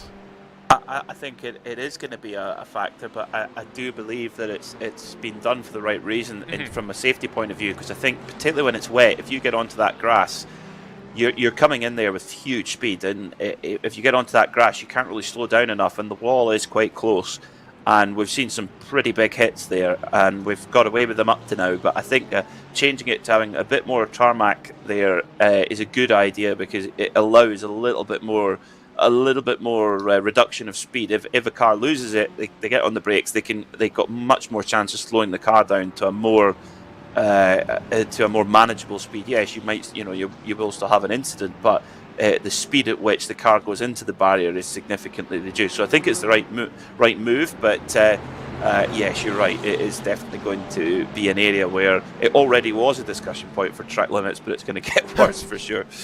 And hopefully we still get some dramatic finishes out of there as well. Just think of some of the history that we've had.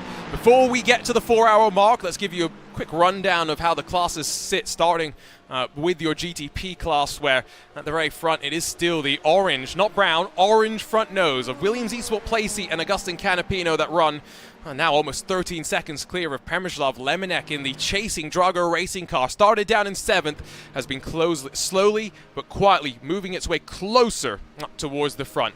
Williams currently, as they try and defend their win from 2023, have a double podium. Jaden Munoz in the second of their cars, the Fanatec black front end entry, sits in third, while BMW M Team Redline Diogo Pinto, a 2022 Porsche Esports Super Cup champion, currently sits in 4th position. Then you find the first of the Porsches, and it's 3 Porsches behind. Oscar Pai in the 92 for VRS Coanda, the 98 for the Apex Racing team. Johan Hart and Peter Berryman have been switching back and forth in that entry. And then the number 8, Zach Campbell, Josh Rogers, and Elvis Rankin, slowly but steadily staying out of trouble, and I think hoping to see the morning with a bit more favor on their side. Rest of the top 10, it's Team Redline's second car that had a spin on the opening lap, BMW M Team BS Competition, I should say, and then Race Clutch and Peter Zuber. That's how they run in that GTP class. Still waiting for LMP2 to finish off their pit cycle. Last stragglers yet to come down to the lane. So before we give you the update there, quick check-in with GTD, where Apex Racing lead, albeit not 1 and 2, as the picture on your screen might indicate. The 198 missing the front end, also missing 8 laps to its counterpart that sits in behind. But the Stormforce Apex Racing machine, powered by Luke McEwen right now, does indeed lead by about 10 seconds over the red line pair. Florian Lebiger being pushed forward by multiple-time Formula 1 world champion Max Verstappen. Then the rest of those chasing down, Williams Esports BenQ, Delta Simtech by Grid and Go, and then Falcon, Simufy, Virtual Coach, Grid and Go all still scored on the leading lap before we close the books on this GTD class. The LMP2 class, as I mentioned, is going through its pit stop cycle right now. We're still waiting for Race Clutch, the Apex Racing team, and Race Clutch still to come down pit lane. But WSR Esports Butt Kicker have led from the drop of the green flag so far on strategy. The margin behind, though, to the MAG Performance car, the number 120, that has also made it stop, is only 3 seconds and closing 4 hours into this race. All 3 classes still could go in any direction. And so, with that said, Peter, I'm going to throw you on the spot. It's time to try and guess some winners. You don't have to guess all the classes, but I'll let you pick which class you want to pick. I am going to go with Team Redline in GTD. Okay, which Redline car? I knew you were going to say that. Yes. I'm going to go for the number 2. And then in GTP, I tell you what, I think a great story. Drago are going to win there. I think that'll be great to see. Wouldn't be shocked. Do you think that means that the Williams Esports team out front is going to slightly slow down, or do you just think it's because the speed that the 69 machine clearly has? I think they're both showing very strong speed right now, and yeah, it's going to come down to execution. 12 seconds is a very small gap with 20 hours to go. Either of them could come to the fore, and of course don't write off the number 5 Williams Esports car too. But yeah, I think Drago are gonna pull off. They're gonna pull off the Cinderella story and book their ticket into the Esports Global Championship. I noticed you went GTP and GTD. Do you not feel so confident about an LMP2 winner right now? Impossible to call. Impossible. You've got what, 5 cars all still within 10 seconds at the front of that class? So yeah, impossible, right? Definitely. Okay, I'll give you an over/under then. You and I will be back with about 4 hours to go on commentary. We've got 43 running. How many will still be running when we're back? 35. You're quite optimistic today, aren't you? Yes, I'm an optimistic person. Glass half full. What's the glass going to be full of now that you step out of the commentary booth? Well, I'm not going to say any specific brand, but okay. I think I may nip down to the local tavern and have a couple of refreshments before coming back for dinner. I mean, I don't blame you. It's what I'm probably going to go and do as well as I get ready for my next stint on the commentary. It's time for us, though, to say goodbye. Peter Mackay, Arjuna Kankipati, 4 hours into the 2024 iRacing Daytona 24, powered by VCO. We'll hand it over to Lewis McLeod as well as Cam Roger. Cheers, Arjuna, and cheers to Peter as well, as we will take you into the setting sun and into the night as well. Got 4 hours of me, got a couple of hours of Cameron Roger, and it should be a bit of a somewhat fun one. Of course, Ika Mericala bringing us the broadcast for the next 8 hours. Poor guy. Cam, this is going to be fun, though. It's been an interesting start to the race. 4 hours down and still plenty left to go. Yes, plenty indeed. 20 hours, and yes, that's about, 1/6 of the race that we're through already. But of course, this is the main time where the teams now need to just finalise how they're going to go into the night. The sun is almost set, and soon the floodlights will be taking over the sunlight, and we'll be just looking at headlights for most of the night. And as we've been mentioning, it is of course one of the longest nights, if not the longest night in endurance racing, with us racing in January compared to most of these endurances being in June. Yeah, exactly. Normally you won't see, most of these 24-hour races, you don't typically see the sun setting until 7-8 hours into the race, 6 hours into the race, whereas here it's 4 hours into the race and we're basically already there. Did hear a little bit of questionable, I'm going to say questionable optimism from Peter Mackay. Arjuna asked the question of when they're back on, because Arjuna's back on in 10 hours' time, but Peter's back on in 16 hours' time for basically the penultimate stint of the race before we get into that final real portion. And Arjuna asked how many cars will still be in the race at that point. And Peter said 35. We've got 43 at the moment. He said 35. We started with 50. And Arjuna classified that as optimistic. I don't think that is optimistic. I think that's a little bit pessimistic, if I'm perfectly honest. I'd say 40. It really depends how the night stints go. We always know if you go to sleep and you wake up in the morning, there's going to be a few cars gone. And most of the DNFs that we've seen were very early in the race, or they were caused by what's happening very early in the race when the cars are so close together. Once everyone spreads out a bit, as we know, there's no safety car or anything to bunch them back up. So it's really just coming down to driving mistakes. And with what we were mentioning earlier, the strength of field in this event today is unbelievably high. I think there's going to be very minimal mistakes. And therefore, I agree, we might even notch 40 by the time we get to sunrise. We'll have to wait and see. I think we'll still have quite a few races. Like you say, you're absolutely right. We've had 7 retirements from this race. We've got 44 running. 4 of those were basically on lap 1, right? It was 3 of them, but basically 4 of them were on lap 1. Of those 6 retirements, sorry.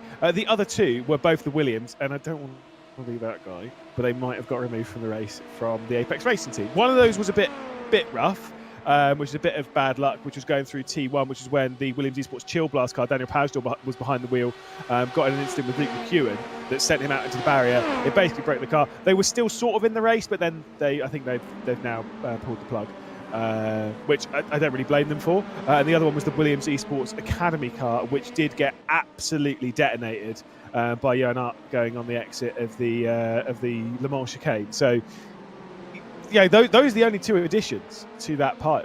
Outside of that, it's the cars that have retire on lap 1. That's why I think 35 is a bit pessimistic. So, have that. Oh, I agree. The optimist.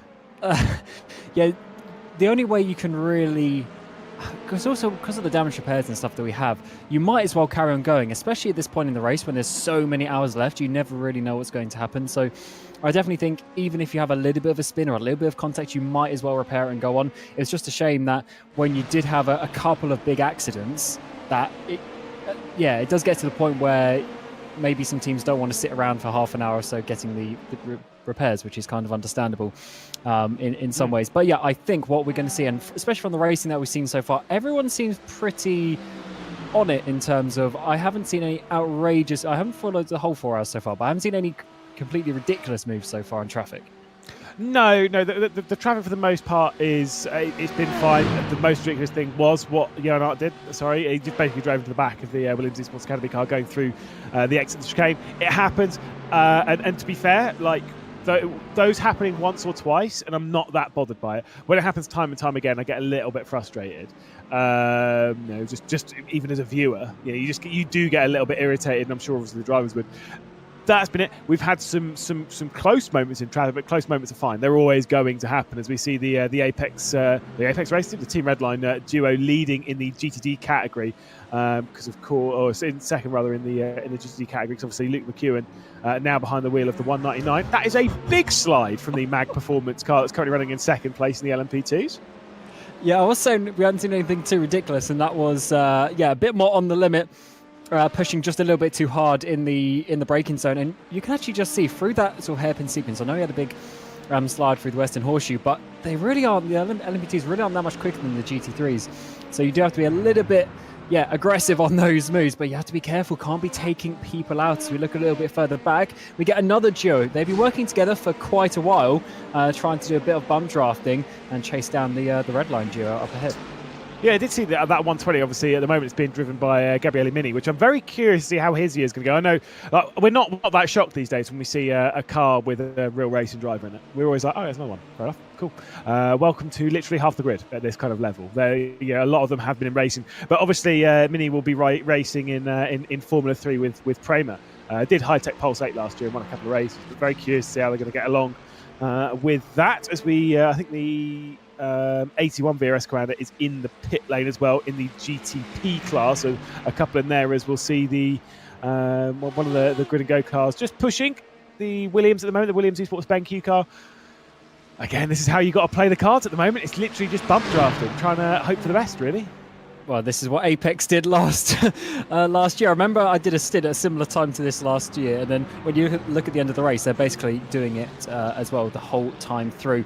It is possible, but I'm not going to lie, Lewis. If I was the second driver in any of these pairs that are doing these bump drafting, you're literally looking at the back of the car that is filling the whole screen. It's a little bit almost claustrophobic, and you can very easily miss a braking point. So you have to practice this, but also have the concentration to keep it going. And I'm not gonna lie, I wouldn't want to do this for 20 plus hours, but then again, if it has to be done, it has to be done. You've got to know when and how to bump draft. The whole thing of like bump drafting will gain you a lot of time, but bump drafting well will gain you an extra half a second on top of that, right? And that's the whole thing. That's why the Apex Racing team were pulling away so much earlier on in the race. Once they'd pitted early to give themselves a little bit of track position, and then they were bump drafting. They were pulling themselves clear, and they were playing a very solid game with it. But unfortunately, maybe took a little bit too much risk. Alex Dunn got into the rear of the 198. And caused a bit of an incident on the exit of the Le Mans chicane. Thankfully for them, the Stormforce ART car was able to maintain position. I know Arjuna's been through this fairly recently, but that car was able to hold position and stay on the road without losing too much except just time. And now they're getting some assistance from Alejandro Sanchez. There is those that we were talking about. Alejandro Sanchez ahead in this grouping with damage still on the front end. Yes, they made some contact with an LMP2 not too long ago, and they obviously haven't fixed that, at least not coming in out of sequence to fix it. At least they probably will do at the next pit stop, but also just putting themselves in position to help the car, because obviously the one in the normal Apex livery, that is obviously laps down, the one had the issues, and it's the 199 in the Stormforce ART livery that is the race leader. So just a bit of teammate help there to pull them along, but certainly seems like the front bumper on that isn't losing them too much time, because the 199 stay behind. Well, yeah, and they're the whole thing with this is that they've basically got they'd set a 43.9 on the previous lap, which is about half a second faster than the Redline duo behind in second and third. To be fair, this kind of scenario is not actually that bad. Obviously, you've had a bullet removed, which from the gun, which is not ideal. But let's say, for example, Alejandro Sanchez with that damage right now, they can be like, right, for 5 minutes, let's 2 or 3 laps.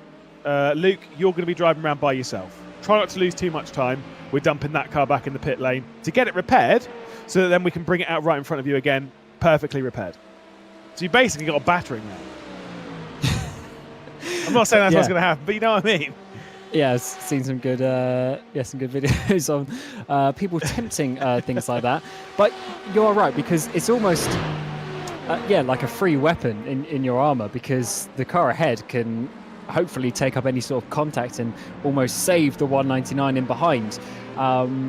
And is always being the car ahead that's a little bit more dangerous, as we saw them in this formation earlier, and it was the 199 that clipped and spun the sister car ahead. So it's definitely probably safer being that car in behind, which I think is why they're still trying to continue this. But that's a little bit awkward with the traffic. They might have to swap over, but no, they decide to keep in formation as you'd expect.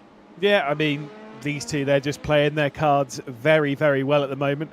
We know how good they are when it comes to this whole bump drafting game. We've seen it time and time again from the Apex Racing team, whether it's been here, whether it's been in the IMSA esports side of things, be it this season or the previous. They just know exactly what they're doing with bump drafting, especially around here, and that's why they're so good at it. There's a look at the Team Redline car in the GTP category. Of course, Team Redline well versed with their cars out on the grid. They've got plenty. It's Diogo Pinto behind the wheel, finds themselves in 4th position in the GTP category. Little bit behind Jen Munoz at the moment in that Williams Esports Fantech car that we're looking at now. No questions as to what the colour is in the front of that car. It's absolutely fine. We're not getting into it, don't worry. But I think the issue for them is they're looking at it being like, we're 18 seconds behind the race leaders. Yeah, absolutely. And Pinto has been closing down. The gap was a little bit bigger than this. He's now well within the draft range as you come around NASCAR 3 and 4. This might be one of the easier overtakes for Redline. They got so much more speed there coming on to the start-finish straight. And it looks like that Redline car is going to be jumping up into third position. I don't think the Williams car is going to be defending that too much down the inside, but they might do. No, Williams comes down. And, actually, no, Pinto, I should say, comes down to the inside line. But Williams on the outside try to hold it with Munoz. Wow. He's trying to risk it for third place. Fantastic move straight back around the outside from Munoz. That was brilliant work, and Diogo Pinto's now going to try and send one into the International Horseshoe to the outside. We'll have to bring it back in, but no way to make a move on that Acura just yet. They say losing more time to our race leader. The last lap time for this grouping for Munoz, it was a 32.8. For our race leader, it was a 31.3. Now, yes, traffic will play its part in that, do not get me wrong, but 1.5 seconds Agustin Canapino is pulling clear. Between all that, you've got Shamek Lemanek, who's just set a 32.1. So basically what I'm saying is the Drago Racing car is pulling away from these two, and the Williams Esports car, playseat car, the one with the Canapino behind the wheel, is pulling away from Lemanek. It's not great. Yeah, it's not. And I definitely think that's probably why Redline want to try and get through here. But coming through the Le Mans chicane this time around, no way near as close. So maybe it was just a little bit of a bad run because they did get sort of stuck behind the two Apex cars. Of course, Luke McEwen at the wheel of the 199 last time around through that chicane, so maybe just lost that momentum. And it's a huge run, a couple of kilometres all the way back down to turn number 1. And yeah, this time around, Pinto not close enough to make the move. So hopefully there is still some speed in that Jader Munoz car if he wants to try and pull away. The issue is you meet some traffic like this, you just lose those couple of tenths of a second. It gets a little bit awkward, and then the red line car is coming in at full speed behind. Yeah, indeed. As we'll see these filter through, I've got a question for you. And if you've checked that, Cam, then fair enough. If you haven't, don't yet, because I know I did just see it pop up, and I did kind of know this, but do you want to know what the estimated strength of field is? In fact, have a guess what you think the estimated strength of field is of the GTD class specifically. I would assume it's got to be like in the high 8s. Now that's what you would assume. Yeah, you would, wouldn't you? What if I said it was higher than that? Then that's just ridiculous. The estimated strength of field of GTD is 9.8. 0.8? Not even 0.1, 0.2? No. Crikey. It's because that is mad. When I went through the entry list earlier on, I've not updated all the iRating on my little entry list. But when I was going through it earlier on, I got through 6 cars and I'd already come across 9 10k iRated drivers. It's tough out there. It sure is. That is something. But that just shows you the level that we've got now, and it's great to see so much. I don't know how to put this in the nice way, because obviously the grids in the previous years were also good, but I think the grid this year is even more stacked with the likes of Coanda coming back into it. Redline have a bajillion cars as well. Apex have a bajillion cars. Like, there's so many of the top level drivers coming here to this event, and I mean, you can see why it's the best event of the year, but it's pretty crazy how it just keeps on drawing in those top drivers to come and race against each other. Yeah, exactly. I know like iRating inflation is a thing. Fair enough, as we see Sam Ward here on our screen for the Team PGZ car. One team that's got 3 cars out on the grid, just getting past the 299 Apex Racing Team car. When you have a grid like this, though, and I know again iRating inflation rather, and I get that it is a thing. There is more iRating out there again with it being a zero-sum formula. Fair enough.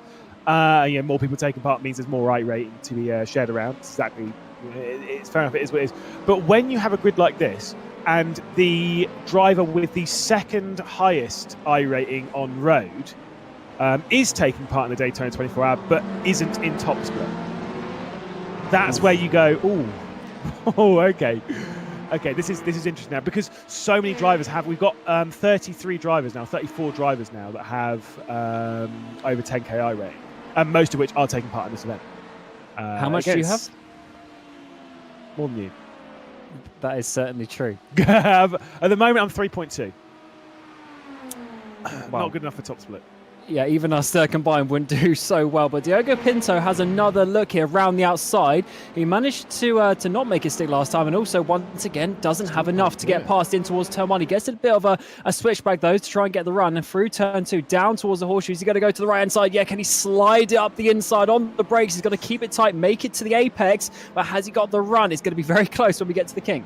Yeah, they head their way up towards the dogleg. It's the inside line for Munoz. And again, once more, Diogo Pinto unable to get through at this time, trying to hang it out, going around the dogleg, leaves it with the inside line going into the West Horseshoe. This could be a big move for Redline.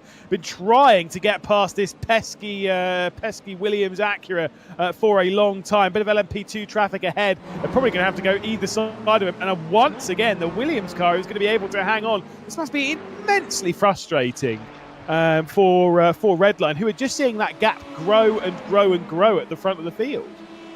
Absolutely, but this might be the chance, although the Le Mans chicane is not where you want to be making the overtakes. They go completely side by side in towards the braking zone. Williams on the inside, though, have to back out to that one. Pinto finally makes the move on the brakes and gets up in towards third place, but Williams just going to come back down the start-finish straight. Let's see what that top speed difference is going to be coming out of NASCAR 4. Yeah, the expectation is that the Acura shouldn't be as fast in a straight line. It's normally it's a bit higher downforce, but from what we've been seeing there, it's clearly got the power to deal with the BMW. But you can see there, even with the slipstream, maybe with a slight bit of lifting as well. You know, you never really know. Daytona Munoz is going to remain behind Diogo Pinto, but this time we might well see. Yeah, this is where we need to start taking a look at those lap times, keeping our eye on it again, as much as there was the overtake on it, fair enough. 32.187 on the previous lap time, plays a 31.490. Yet another 6 or 7 tenths taken out as Agustin Canapino races off into the distance, into the sunset, and really puts Williams into the pound seat. Like I say, it was a questionable run for them last year, but this year they're looking to put that one to bed. And do you know what? I'm quite happy to see it, because they're getting out there, they're motoring, and they are looking rapid around here. Yeah, they certainly are, and also in the GTDs a bit earlier as well. Obviously, they had a couple of issues, which is unfortunate, but they were looking very fast, so they certainly came prepared, and they were ready. There were 1-2 in both the GTPs and GTDs in the opening few laps of the race, so they really, really do have the pace, and you can't take that away from them for sure. Of course, they have just been taken off the podium by Redline at this moment in the race, but things will swap around depending on when certain drivers are in the car and how that is working out, and they're just losing some extra time from the Falcon Mercedes as well. So not the couple of laps that Williams would have wanted. Yeah, I mean, the important bit there is that you've seen the gap where Diogo Pinto has been behind Ed Munoz for ages. Now has got through and has pulled a 2-second gap basically on that car behind, whilst also setting a 1 minute 31.4. You ever wanted to know how much time Diogo Pinto's lost? Well, all of the 6 or 7 tenths here and there that they've lost each lap to our race leader, yeah, that much time, which does mean that Daytona Munoz has done a great job delaying the advances of Team Redline, because it's his teammate at the end of the day that's leading this race. Yeah, that's a perfect situation why you'd want to have a couple of cards in each category as well, because even though I'm sure they would want him to be up, bump drafting with the number 6, but at least take some seconds away from that Redline car. And yeah, that was only less than 2 tenths off the fastest lap of the race in that number 20 car. So really rapid, and now starting to show that the pace that they potentially do have. But unfortunately, they now need to get another 6 seconds just to the Drago car, then another 16 up towards Williams. So it's going to be a bit of a slog over the next couple of hours. But with that speed, being 4 tenths, half a second lap faster than Canapino, maybe that will turn around a bit quicker than we expect. Taking a bit of a look a bit further down in the middle category, the LMP2s. Of course, we're seeing WSR Esports butt kicker here. You do have the Apex Racing Team and the 114 PGZ car at the moment that's ahead. A bit of grid and go getting in the way, just a touch of the 123, and just struggling to get through on that lap traffic, and dropping back just a little bit. It's about half a second now up towards the 299, the Apex Racing Team car, and they've got a bit of a gap up to Sam Ward, who's desperately trying to catch the Race Clutch white car. They aren't really closing in. The gap's kind of holding around that 4-second mark at the moment, up to the 16. Yes, it's Yeah, sometimes you just find yourself in this weird state where you just can't catch down a certain driver, even though you're trying your best through the traffic. It's just, yeah, it doesn't always come.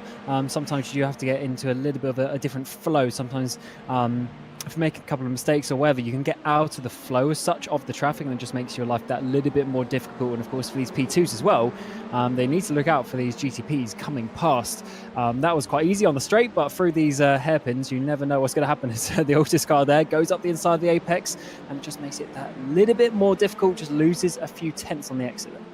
I think Altus will be a little bit disappointed with how today's gone. They had a great day yesterday with Eduardo Leo in the IMSA iRacing Series race that we were broadcasting on Racebot TV on Friday night prime time. Ended up finishing in second position.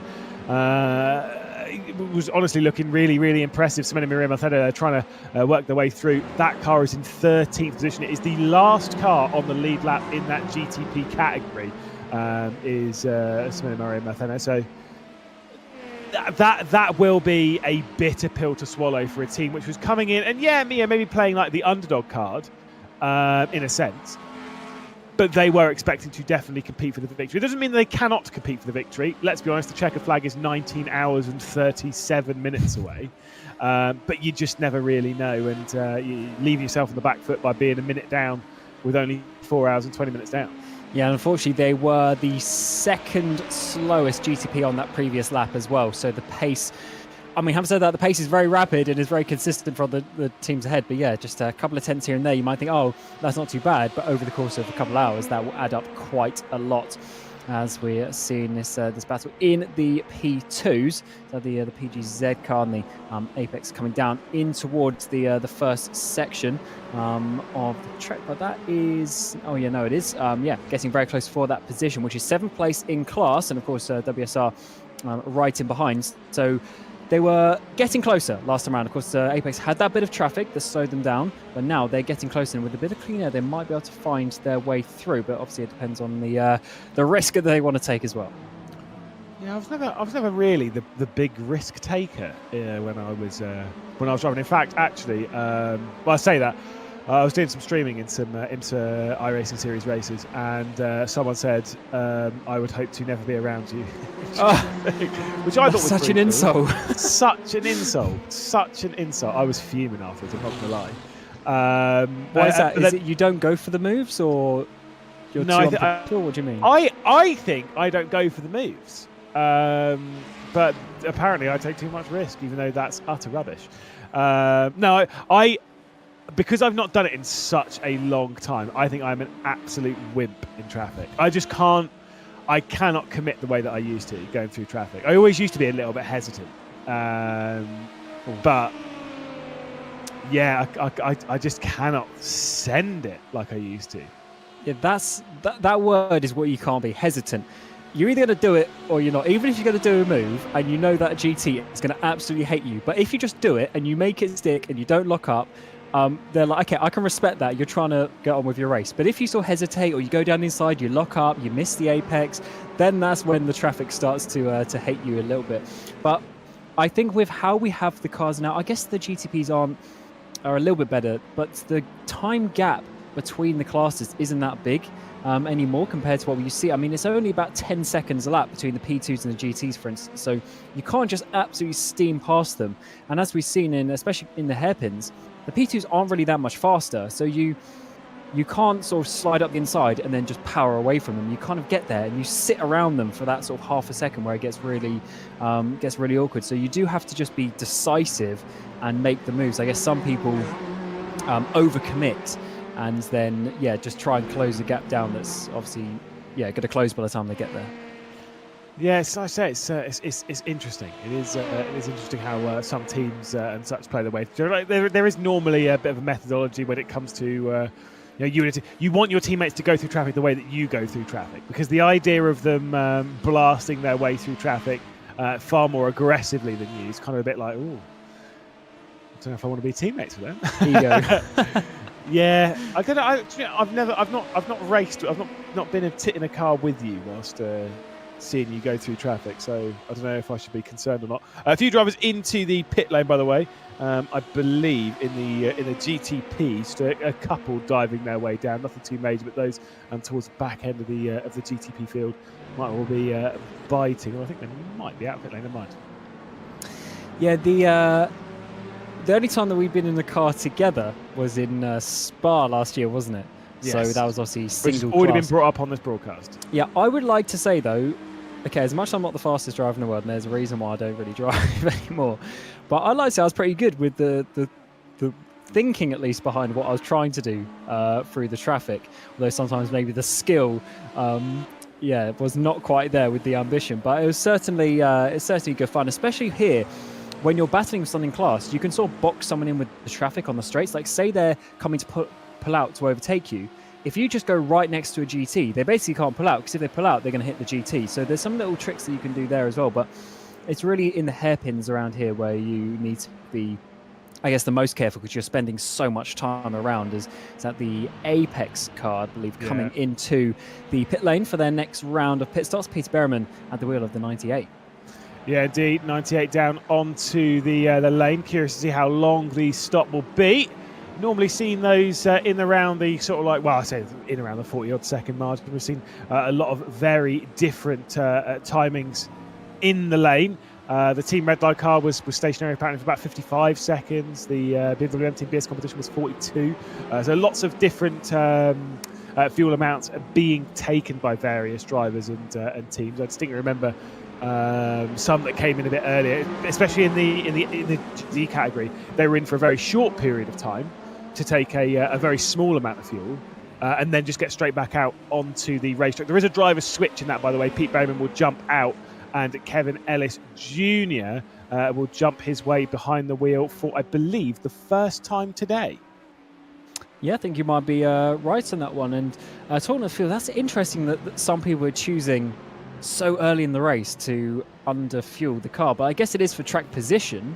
But at the same time, you never know what's going to happen later on in the race. So you do really just want to try and get further and further and do shorter stints in the last couple of hours. But I guess, if you can avoid being stuck around someone or getting in these bump draft trains with people that you're not teammates with and stuff, maybe that is the one to do. But all the teams that have worked out what is going to be the best strategy for them. And especially as it's so easy, because you can underfuel not by too much, even just by 3 or 4 seconds, and that's enough to pull you away from the car. Yeah, total time in pit lane there for the Apex Legend was 1 minute and 2 seconds, which is how long they were stationary for, but we'll get that information to you as soon as possible. As we can see the Porsche Commander, the number 81 of Michael Romanidis, driving around 17th position on the road. Not been a great race for Romanidis, who is effectively the leader in that car. Yeah, I guess sometimes the race doesn't... Effectively, by the way. Yeah, sometimes the race doesn't quite go how you wanted. Last lap pace is not too bad at 32.3. So definitely some pace in that car. But it's very difficult to have a race without any issues at all, or any slight little problem. And with the amount of variation that comes in with all the cars going out on track, it's definitely one that is a little bit more difficult. But of course, the sister cars are all the way up there inside the top 6. So definitely not the one that car would have wanted. Yeah, but this team were expecting to come in this race and challenge for a top spot. All of them were only looking to battle for the front. I mean, we've said before, we pulled up the stat on Mitch de Jong and laps led around here. Unfortunately, this race does look like it might take might take a bit of a hit to the percentage of laps led for Mitch de Jong, which again, I brought it up earlier. I'll bring it up once more. It was about 85%. Of the laps that Mitchell de Jong has done in the iRacing Daytona 24 Hours from 2015 onwards has been it's 85% of the laps he's done has been in the lead of the race, which is crazy. And if you ignore 2022, then it's 96. That is, I mean, that's firstly that is good for him. Also, that's good for his teammates. Because that means that he's almost, every time he's got back into the car, they're still in the race lead. So that is crazy. But yeah, obviously back in the day, it has been a couple of years since we've really seen the domination from that. But a couple of years ago, obviously, it was just Coanda, and I guess Redline as well, just winning every single one of these special events. But things have changed around in the last couple of years. As we're seeing, a couple of the driver swaps come in. There's Charlie Collins out in the 92 machine, as that was the sister cars that we were talking about, and Elvis Rankin in the number 8. Yeah, I say Elvis Rankin, big boy band, jumping in behind the wheel of that. He's had a couple of changes before he's moved over into that squad. Will also say, speaking of cars in the pit lane, the race leader in the GTD category has been on pit lane. The Stillforce ART driver Luke McEwen been down onto the lane. Of course, we commentated on winning the British Formula 4 Esports Championship by a whopping nil points. No points. It was a crazy season. As we can see, Kevin Ellis Jr. now coming out to form a delicious sandwich with some VRS Coanda bread. Yes, because it's not a Coanda sandwich. The ingredients. Yes, it's an Apex sandwich. Yes, that is very true. Making sure we get that correct at the start of 2024. Going to better things this year, we hope. But of course, Rankin, of course, was part of Apex. It's always good when you see ex-teammates battling each other, although he's about a second behind it as it stands. But that is always a good thing. I love when drivers swap teams and they have to battle them. It's always a little bit of an awkward one, but at the end of the day, you're contracted for your new team, so you need to see what you're going to do. And is there going to be a battle down in towards turn number 1? Of course, Kevin Ellis Jr. just recently getting in that car, needs to get warmed up as he goes for this overtake. Yeah, going to try and work past immediately, as we'll have our race leaders down onto the lane now in the GTP category. You've got Sam Coiter there leaving the pit lane. That is for position. The driver that we saw on the inside, that was the Team Redline number 21 car that will be leaving pit lane in the background to try and rejoin this fight. Elvis Rankin getting that car fired up as best as he can. Bit of navigation of some lap traffic there. And like you say, it's going to be an intense fight here between Kevin Ellis Jr. and Charlie Collins. But of course, Elvis Rankin sat off the rear end looking for an opportunity to throw himself back into the fight. Only about 7 seconds behind them on the race circuit. Yes, I know they've not stopped compared with them. But you do have that Drago racing car. Shemek Laminac behind the wheel might well be able to catch up to them and assert some dominance, though 7 seconds. That ain't closing down on this group. Yeah, that's... No, that's a lot of time as well, to be honest, just on the track. And we are looking at them coming in, I would assume, this lap, with looking at the lap counts as well. As we've seen, so Williams just exiting the pit lane there from P3. So definitely pit stop time for these drivers. What are we, 4.5 hours into the race? So yeah, they're going to be... Actually, I'm not going to do the quick maths on that with how it's going to work out pistol-wise towards the end. But obviously, with it being way under an hour for the top class now, a load more pit stops over the course of the race and a load more things you can do on the strategy. But yeah, it looks like the top 2 will be pitting this lap. You know to never, ever go near any maths in when it comes to racing. It's not worth it for us. It's just not worth it for us. It's always going to cause drama. You had the JME Sports car, by the way. That was the one that was on the pit exit line. Like you can see, Max Verstappen here trying to assist his teammates Florian Lebigra, who again joined the Team Redline squad. As you can see, even still has RHG branding. Obviously left RHG when the whole RHG side of things stepped back a bit from the iRacing side and joined Team Redline right towards the end of last year. It was for the Industry Esports Championship. Jumped over into the black and red, dark blue and red, however you want to put it. It changes to how aggressive they were. But sometimes it is black and red. I don't like it as black and red. I think it is dark blue, like really dark blue. But I've said before, I really like it. I much prefer it as a dark blue and red rather than black and red. It just didn't look as striking. I don't know what it is. There's something. It just looks. This just looks much better. There's too many black and red liveries out there. which is a completely other topic. But yeah, it is blue. When you get a little bit closer like that, it definitely is the dark blue, which is good to see, as they are now 1 and 2 in the category for now, with the 2 leading the 4. And of course, Verstappen there just bomb drafting his teammate along the way, as they have been doing for a long time now. It's going to be a long night of looking at the rear bumper of each other, and hopefully they can stay together. It worked out for Apex last year in this very category. But certainly, yeah, some different strategies going around for some of the other teams. As, of course, the Batus continue on a little bit further back as well. Yeah, there you go. Max Verstappen can be a teammate. Who'd have thought it? Obviously, it's a very different kettle of fish in this count. Speaking of black and red liveries, by the way, here is the Movano Corsa GTP car. That is right behind a different black and red car of Race Clutch. So at least there's that. We were having a conversation earlier, though, is that the Race Clutch black and red I can handle. The black and red of the Movano Corsa, which is more of a charcoal grey and red, fair enough, because they've got a red line over the top of the car. Do you remember when we did the OBS World broadcast at Zandvoort? Yes. And there was also a Movano car in that. And genuinely, for a brief second, I thought, oh, red line's in this race. No, they're not. Yeah, I mean, that looks very similar. What helps is that they've got the different chassis of cars, obviously this being the Acura, but still, it's not the easiest. But also, Drago as well. They're black and red, aren't they? So, it's pink. Drago's black and pink. But it's all close enough. Yeah, if you were to look at it from afar, yeah, it would be a little bit more difficult, as there's Sebastian Job, who's got into that car for the number 20 machine. So Pinto has stepped out of that at the recent pit stop a couple laps ago. Obviously, Sebi Job moving over to Team Redline as part of the whole Red Bull deal. Obviously, we know him as a Red Bull driver, and with that, he's worked from the G2 side of things. Has been a part of the acquisition over into Team Redline, which Redline have hoovered up quite a few drivers. I said before, when it comes to the acquisition of that whole side of things for Redline, picking up basically the entirety of the Red Bull esports camp.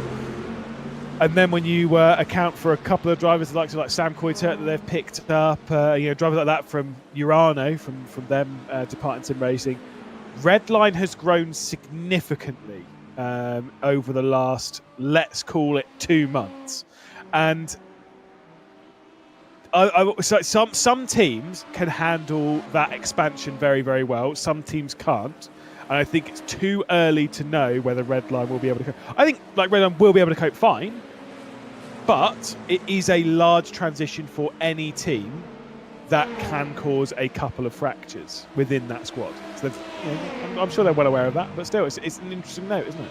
It's a scary note, actually, because obviously Redline, one of the most decorated teams ever in history of sim racing and esports, and now they've just gained a whole load of top-level drivers. I think they're going to be looking at the top of every single competition this year, more so, of course, than they already were. So that's definitely a scary thought. But then I guess it is what happens when you get a couple of teams either, fold or be acquired, etc., and you get this whole group of people together. There's so much knowledge, so much experience there that they can just be so clinical. When they come to these races, I definitely think it's going to be a very, very interesting year of how things are working out. Max Verstappen's dive down onto pit lane. So from second place in the GTD category, we have a car into the lane.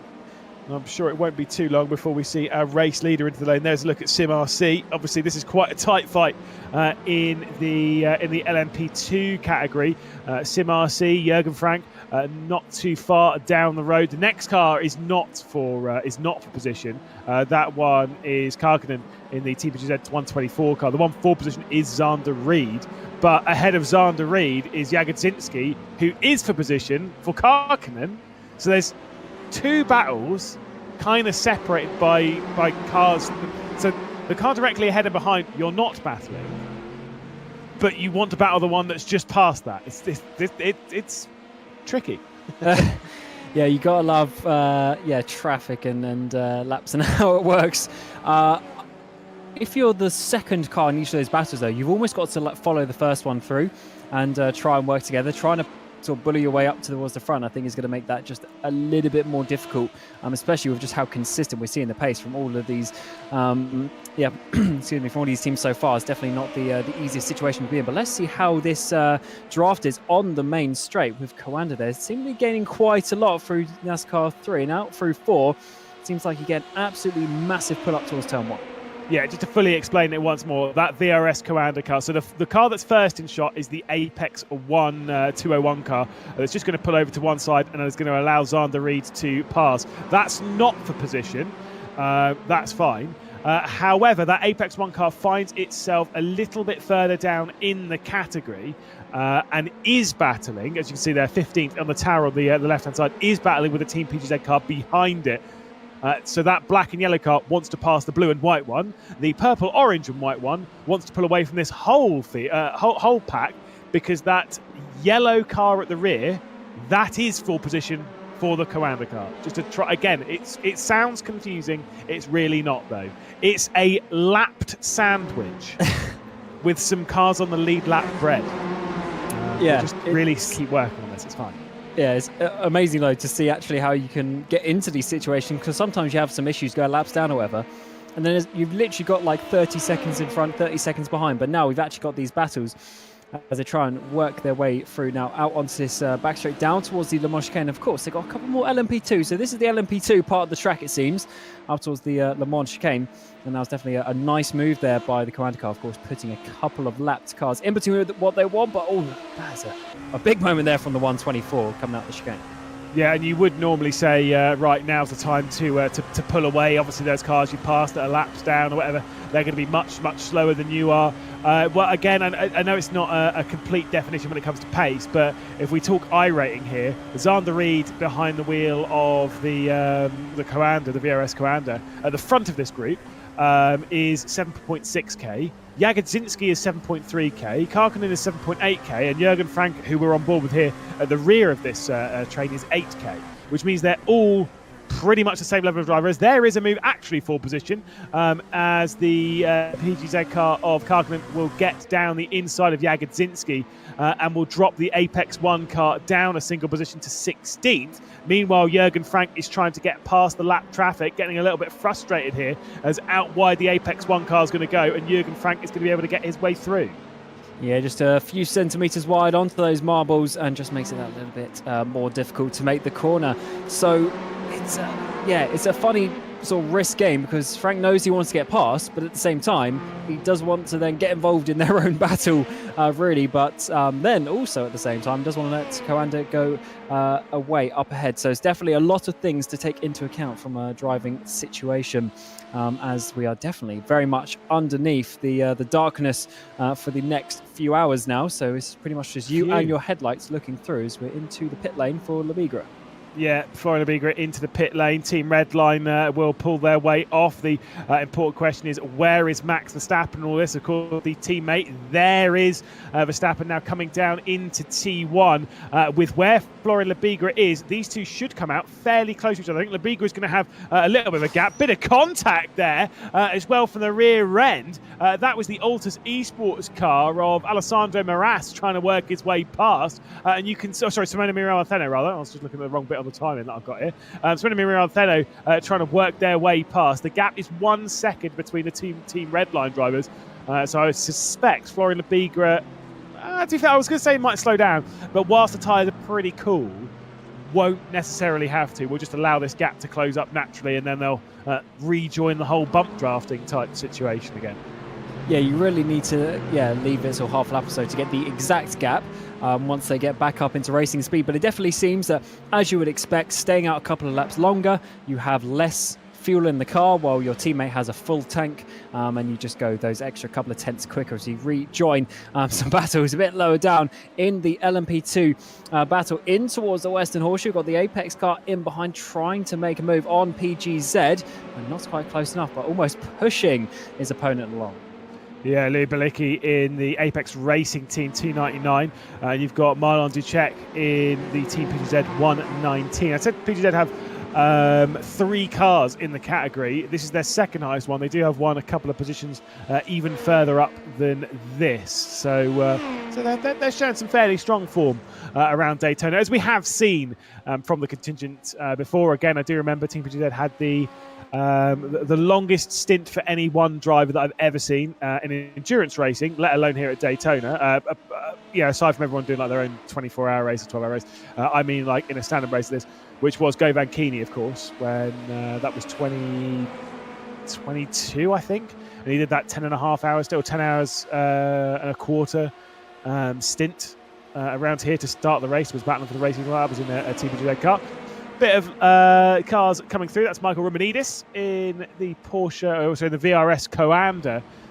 Yeah, I mean, let's say they've got some strong pace, with the Apex Racing Team car joining them in this fight. It just shows that they are a very solid squad, and having 3 cars in the same category, all kind of working together and roughly on the same speed, must help. Oh, definitely. The exchange of sort of information and preparation for the race and everything like that, it really makes a big difference. If you imagine if they had those same, sort of 9, 10, 12 drivers all in each different category, it just splits up the knowledge base quite a bit. So I definitely agree that having multiple teammates working together really does help, and even to be up here in the top split. I mean, we were saying just how good the strength of field is. So to get yourself in there, that is a very, very good. Just rather than not taking part and being down, obviously in split number 2, and doing a good job as well. Not really hanging around the back too much. I don't want to be that guy though, but LMP2 is the how do I say it? Biggest category, easier to get in. It's not even that. No, because I think GTP does actually have more cars. I think GTP has 21 cars. But no, it's the weaker category. Oh yeah. Again, I feel like that is harsh. It's fair. It's fair. Exactly. Because all of the focus at the moment in so many other competitions is the GTP's GTD. So why would the top drivers come into P2 when it's not so much the focus anymore? It's definitely a big factor as we see in this battle with Apex and Coanda. Yeah, and you were the one that hit the nail on the head between these two. Who is this? Well, we've got Elvis Rankin trying to get past Kevin Ellis Jr. Of course, the colours that Elvis Rankin was driving not 2 months ago, he was behind the wheel of the Apex Racing Team car. That purple and orange car would desperately love to get through, and Elvis Rankin will dive it down the inside, showing why he's moved over into the VRS Coanda team. Down the inside of going to the International Horseshoe, has to commit to the outside going up towards the dogleg. But equally so, Kevin Ellis Jr. is like, you were my teammate once, let me show you why you shouldn't ever have left. That is certainly a difficult move though, around the outside into towards the Western Horseshoe. Just has to sort of back out of that one as the two came very close. And of course, with this sort of battle as formed, just with the speed, Charlie Collins has gone up the road by 4 seconds as well in the other VRS Coanda car, the 92 machine. So definitely Kevin Ellis Jr. not quite having the top pace that he possibly would have wanted since getting in that car a few laps ago. And he wasn't particularly pleased by that move. You saw by the lights being flashed there from Kevin Ellis Jr. Towards the driver of Elvis Rankin. Now seeing, like you say, you're absolutely right, about 4.5, 5 seconds now up towards Charles Collins. It's still good to lead towards. It's fine. The very, very English Charles Collins. Who is, I think, catching up to the back of Sebastian Joe, by the way. Set a 31.6 on the previous lap time. This time sets a 31.5. Never mind, Sebastian Joe set exactly the same, a 31.5. Who is trying to close himself down on Arthur Lehouk, who was very impressive yesterday, by the way. Yes, a nice 3-way battle forming for 3rd place. And also realistically, they're only 5 seconds off the Drago car with Lemnek not too far up the road. So we're surprisingly close as we nudge up towards 5 hours done in this race. And we have some very close battles out there. It's just really that the gap that obviously Agustin Canapino really strengthened and opened up. But now it's Ata Kupanen in the number 6 Williams leading the way. But in behind, these next sort of 5, 6, 7, 8 cars, they're really close together. Yeah, don't worry, ladies and gents. In about 10 minutes' time, I will give you a bit of a rundown as to what the dealio is. As the cool kids would say, what's the drilly, cuz? I will explain it all. They say it. I will explain it to you in about 10 minutes' time. I'll give you a rundown of each of the categories, and we'll see. Told you, it's pink. bright pink on that Drago racing car. Look at that. You could not look at that and say red. That's not even a mistake. It's hot pink, if anything else. Yeah, no, that is definitely pink, but that is as pink as the Williams Don't is say it. orange to brown. No, it's not. It's absolutely not. Now's not the time to judge, anyway. Yeah, under the floodlights, it definitely looks slightly different. But yeah, this is actually a good one as they go past the red line GTs. That gets a little bit closer than maybe they would have wanted. There's also in the background out the WSR car also pushing their way through as Labiga there gets sent wide in turn 1. Yeah, we'll need to take a look at our race leader in the GTP category just to see. I want to see what level of brown we're at in the evening, or is it orange? Oh, it's orange. It's more orange. It is more orange at night. I'll say that. It must be something to do with the shader or something to do with that, because yeah, when the sunlight was out, that was definitely darker. I agree, but that is 100% orange. At night time, there is no doubt that is orange. I was discussed this earlier. I think the problem that I had with it was that it doesn't pop like an orange. An orange should pop, and it just didn't really. That more looks. That's a proper orange. But I still maintain we have to go with like copper or whatever, because it's just at daytime it's just not orange. I will shake a hand on copper. Okay, we'll agree. We'll agree on copper. But well, I was going. It's working out. I was going with brorange earlier, but I wasn't catching on, unfortunately. I can see why. Oh, thanks. Back to the actual important things that's not us discussing about all of the rubbish colours. It's Williams Esports Fanatec, and the gap, I say it's going to be closing just a touch. Last lap time, Sebastian Joe, by the way, 1:31.3. That is very fast. Exactly the same for Arthur Lehoux.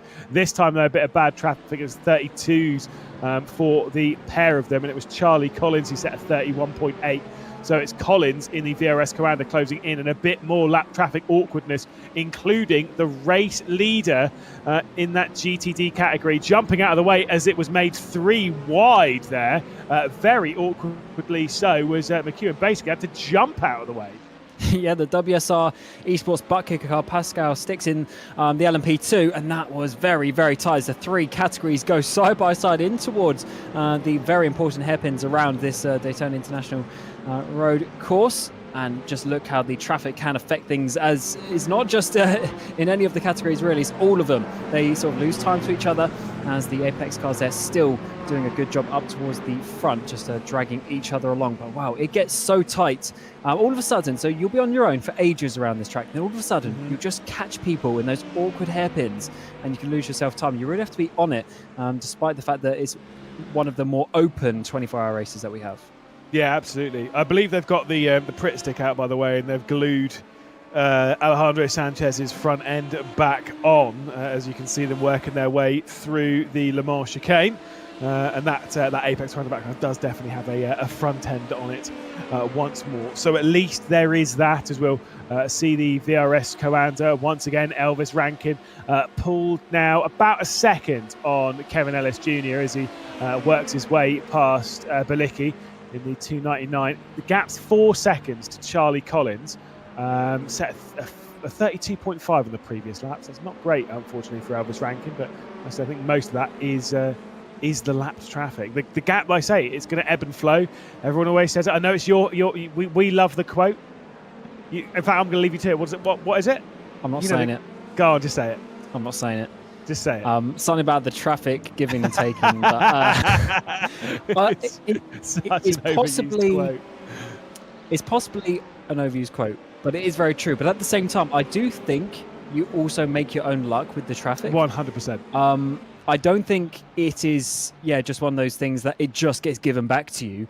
You still have to put your car in the right place, and you still have to treat the traffic with a little bit of respect for then it also to be given back to you sometimes, especially in the faster categories.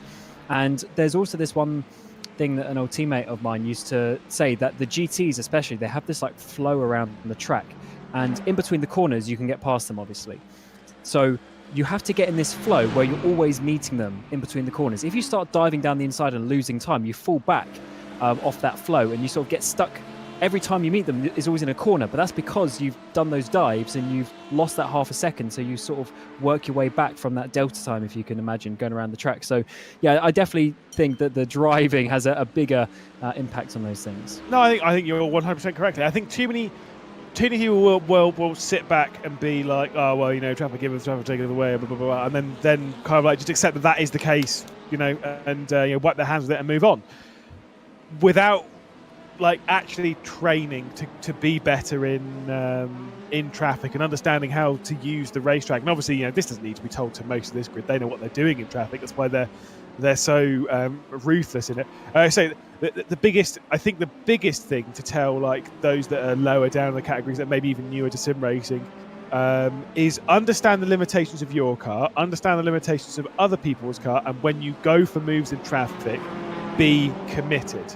That's the same with overtaking, right? It's the half looks and the half commitment. If you're in that boat where you're kind of looking down the inside, being like, oh, maybe I can make it down the inside of the International Horseshoe, I'm not really too sure, but that's too late. That's Absolutely. where you're going to get the crash. In that 0.2 of a second, not even half a second, 0.2 of a second where you're thinking about it, then already you haven't broken or whatever or something like that, and then you make a crash. If you think about it and you do it, it makes sense. And actually, although actually you don't ride a bike, so it's a little bit more difficult, but I've recently got my bike license. And to anyone out there who also rides a bike, it's a similar thing of, as you go around a corner, you don't look at the tree that's on your right hand side. You look as far around the corner as you can, and the bike just makes it there because your brain works it out subconsciously. But if you look at the tree, you're going to hit the tree, right? Or the curb, or whatever it is. And it's kind of the same in the traffic. As you're coming up to the GT car, you already need to be looking at the space that you're going into, and then your brain just works out where you need to brake, where you need to position your car, how you're going to get there at a certain time for it to be safe. If you then let your brain consciously think about that or overthink it, you then don't have that sort of instinct reaction to just make it, and then of course you then make a mistake. And it's the exact same thing. But yeah, obviously those of you not riding a bike, a little bit more difficult to understand, but for those who do, it just makes sense. If you look at where you're going, the car goes there. If you've skied, you've done it's the same thing. Oh yeah, true. Skiing is like the same thing. It's always taught with when you're learning. You know, obviously you learn how to stop and that kind of stuff, and then it's when you start like moving off, just look where you want to go, and you will start turning in that direction. I'm a bit frustrated that doesn't happen in golf. When I'm like, oh, if I look where I want the golf ball to go and then I hit the golf ball, it goes in nowhere near that direction. Did you hear what Peter Mackay's handicap was? Did you hear? I didn't, but I it's pretty low, I guess. 9. Okay, my brother's off 9 as well, but he's also been playing for a very long time. Yeah, you and me, we're not quite that good. No, there's a scramble. We're not even that good either. Actually, no, I think there's a scramble. We'd be in that. Would be in that category. About? I think we'd be down there. Anyway, this is again. It's more conversation that no one cares about. Very sorry, but actually no. I'm the lead in this broadcast. I can talk about what I want. Oh, there's a crash in the background. The Falcon car, as well as the Apex 1. That'll be the 201 that's coming straight back onto the road. That's Jagodzinski behind the wheel. Did the Falcon car? I am sure that car has slapped the barrier, unless they got unbelievably lucky. I think they just went onto the grass, but I had a sip of water in my mouth at the time. That was a scary. Covered. That was a scary accident between the two. It's exactly a similar thing to what we saw the couple of GTD leaders a bit early on with Pastor and McEwen. Yeah, just side by side through the sort of chicane of turn 2 and just clipping the front and rear of each car. But fortunately here, you have a massive sort of field of grass on the infield, and I think they might have just about got away with that in terms of heavy damage.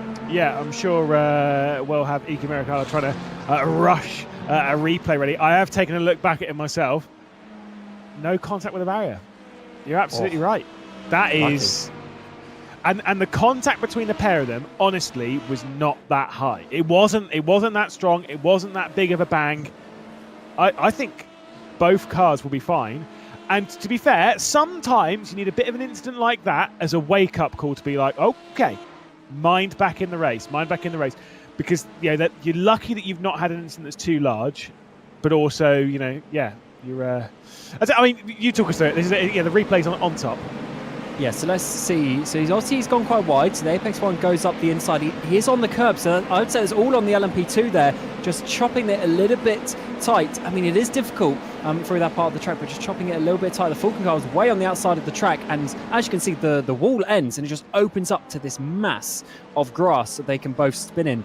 And the issue is when you get a tiny bit of contact right on the front or back of the car, it's just enough pressure just to spin the car around because the cars are so on the limit with the balance. So yeah, I would say that is very, very fortunate, but just one to look out for the P2s going past GTs at that point of the track.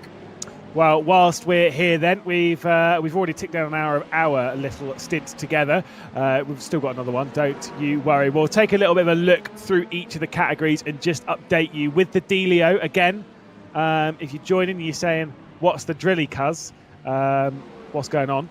Then that's the direct translation. Then I will explain it to you. Williams Esports Placey are leading the way in the brown. It's definitely still orange, but it's copper machine at the front of the field by about 22 seconds over the Drago racing car. Augustin Canapino putting in an excellent stint at a Calpin and taking over the wheel. Now it is Shamek Lemonek in the Drago racing car in second position, with Williams Esports Fanatec in third, but not that far behind, and the gap is definitely closing in bit by bit as Arthur Lahuk is trying to close his way in. BMW M Team Redline, and then a couple of the VRS commanders. The Apex Racing team running 7th in category with Team Redline, BMW M Team BS Competition, and Race Clutch Red rounding out the top 10. We'll move on into the LMP2s and explain what's happening down there, because WE Sports butt kicker have been in comfortable control, it must be said. Lucas Lindqvist behind the wheel at the moment in the LMP2 that is leading the way, and they have been looking pretty strong, and more importantly they have pulled out a fair gap this stint. It's gone out for about 5 or 6 seconds out to 9 over the Mag Performance LMP2 driven by Alessandro Maras. The Calci team as well find themselves in third position in class and have been kind of remaining there basically all the way through the stint. VRS Coanda, great to see them back in, and at the moment they find themselves in fourth position in the road. Of course, it's Xander Reed behind the wheel of that one before we get to Sim RC. Race Clutch White, Team PGZ, the first of their cars, find themselves 7th in the class, with the second WSR Esports, Team PGZ, and the Apex Racing team rounding out the top 10. Don't worry, I can speak. It is my first language. There are obviously plenty of battles up and down that order, including outside of it like this one. But very quickly, we'll update you on the GTD standings as well, because of course it is the Apex Racing team, the Stormforce Apex Racing team car, that is leading the way in that one. They do have a little bit of assistance from their teammate, the Apex Racing team, as we'll see this move down the inside. Simify just going to work their way down and past the Team PGZ car just a bit further down in the LMP2s. Lovely move there at T1. But yes, indeed. Actually, if there's going to be any more coming down to the International Horseshoe, the answer to that question is no. Yes, in the GTDs, Apex Racing team then leading. Like you say, getting that assistance from Alejandro Sanchez. 8 laps down, that's fine. Just a bit of bump drafting between them as they pull to... it's been held at 9-second gap back to the Team Redline duo, Florian Labigra and Max Verstappen. The Delta Simtech by Grid and Go find themselves in 4th in class, but on mine and our juniors naughty list for being in the 001, whilst they're ahead of the 1. Very confusing, but Williams Esports Benke, the car with the highest I rating as an average on the entire field. All 3 drivers above 10k, but all of them find themselves in 5th place. The Falcon Sim Racing team, they've had a couple of moments, including that big one recently. Still find themselves down in 6th position, 30 seconds off the next car, 3 seconds ahead of the Simify Esports GTD car, where we get the Virtual Coach GG by Grid and Go. Then the Apex Racing team car, obviously that's the one that's going around, leading the Stormforce ART before we get to a trio of retirements. Williams Esports having 2 cars out, and BS Competition also out of proceedings. Cam, it's been an interesting race thus far, but things are starting to calm down. We have the odd bits of drama throwing themselves in here and there, but it's a lot more relaxed than it was on that first lap. Oh, definitely. Everyone is being very well behaved. Of course, there's a couple of little awkward moments like we just seen with the Apex One LMP2 and the Falcon GTD, but certainly overall, it's actually been a very, very strong race, and I think that's just testament to the level that we're seeing here today, and of course, especially in the the GTD category, especially where we're seeing the sort of bum drafting going on. These guys aren't directly battling, so there shouldn't really be any incidents there. But we did see earlier on with Apex trying this and sending one of the cars into the barriers. Again, all three classes on screen diving their way down as we exit back onto the oval. That is getting very close there between them.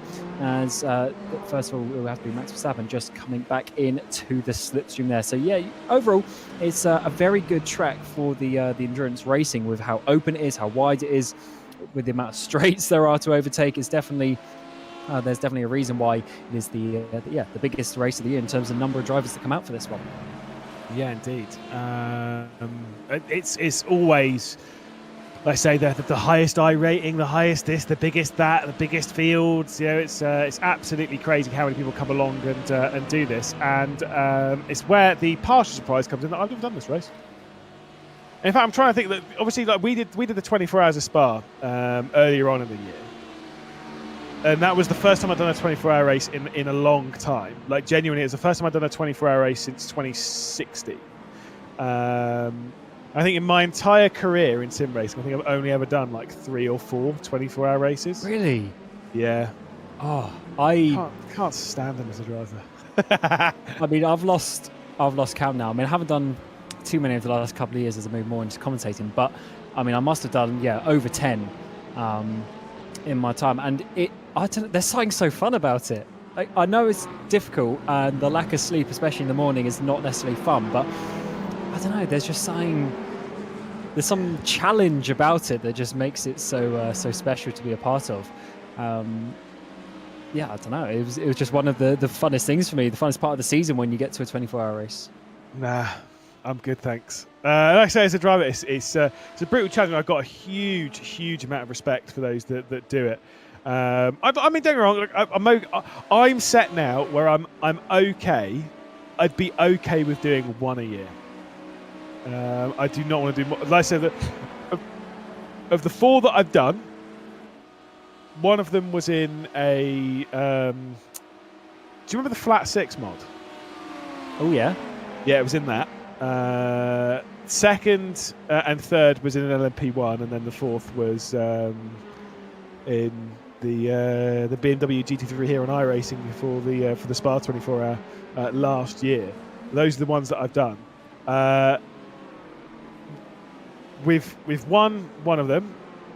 I retired, sort of. I got landmined. Have I showed you that video? I don't think so. I'm sure I have. Maybe I have, actually. I can't I thought remember. you ran out of fuel. No, that was Sebring. 12 hours. No, do you know John from... This is where it's like... No one knows what I'm talking about. If you ever heard of something called GTR 24-hour, John... I can't remember his second name. I can't remember. But John from GTR 24-hour, I was trying to lap an LMP3, and I decided to go over a curb, which was clearly a little bit too high, and it just ripped the front left off. I was in a car with Oscar Hardwick, Stephen Bailey, and Jimmy Broadbent, and I was the one that retired at 8 hours in. Fantastic news. So talking of Jimmy, seeing he's streaming, they're racing for the team name is Doug Henson Racing. Yeah, exactly. It was that team. That is a blast from the past right there. Love that. Oh, again, I used to be a driver for that squad. Absolutely. Hey, that was years ago now. That was years ago. Times have changed I've not a driven lot. for Doug Henson Racing since 2016, yeah.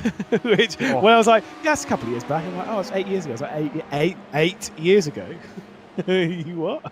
Wow. Oh, I mean, I didn't goodness. start endurance racing till 17. 2017 was my first one. Crikey. And there are people in the YouTube and Twitch chat that have just started their journey into endurance racing. Yes, me and Cam are jaded. We are old. But that's the joy of sim racing. But in terms of sim racing, I guess we are. I'm experienced. I put it that way.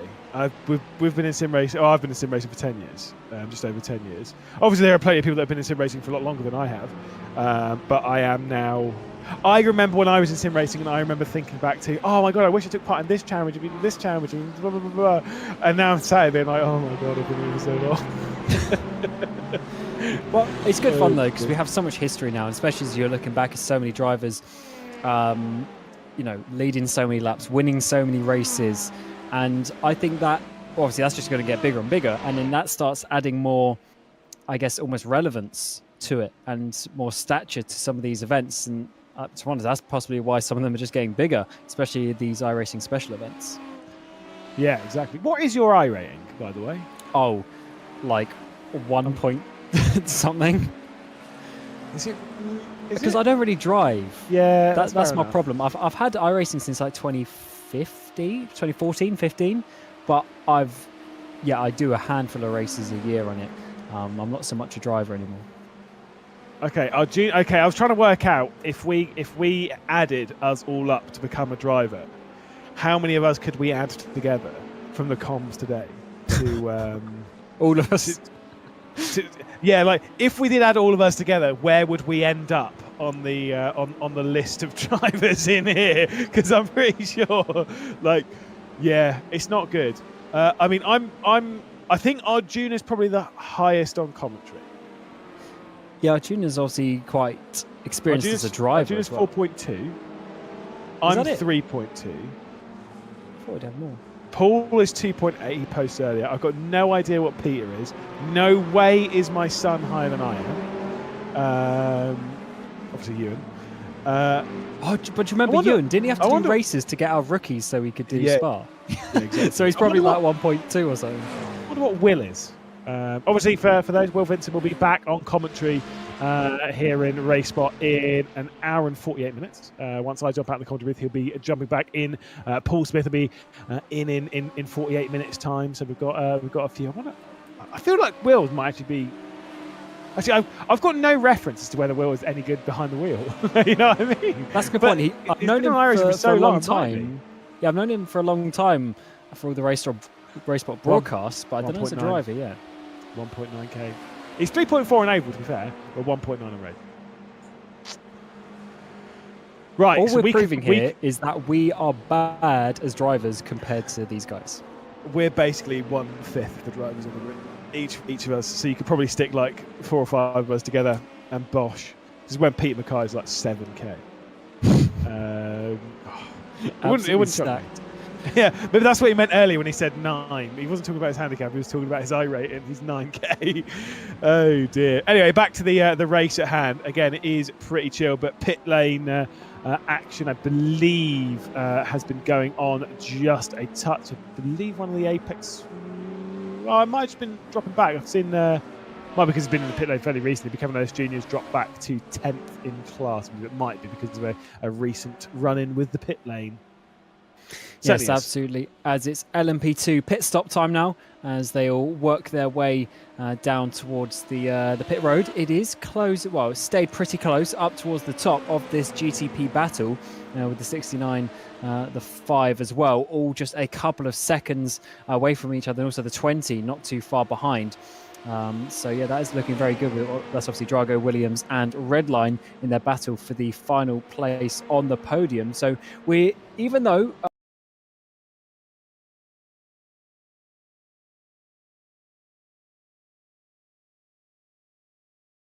towards these night stints as there's some RC coming out of the pit lane. Yeah, exactly. So, like I say, we're entering that pit sequence. Did see the 2 VRS co-anders as well that we were talking about earlier, the 92 and the 8 both in pit lane as well, as SimRC do depart right out into the clutches. See what I did there? Because it's race clutch behind them. Fantastic news. That is for position. Robin Mars behind the wheel of the 24 there, trying to get his way past Jürgen Frank. I can feel your disappointment. It's fine. They see these jokes. They always sound better in your head. No, no, they sound bad in my head, and they sound bad when they come out of the mouth. Okay, okay. At least you acknowledge. Yeah, I commit. Although I always find race clutch. That's one of the more interesting names that has come out. But do you remember what they were called before? It was something championship. This was like 6 years ago. Do you remember that? No idea. Was it like Real Championship or something? I mean, I can't remember. But they were called that. I thought, that's a bit of a weird name. And then they changed. It was Race Clutch. I'm like, that's also an interesting name. But it's quite good because it's very unique and no one's going to copy it. I do quite like the race clutch banding. I'm still disappointed that I've not been able to pick up a race clutch shirt and an Alpine shirt. I was promised one. Jürgen hasn't sent you one? I mean, No. It took him long enough for him to send me a Netrec shirt, to be honest. But I do have a Netrec shirt at least, so there is that. Okay, that's pretty cool because it is pretty cool. Absolutely, no one knows what Netrex is, but I have a shirt. And I'm very proud of it. It sits in the bottom drawer of my, with all of the other sim racing shirts. Yeah, you've got a good collection now, haven't you? I'm picking them up. I arrived in Sweden. A mouse came up to me. Renee came up to me from Mouse and was like, "What size shirt are you?" Because we didn't give you a shirt, and I was like, "Oh yeah, I'm large. Great." And he was like, "Yeah, we saw you on a broadcast in a Williams esports shirt, and we need to put an end to that." And I was like, "Oh great, perfect! Like, sign me up." That's actually some good blackmail. You can just wear whatever you want now. Exactly. I'm actually sat here in a G2 esports shirt. I'm sorry, you're a golf shirt on. I don't even have a golf shirt. I saw it on the webcam at the start. I was like, I've played golf with you in that. No, you've not played golf with me in this yet. Have I not? No. Maybe you just wear it on broadcast before. I've seen it before, at least. No, I've not. No, it's because I had it in that Formula E video. Oh, maybe that's it. Yeah, exactly. No, it's just a very comfortable golf shirt. You will see it next month. It's fine. But either way. Again, the focus is on the race. Drago Racing have been caught. We were saying about this gap potentially coming down bit by bit, and I do believe that we are going to see a battle here for position. Arthur Lehouk has set a pretty rapid lap time on the... he set a 30.9, followed by a 31.1. Laminex just set a 31.9. So he's starting to feel that pressure as the Williams Esports Fanatec car is trying to desperately make this a 1-2 for the Fanatec team. That would be quite something. For the Fanatec team, for the Williams team, I know what I meant. I knew what you meant. That would be quite something, to be fair, for Williams. They, well, especially in the last year, as we've known, they were so dominant in those special events last year, and they're coming out swinging again in 2024. So the fact if they could get back up into a 1-2 in a highly stacked GTP field is certainly saying something. And they also, of course, have other cars about in this race as well. So it's not just all about a couple of them. Of course, maybe not for the wins today with how it's gone for the other machines, but yeah. Just an amazing performance from them so far. Only 5 and a bit hours done in the race, so plenty still to go. But that would be very special indeed, especially with all the other drivers that you see out there driving at the moment. So to beat them is, yes, very big. And it's only down to about 1.5 seconds as the Williams Esports Place number 6 machine comes into the pit lane. Yes, indeed. The Brorange Beast. Down into the pit lane to stop. Ate Kalpin, I believe, will stay behind the wheel of that car after recently taking over from Agustin Canapino. As you can also see, Drago Racing then taking up to the race lead. 2 of the Apex Racing Team cars to navigate for the Williams Esports Fanatec car, as I'm sure they will pick their way past nicely.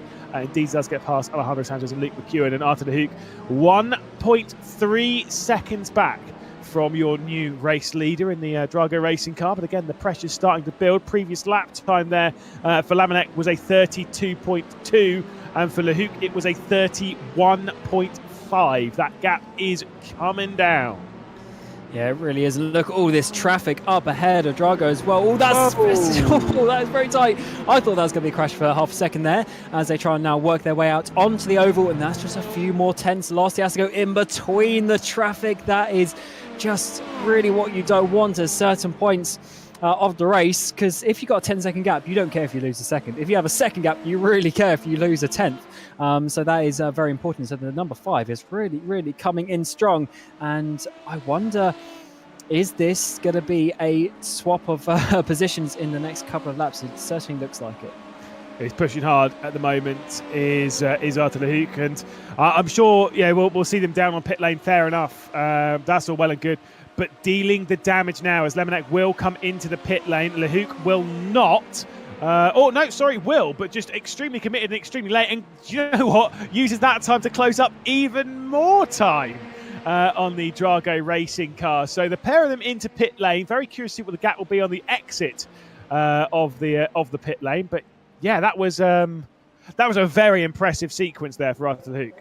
Yeah, absolutely sending it is the only thing that we can say over the last sort of 10-15 laps or so, and that was just proof there. He was so much later on the brakes, coming in, barely got it slowed down in time, and to be honest, maybe do a cheeky underfuel here of a couple of seconds, get that position done, maybe worth it. I don't know. I'm not on the strategy team of Williams, but wow, as we're seeing a change of drivers, Timo Rohde getting in that car for Drago. I wonder if Lahoot is going to stay in. Looks like he is. Yeah, I do believe Arthur de Hoek is staying in. Atte Kaupanen's already gone through, just seeing there in the distance. Do you know how I saw it? I just saw the Brorange go past. I think this might be Timo Rohde's first laps of the day. Certainly has been. The first 100 or so laps in that Drago racing car were handled by Dominic Hoffman. Lamanek did the last few, and so Timo Rohde will jump behind the wheel and will now have to fend off Arthur Luke. But you'll see in a second somebody who's coming through not that far behind. That's Charlie Collins. Sir Charles joining the fight. And also Redline not too far behind with Sebi Job as well. So we've got, what's that, 4-car battle for this P2. This is awesome. So, many hours down into a 24-hour race, and we still got very close battles. Multiple chassis at work, multiple teams, and they're all so consistent on pace. This is what we love to see. And hopefully they just close up even more, because that's all they've been doing over the last hour or so, is closing and bunching up. And now it's almost at the point where they're going to be battling. Yeah, exactly. There's plenty of battles brewing out there. But like I said, this is the whole thing with 24-hour races, where you let things calm down, you let things breathe, and then suddenly it all just perks up. And this will happen throughout the race. If you are joining us for the first time in a 24-hour race, or you've joined us for a few and you're still not really too sure about it, and this happens in all of them, basically, is that you'll go through a couple of hours, even in the middle of the race, with nothing happening. And then suddenly, in just one 20-minute period, everyone decides, oh, do you know what? Let's all just have some battles. And they'll all just get really close and they'll start a fight. And it's great fun. It's what makes these races so enjoyable and so fun. This is one of the VRS co-anders. However, it is not any of the ones driving a Porsche in the GTP category. This is, of course, the number 12 that find themselves in the LMP2s. Tommy Usgaard on his return to VRS co-ander. I know a lot of people have asked as to whether this is a full-time thing or on loan. I believe it's full-time, but I don't fully know. I don't know whether what's happening with the contract or whatever, whether he signed only a 1-year contract with Road. I don't know the ins and outs, and to be honest, I'm not super bothered. I'm just really glad to see Tommy Usgaard in this race in some purple and orange. Yeah, it's an amazing situation to see some of these teams of drivers coming back into it. I absolutely love it, and just showing you how strong the world of sim racing and esports is at this moment in time in various manners. So it's definitely great to see that the top teams are still giving all the effort into these iRacing special events. And as you and Arjuna mentioned before, there's a whole calendar worth these special events over the year, and I'm sure we're going to be seeing all these teams and coming out to the events that suit their driving style. It's going to be a great year of racing as these guys close down once more. Just about in slipstream range is Charlie Collins on the back of the Williams, and then Lahoop on the back of Rohde as well, all battling for this second place. And you can't forget Sebi Job there in the 4th position as such of this battle, 5th place overall, just hanging on, trying to catch up. Yeah, indeed. I mean, you were saying about the events, of course.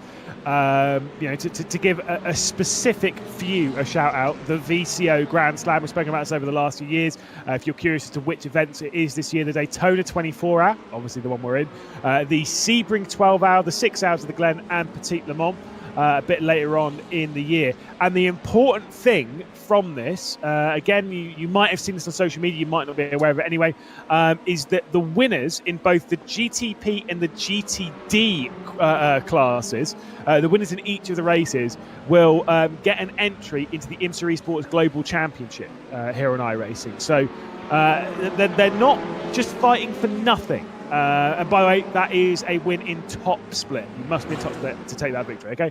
But it's where, like I say, if you're Drago Racing and maybe you fancy even an extra car into it, because it is normally invite only, however. This is your time to potentially get one in a race like this. Exactly, and you, especially in a 24-hour race, when there's a potential for some so-called top teams to be taken out for various reasons that may actually be out of their control sometimes, it's a great one, a great opportunity for the other teams in these categories to try and get themselves a ticket already. And of course, that'll be quite a bit later on in the year. But if you already have a place confirmed, then that's great, because you've already got something else to look forward to, top-level championship coming later in 2024. So the fact that there's actually like a prize as such for this race, which we don't always see, that is a great one. But I wonder who that is going to be at the end of the next 18 and a half hours. The number 6 is looking good at the moment, but I wonder if any of these drivers get past Drago, then maybe they'll be able to chase him down. Yeah, exactly. Nice. We've got some excellent battles going on. Race Touch White, though, coming into pit lane from LMP2 lead, passing it over back to the WSR Esports bucket car that we've seen at the front of the field for so long in that LMP2 category. That this fight, though, so gripping, so enthralling. Just curious to how things are going to play out. Is it going to become a Williams Esports 1-2 once more in this race?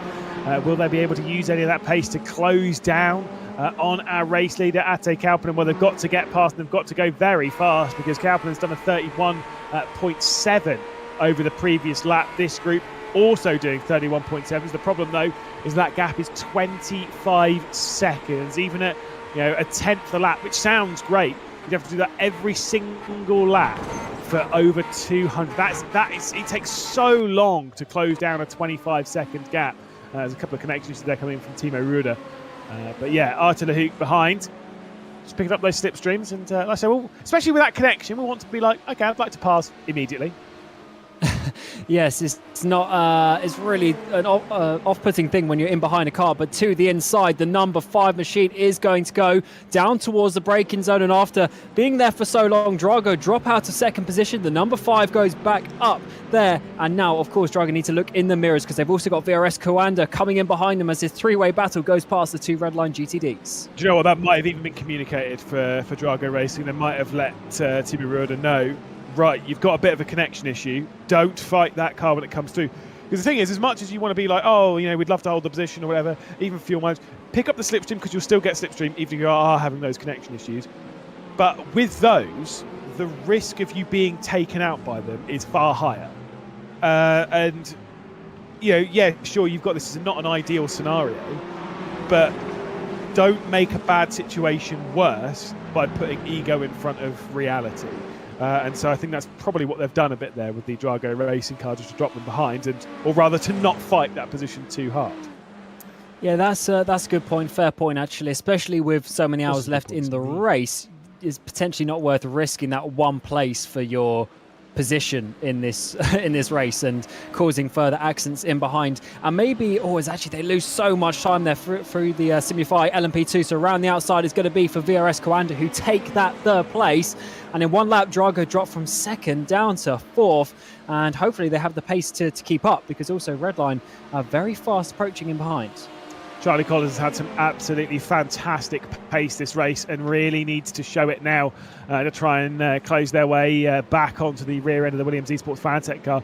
Because let's be honest, as much as Artur Lehouk will be like, yeah, I'd love to win this race, blah, blah, blah, blah, blah, they're probably not going to catch... They're not going to try and catch the Williams Esports Playseats car with the same level of veracity that VRS Coanda want to, right? It's not going to be as volatile pushing, because... Yeah, once you got to second position, you're like, oh, it's my teammate in first. So, you know what? I'd like to catch them. Oh, but, yeah, we'll not take any risks. Whereas VRS Coanda will be sat there being like, we're throwing everything at this. We want to win. We want to, to send this car as far into the race as possible. And also, to be fair, they'd like to get up to a position where they can potentially lead, because Mitchell de Jong will probably be in the car fairly soon. And Mitchell would like to keep that percentage of laps led as high as possible. At the moment, he's going to be dropping that percentage quite a bit. Yeah, I don't know if that is, top of the priorities for Charlie Collins right now, is to help out his teammates' record. I think it's just one of those things, as you say, when you're behind, there's actually, more incentive to keep pushing. And for some reason, when you get that overtake, almost like the tension and the pressure drops off.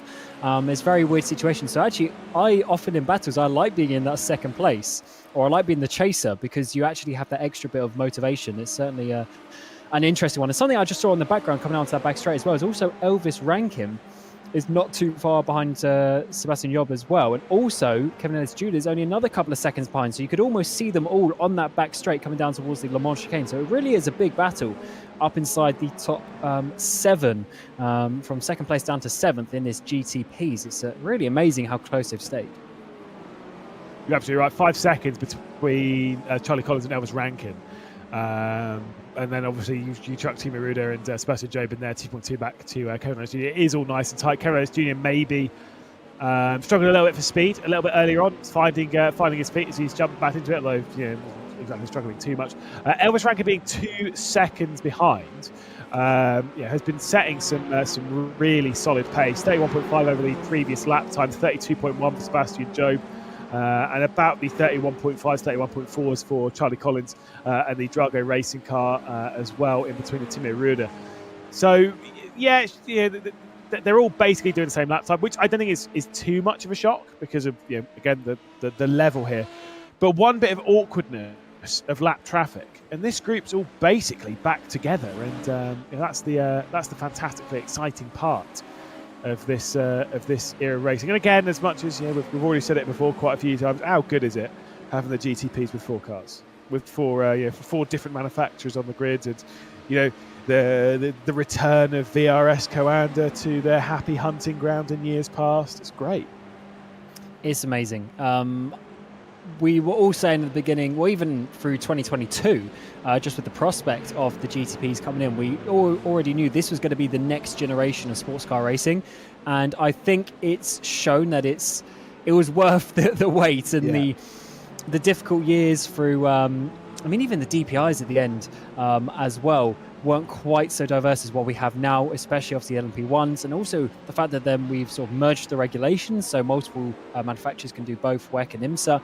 It's really a great moment, and I hope to see it just grow ever more. And we did hear the boys earlier mentioning obviously teams like Lamborghini, like Alpine coming into these regulations this year. It's going to be fantastic, and hopefully it can stay for long enough that we can sort of, because obviously one thing is the money, the cost of it, but if they sort of stay in for a while, maybe the development goes less, and then that initial cost is sort of spread out over multiple years. Yeah, the most important thing with these regulations, same with everything in motorsport, it is about keeping the costs as down as possible, which is actually quite a lot of the point of regulations. Obviously, they are still very expensive to make, these cars. It's not as if they're slapping 10 mil down and being like, "Cool, make me a car." A bit more expensive than that. But to have these kinds of categories and stuff like that is great.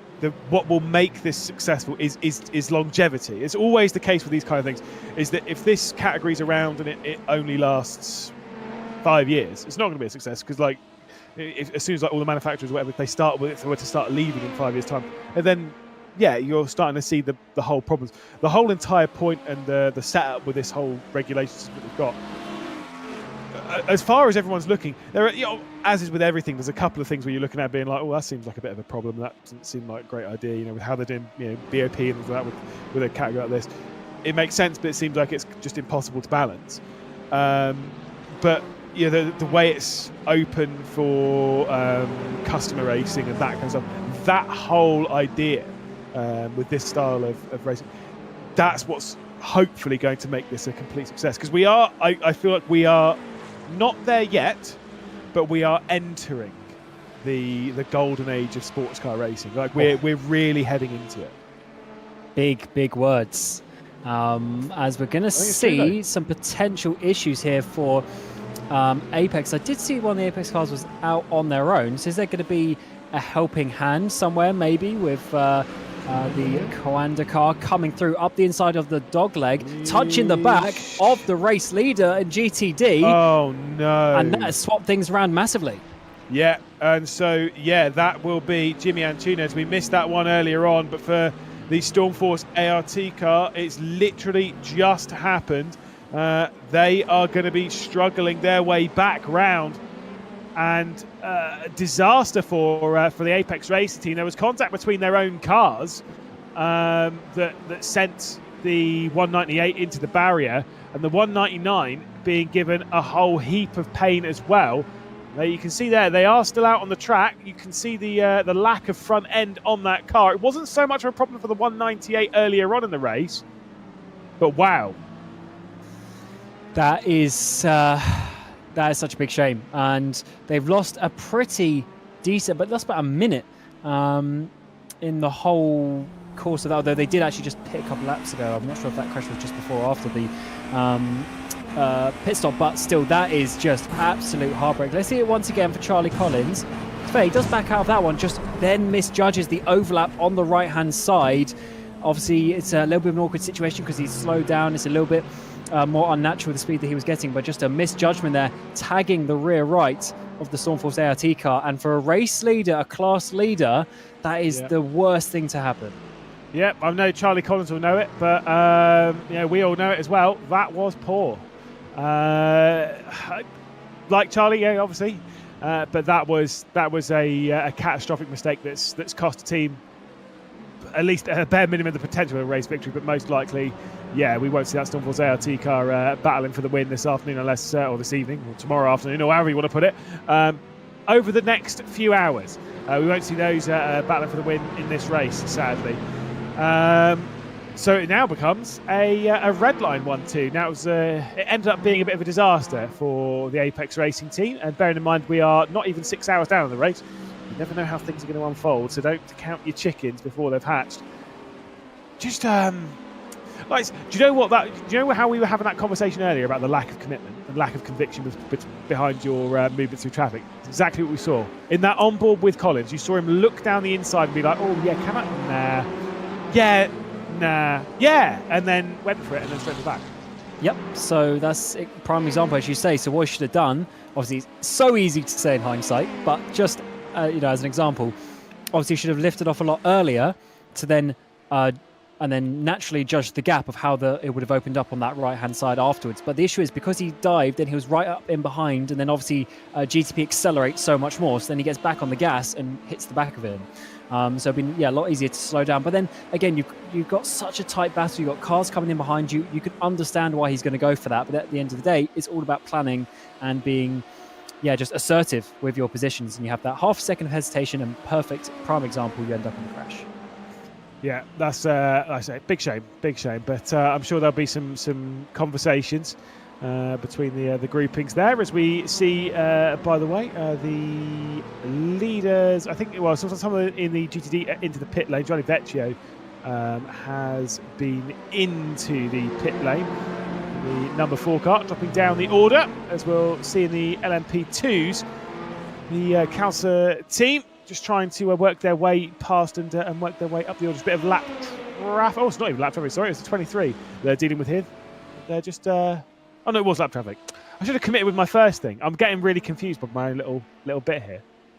It was actually... it was Calcer making that move in the hairpin on the 120 machine, and then also getting past the 17 lap traffic. So 120 Mag Performance LMP down to 3rd position now. So that was a move for the red and yellow machine, and they've pulled away rather nicely, getting a car in between them. So that is exactly how you want an overtake to go, because there's no chance of that being swapped around either. And we go back to that car, Charlie Collins there, the 92 machine, with the number 5 in behind. But then also look at the cars chasing them down, and here is one of them, Team Redline's Sebastian Job. The number 20 has been chasing them down for the last hour or so, and he's almost there, just about in the draft.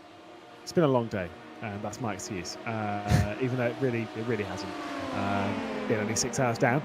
Either way, you're absolutely right. Sebastian Job is joining his way. Things are starting to look good for the Team Redline camp in GTD. The number 2 has come into the pit lane. We'll discuss on that one in a few moments' time once we've seen this all unfold. Next one to tick off is Pascal Stix for Sebastian Job. Bit of lap traffic from the WSR Esports butt kicker car, and then have to get past the Team PGZ of Sam Ward He's the next one on the road, but his eyes, they're not on anything about lap traffic.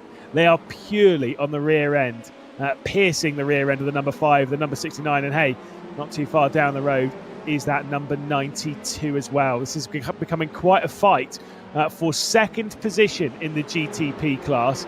Race leader still miles down the road. It remains 25 seconds at a Kalpanen between himself and Charlie Collins, but the battle for second is building up. Oh, it really is, and that is what we love to see. Just 20 minutes to go before we're a quarter of the way through the race as well. So these 24 races, in many ways, they do fly past as the hours get going and the drivers start going in for 2-3 hour stints. You really do see the times just absolutely tumble, and it's so funny how you can see a driver get in after maybe hours of being out the cockpit, or maybe when we get a few hours later in the race, and maybe a bit of sleep deprivation as well, and they can go and they can just start setting in purple laps after purple laps and setting some fastest lap times. As here is Job, as we're saying, coming across the line, doing some great pace and really starting to close down on these guys. And he's just, because they're so consistent up towards the front, he's literally been 10th by 10th, but he's slowly working, and he can see second place despite being in 5th. Yeah, like I say, when you're catching a 10th here and a 10th there, it does take a long time. It's kind of one of those ones that, like, yeah, sure, you're going faster, but it can take an entire stint or two to close up. And obviously, a stint or two rounds is about an hour and a half, hour and 40 minutes. It can take that long to close up. But it's where you just need to keep focused on what you're doing and just push as hard as you can. Easier said than done, though, especially around a circuit like this without making mistakes. There are some tricky corners around here, and especially with how you navigate traffic, because it comes so thick and fast and so consistently around this circuit. It'll be very easy to misnavigate traffic. It's not quite the same as like going racing around, obviously in real life, yeah, fair enough. But in sim racing, when you do the Nürburgring 24-hour, issues here for the WSR esports car. Yes, not the class leading one. It is the sister machine. Pascal sticks at the machine. I thought, they just get tagged there by Apex. I thought, fortunately, it's not the class leader, but that's still not a nice one, as the 98 there. 7th position, Kevin Ellis Jr. at the wheel, losing a bit of time over the course of the stint to the group ahead, but then also just spinning around WSR. Yeah, Kevin Ellis Jr. obviously focused very much on catching the number 8 of Elvis Rankin, trying to close that gap down, but a misjudgment there and sending off the WSR Esports Bucket car, maybe just assuming the car would be a little bit faster off that corner than he was. Did look a little bit slow, I will say. We're right on board with Kevin Ellis Jr. once again to see it, and you'll see that closing speed, particularly on the brakes, and then that acceleration off the corner. It's where these GTPs really do find their time. In fact, it was even really just mid-corner before even really getting onto the throttle, just tapped the rear end, sent them round. It's kind of one of those ones where you go, whoops, sorry. Yeah, he was barely touching the throttle again, but it's still just a little bit of a misjudgment. It's just that little bit too close, and unfortunately that hasn't worked. But actually, we had some changes because Roder's got up into 3rd place, Lehouk's dropped down, and now Sevi Job is getting right behind him. So something must have happened there between the 69 and the 5 for there to be such a big drop as Drago get back up into 3rd. Yeah, yeah, I mean, it's a bit, say it's not ideal. Some of these things, sometimes, like I say, maybe a bit of misnavigation in traffic or something like that. But either way, you're absolutely right. Sebi Job is now going to be trying to work his way past 16.5 minutes left to go before we reach the 1/4 mark. Let's see what happened to Arthur Lehouk. It was the Falcon racing car. Ooh, that was a little bit scary. Falcon were trying to get out of the way, but what's the general rule of thumb? Stay on the racing line. And that's exactly what Kalpanen was expecting to have happen, to move for the Falcon car to move over to the left-hand side and open the inside. Yeah, it's one of those ones. If you're a lap down, don't be nice, because being nice is unpredictable. Because everyone in sim racing is horrible, but also because it's not really clear what you're doing on the track sometimes.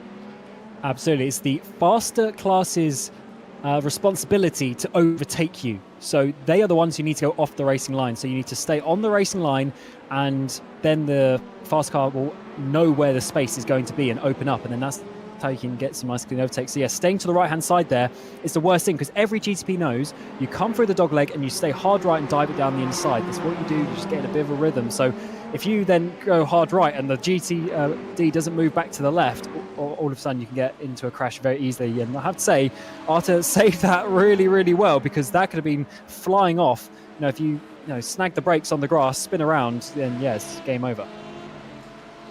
Absolutely. It's you don't typically see that at this level. But like I say, it's one of those things where even at the highest level of sim racing, you still get those kind of mistakes. And that is where we're at with this race, especially considering the strength of the field. We know, obviously, with the loads of splits. I've been talking to loads of drivers that have. I've actually been speaking to a couple that have retired from this running of the Daytona 24-hour and have done the one that started about an hour, 2 hours ago. Of course, the one that started at about 4 p.m. or 4:40. All I'm saying, if you've been getting ready for a 24-hour race and you've retired from the one at 12 o'clock and there is one at 4, I get the want to do that, but then what you have to accept is then you're ending the race 4 hours later.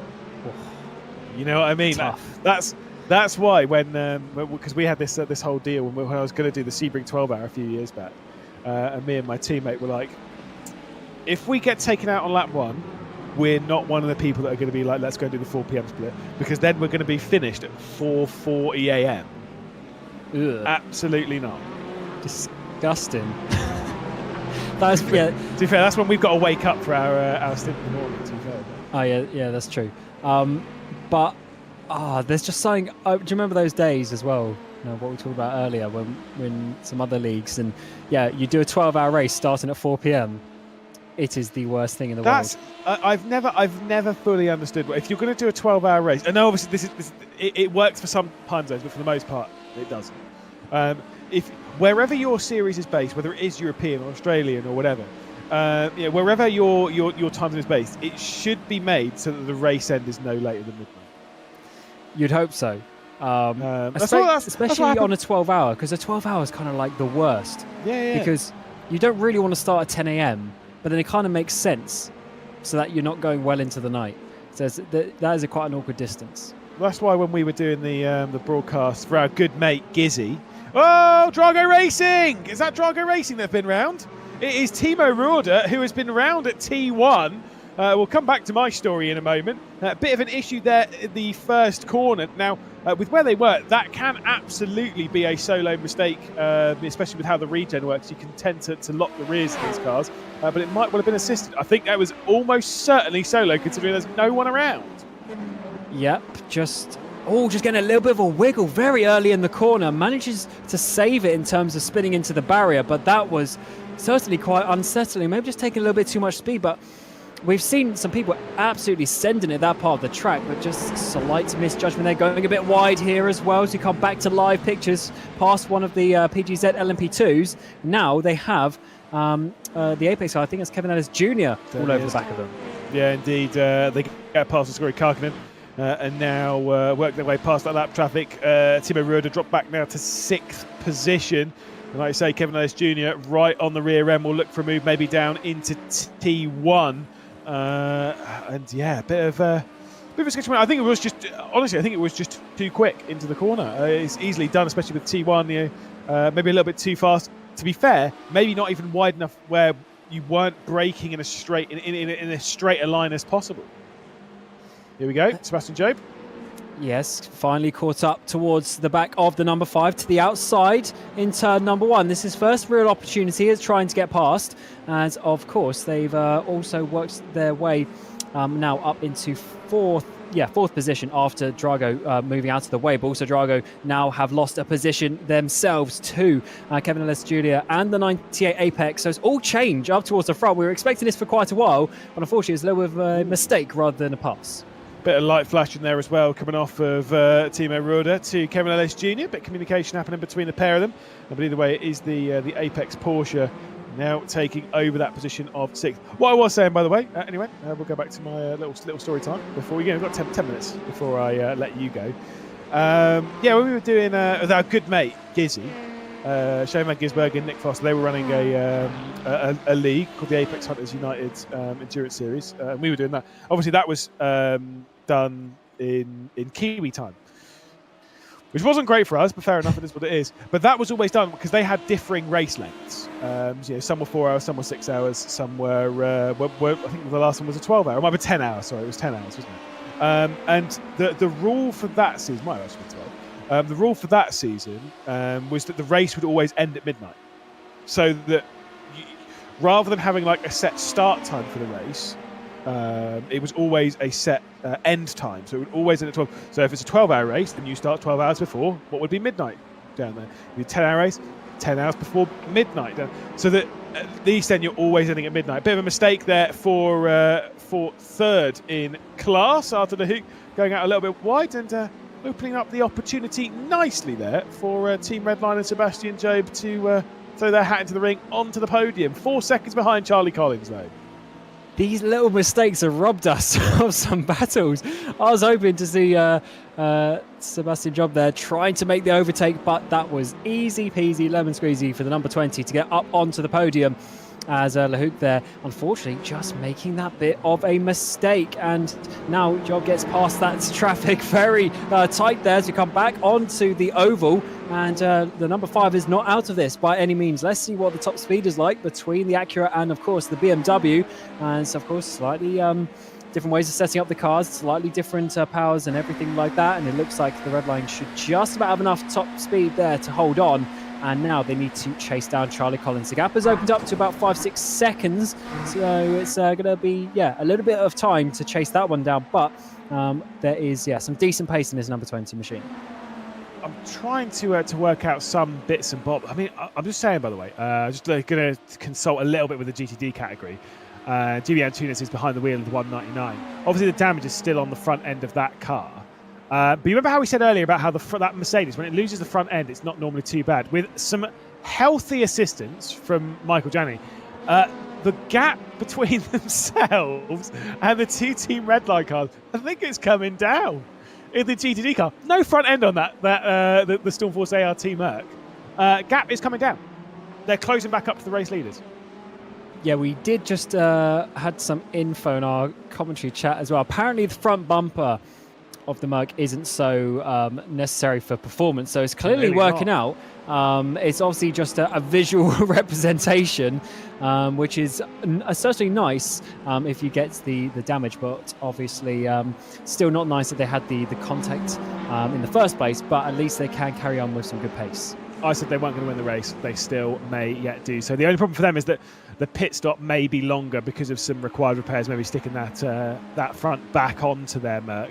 But once again, they'll rip out the Pritt stick and try and slap that one back on. We did notice that, to be fair, earlier with the Apex Racing Team, the 198, when it had lost its front, it was still able to keep up with its teammate and assist its teammate. But solid teamwork once again between the 199 and the 198. See them close their way back up. There is the battle for the race lead, and this is an actual battle now for the race lead. Jimmy Antunes trying to close his way back on Gianni Vecchio and Alexei Nesov, who find themselves first and second. Of course, Nesov jumping into the Team Redline camp, one of those drivers that we were talking about as moving from elsewhere in sim racing after the departure of Urano. Alexei Nesov, Gianni Vecchio, Jimmy Antunes 2 seconds back from this grouping. It's getting exciting in the GTD category. We're 1 quarter nearly down in the race. Still plenty of time left to go.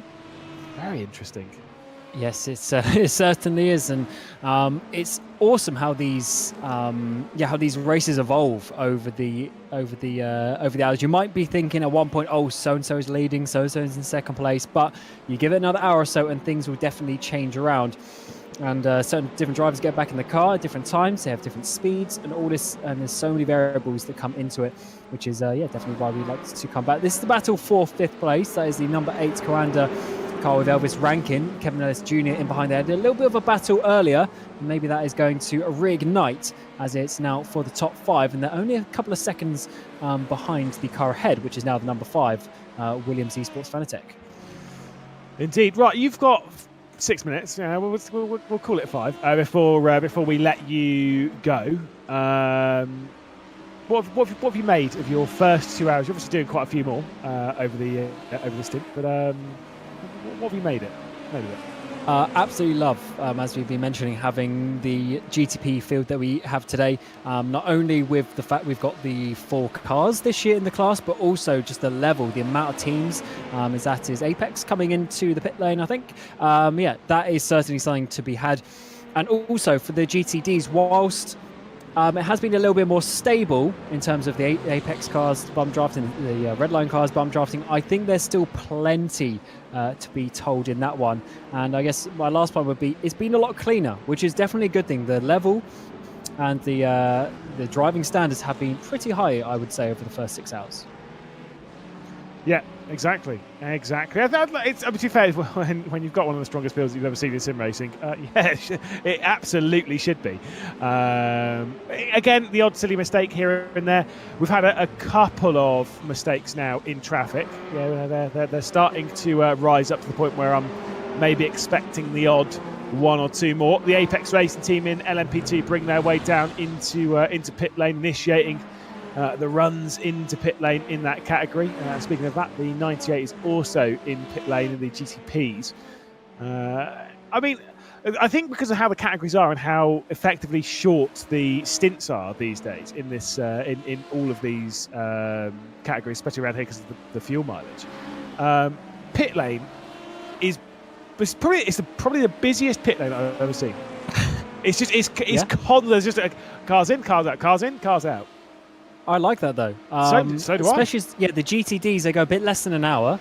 And then obviously, P2's GTPs, 40, 45 minutes-ish, give or take. So, I definitely think it's a good thing that we get more pit stops nowadays. Whilst I do like the fact that you can have the longer stints, you can go, as a driver for a couple of hours or whatever.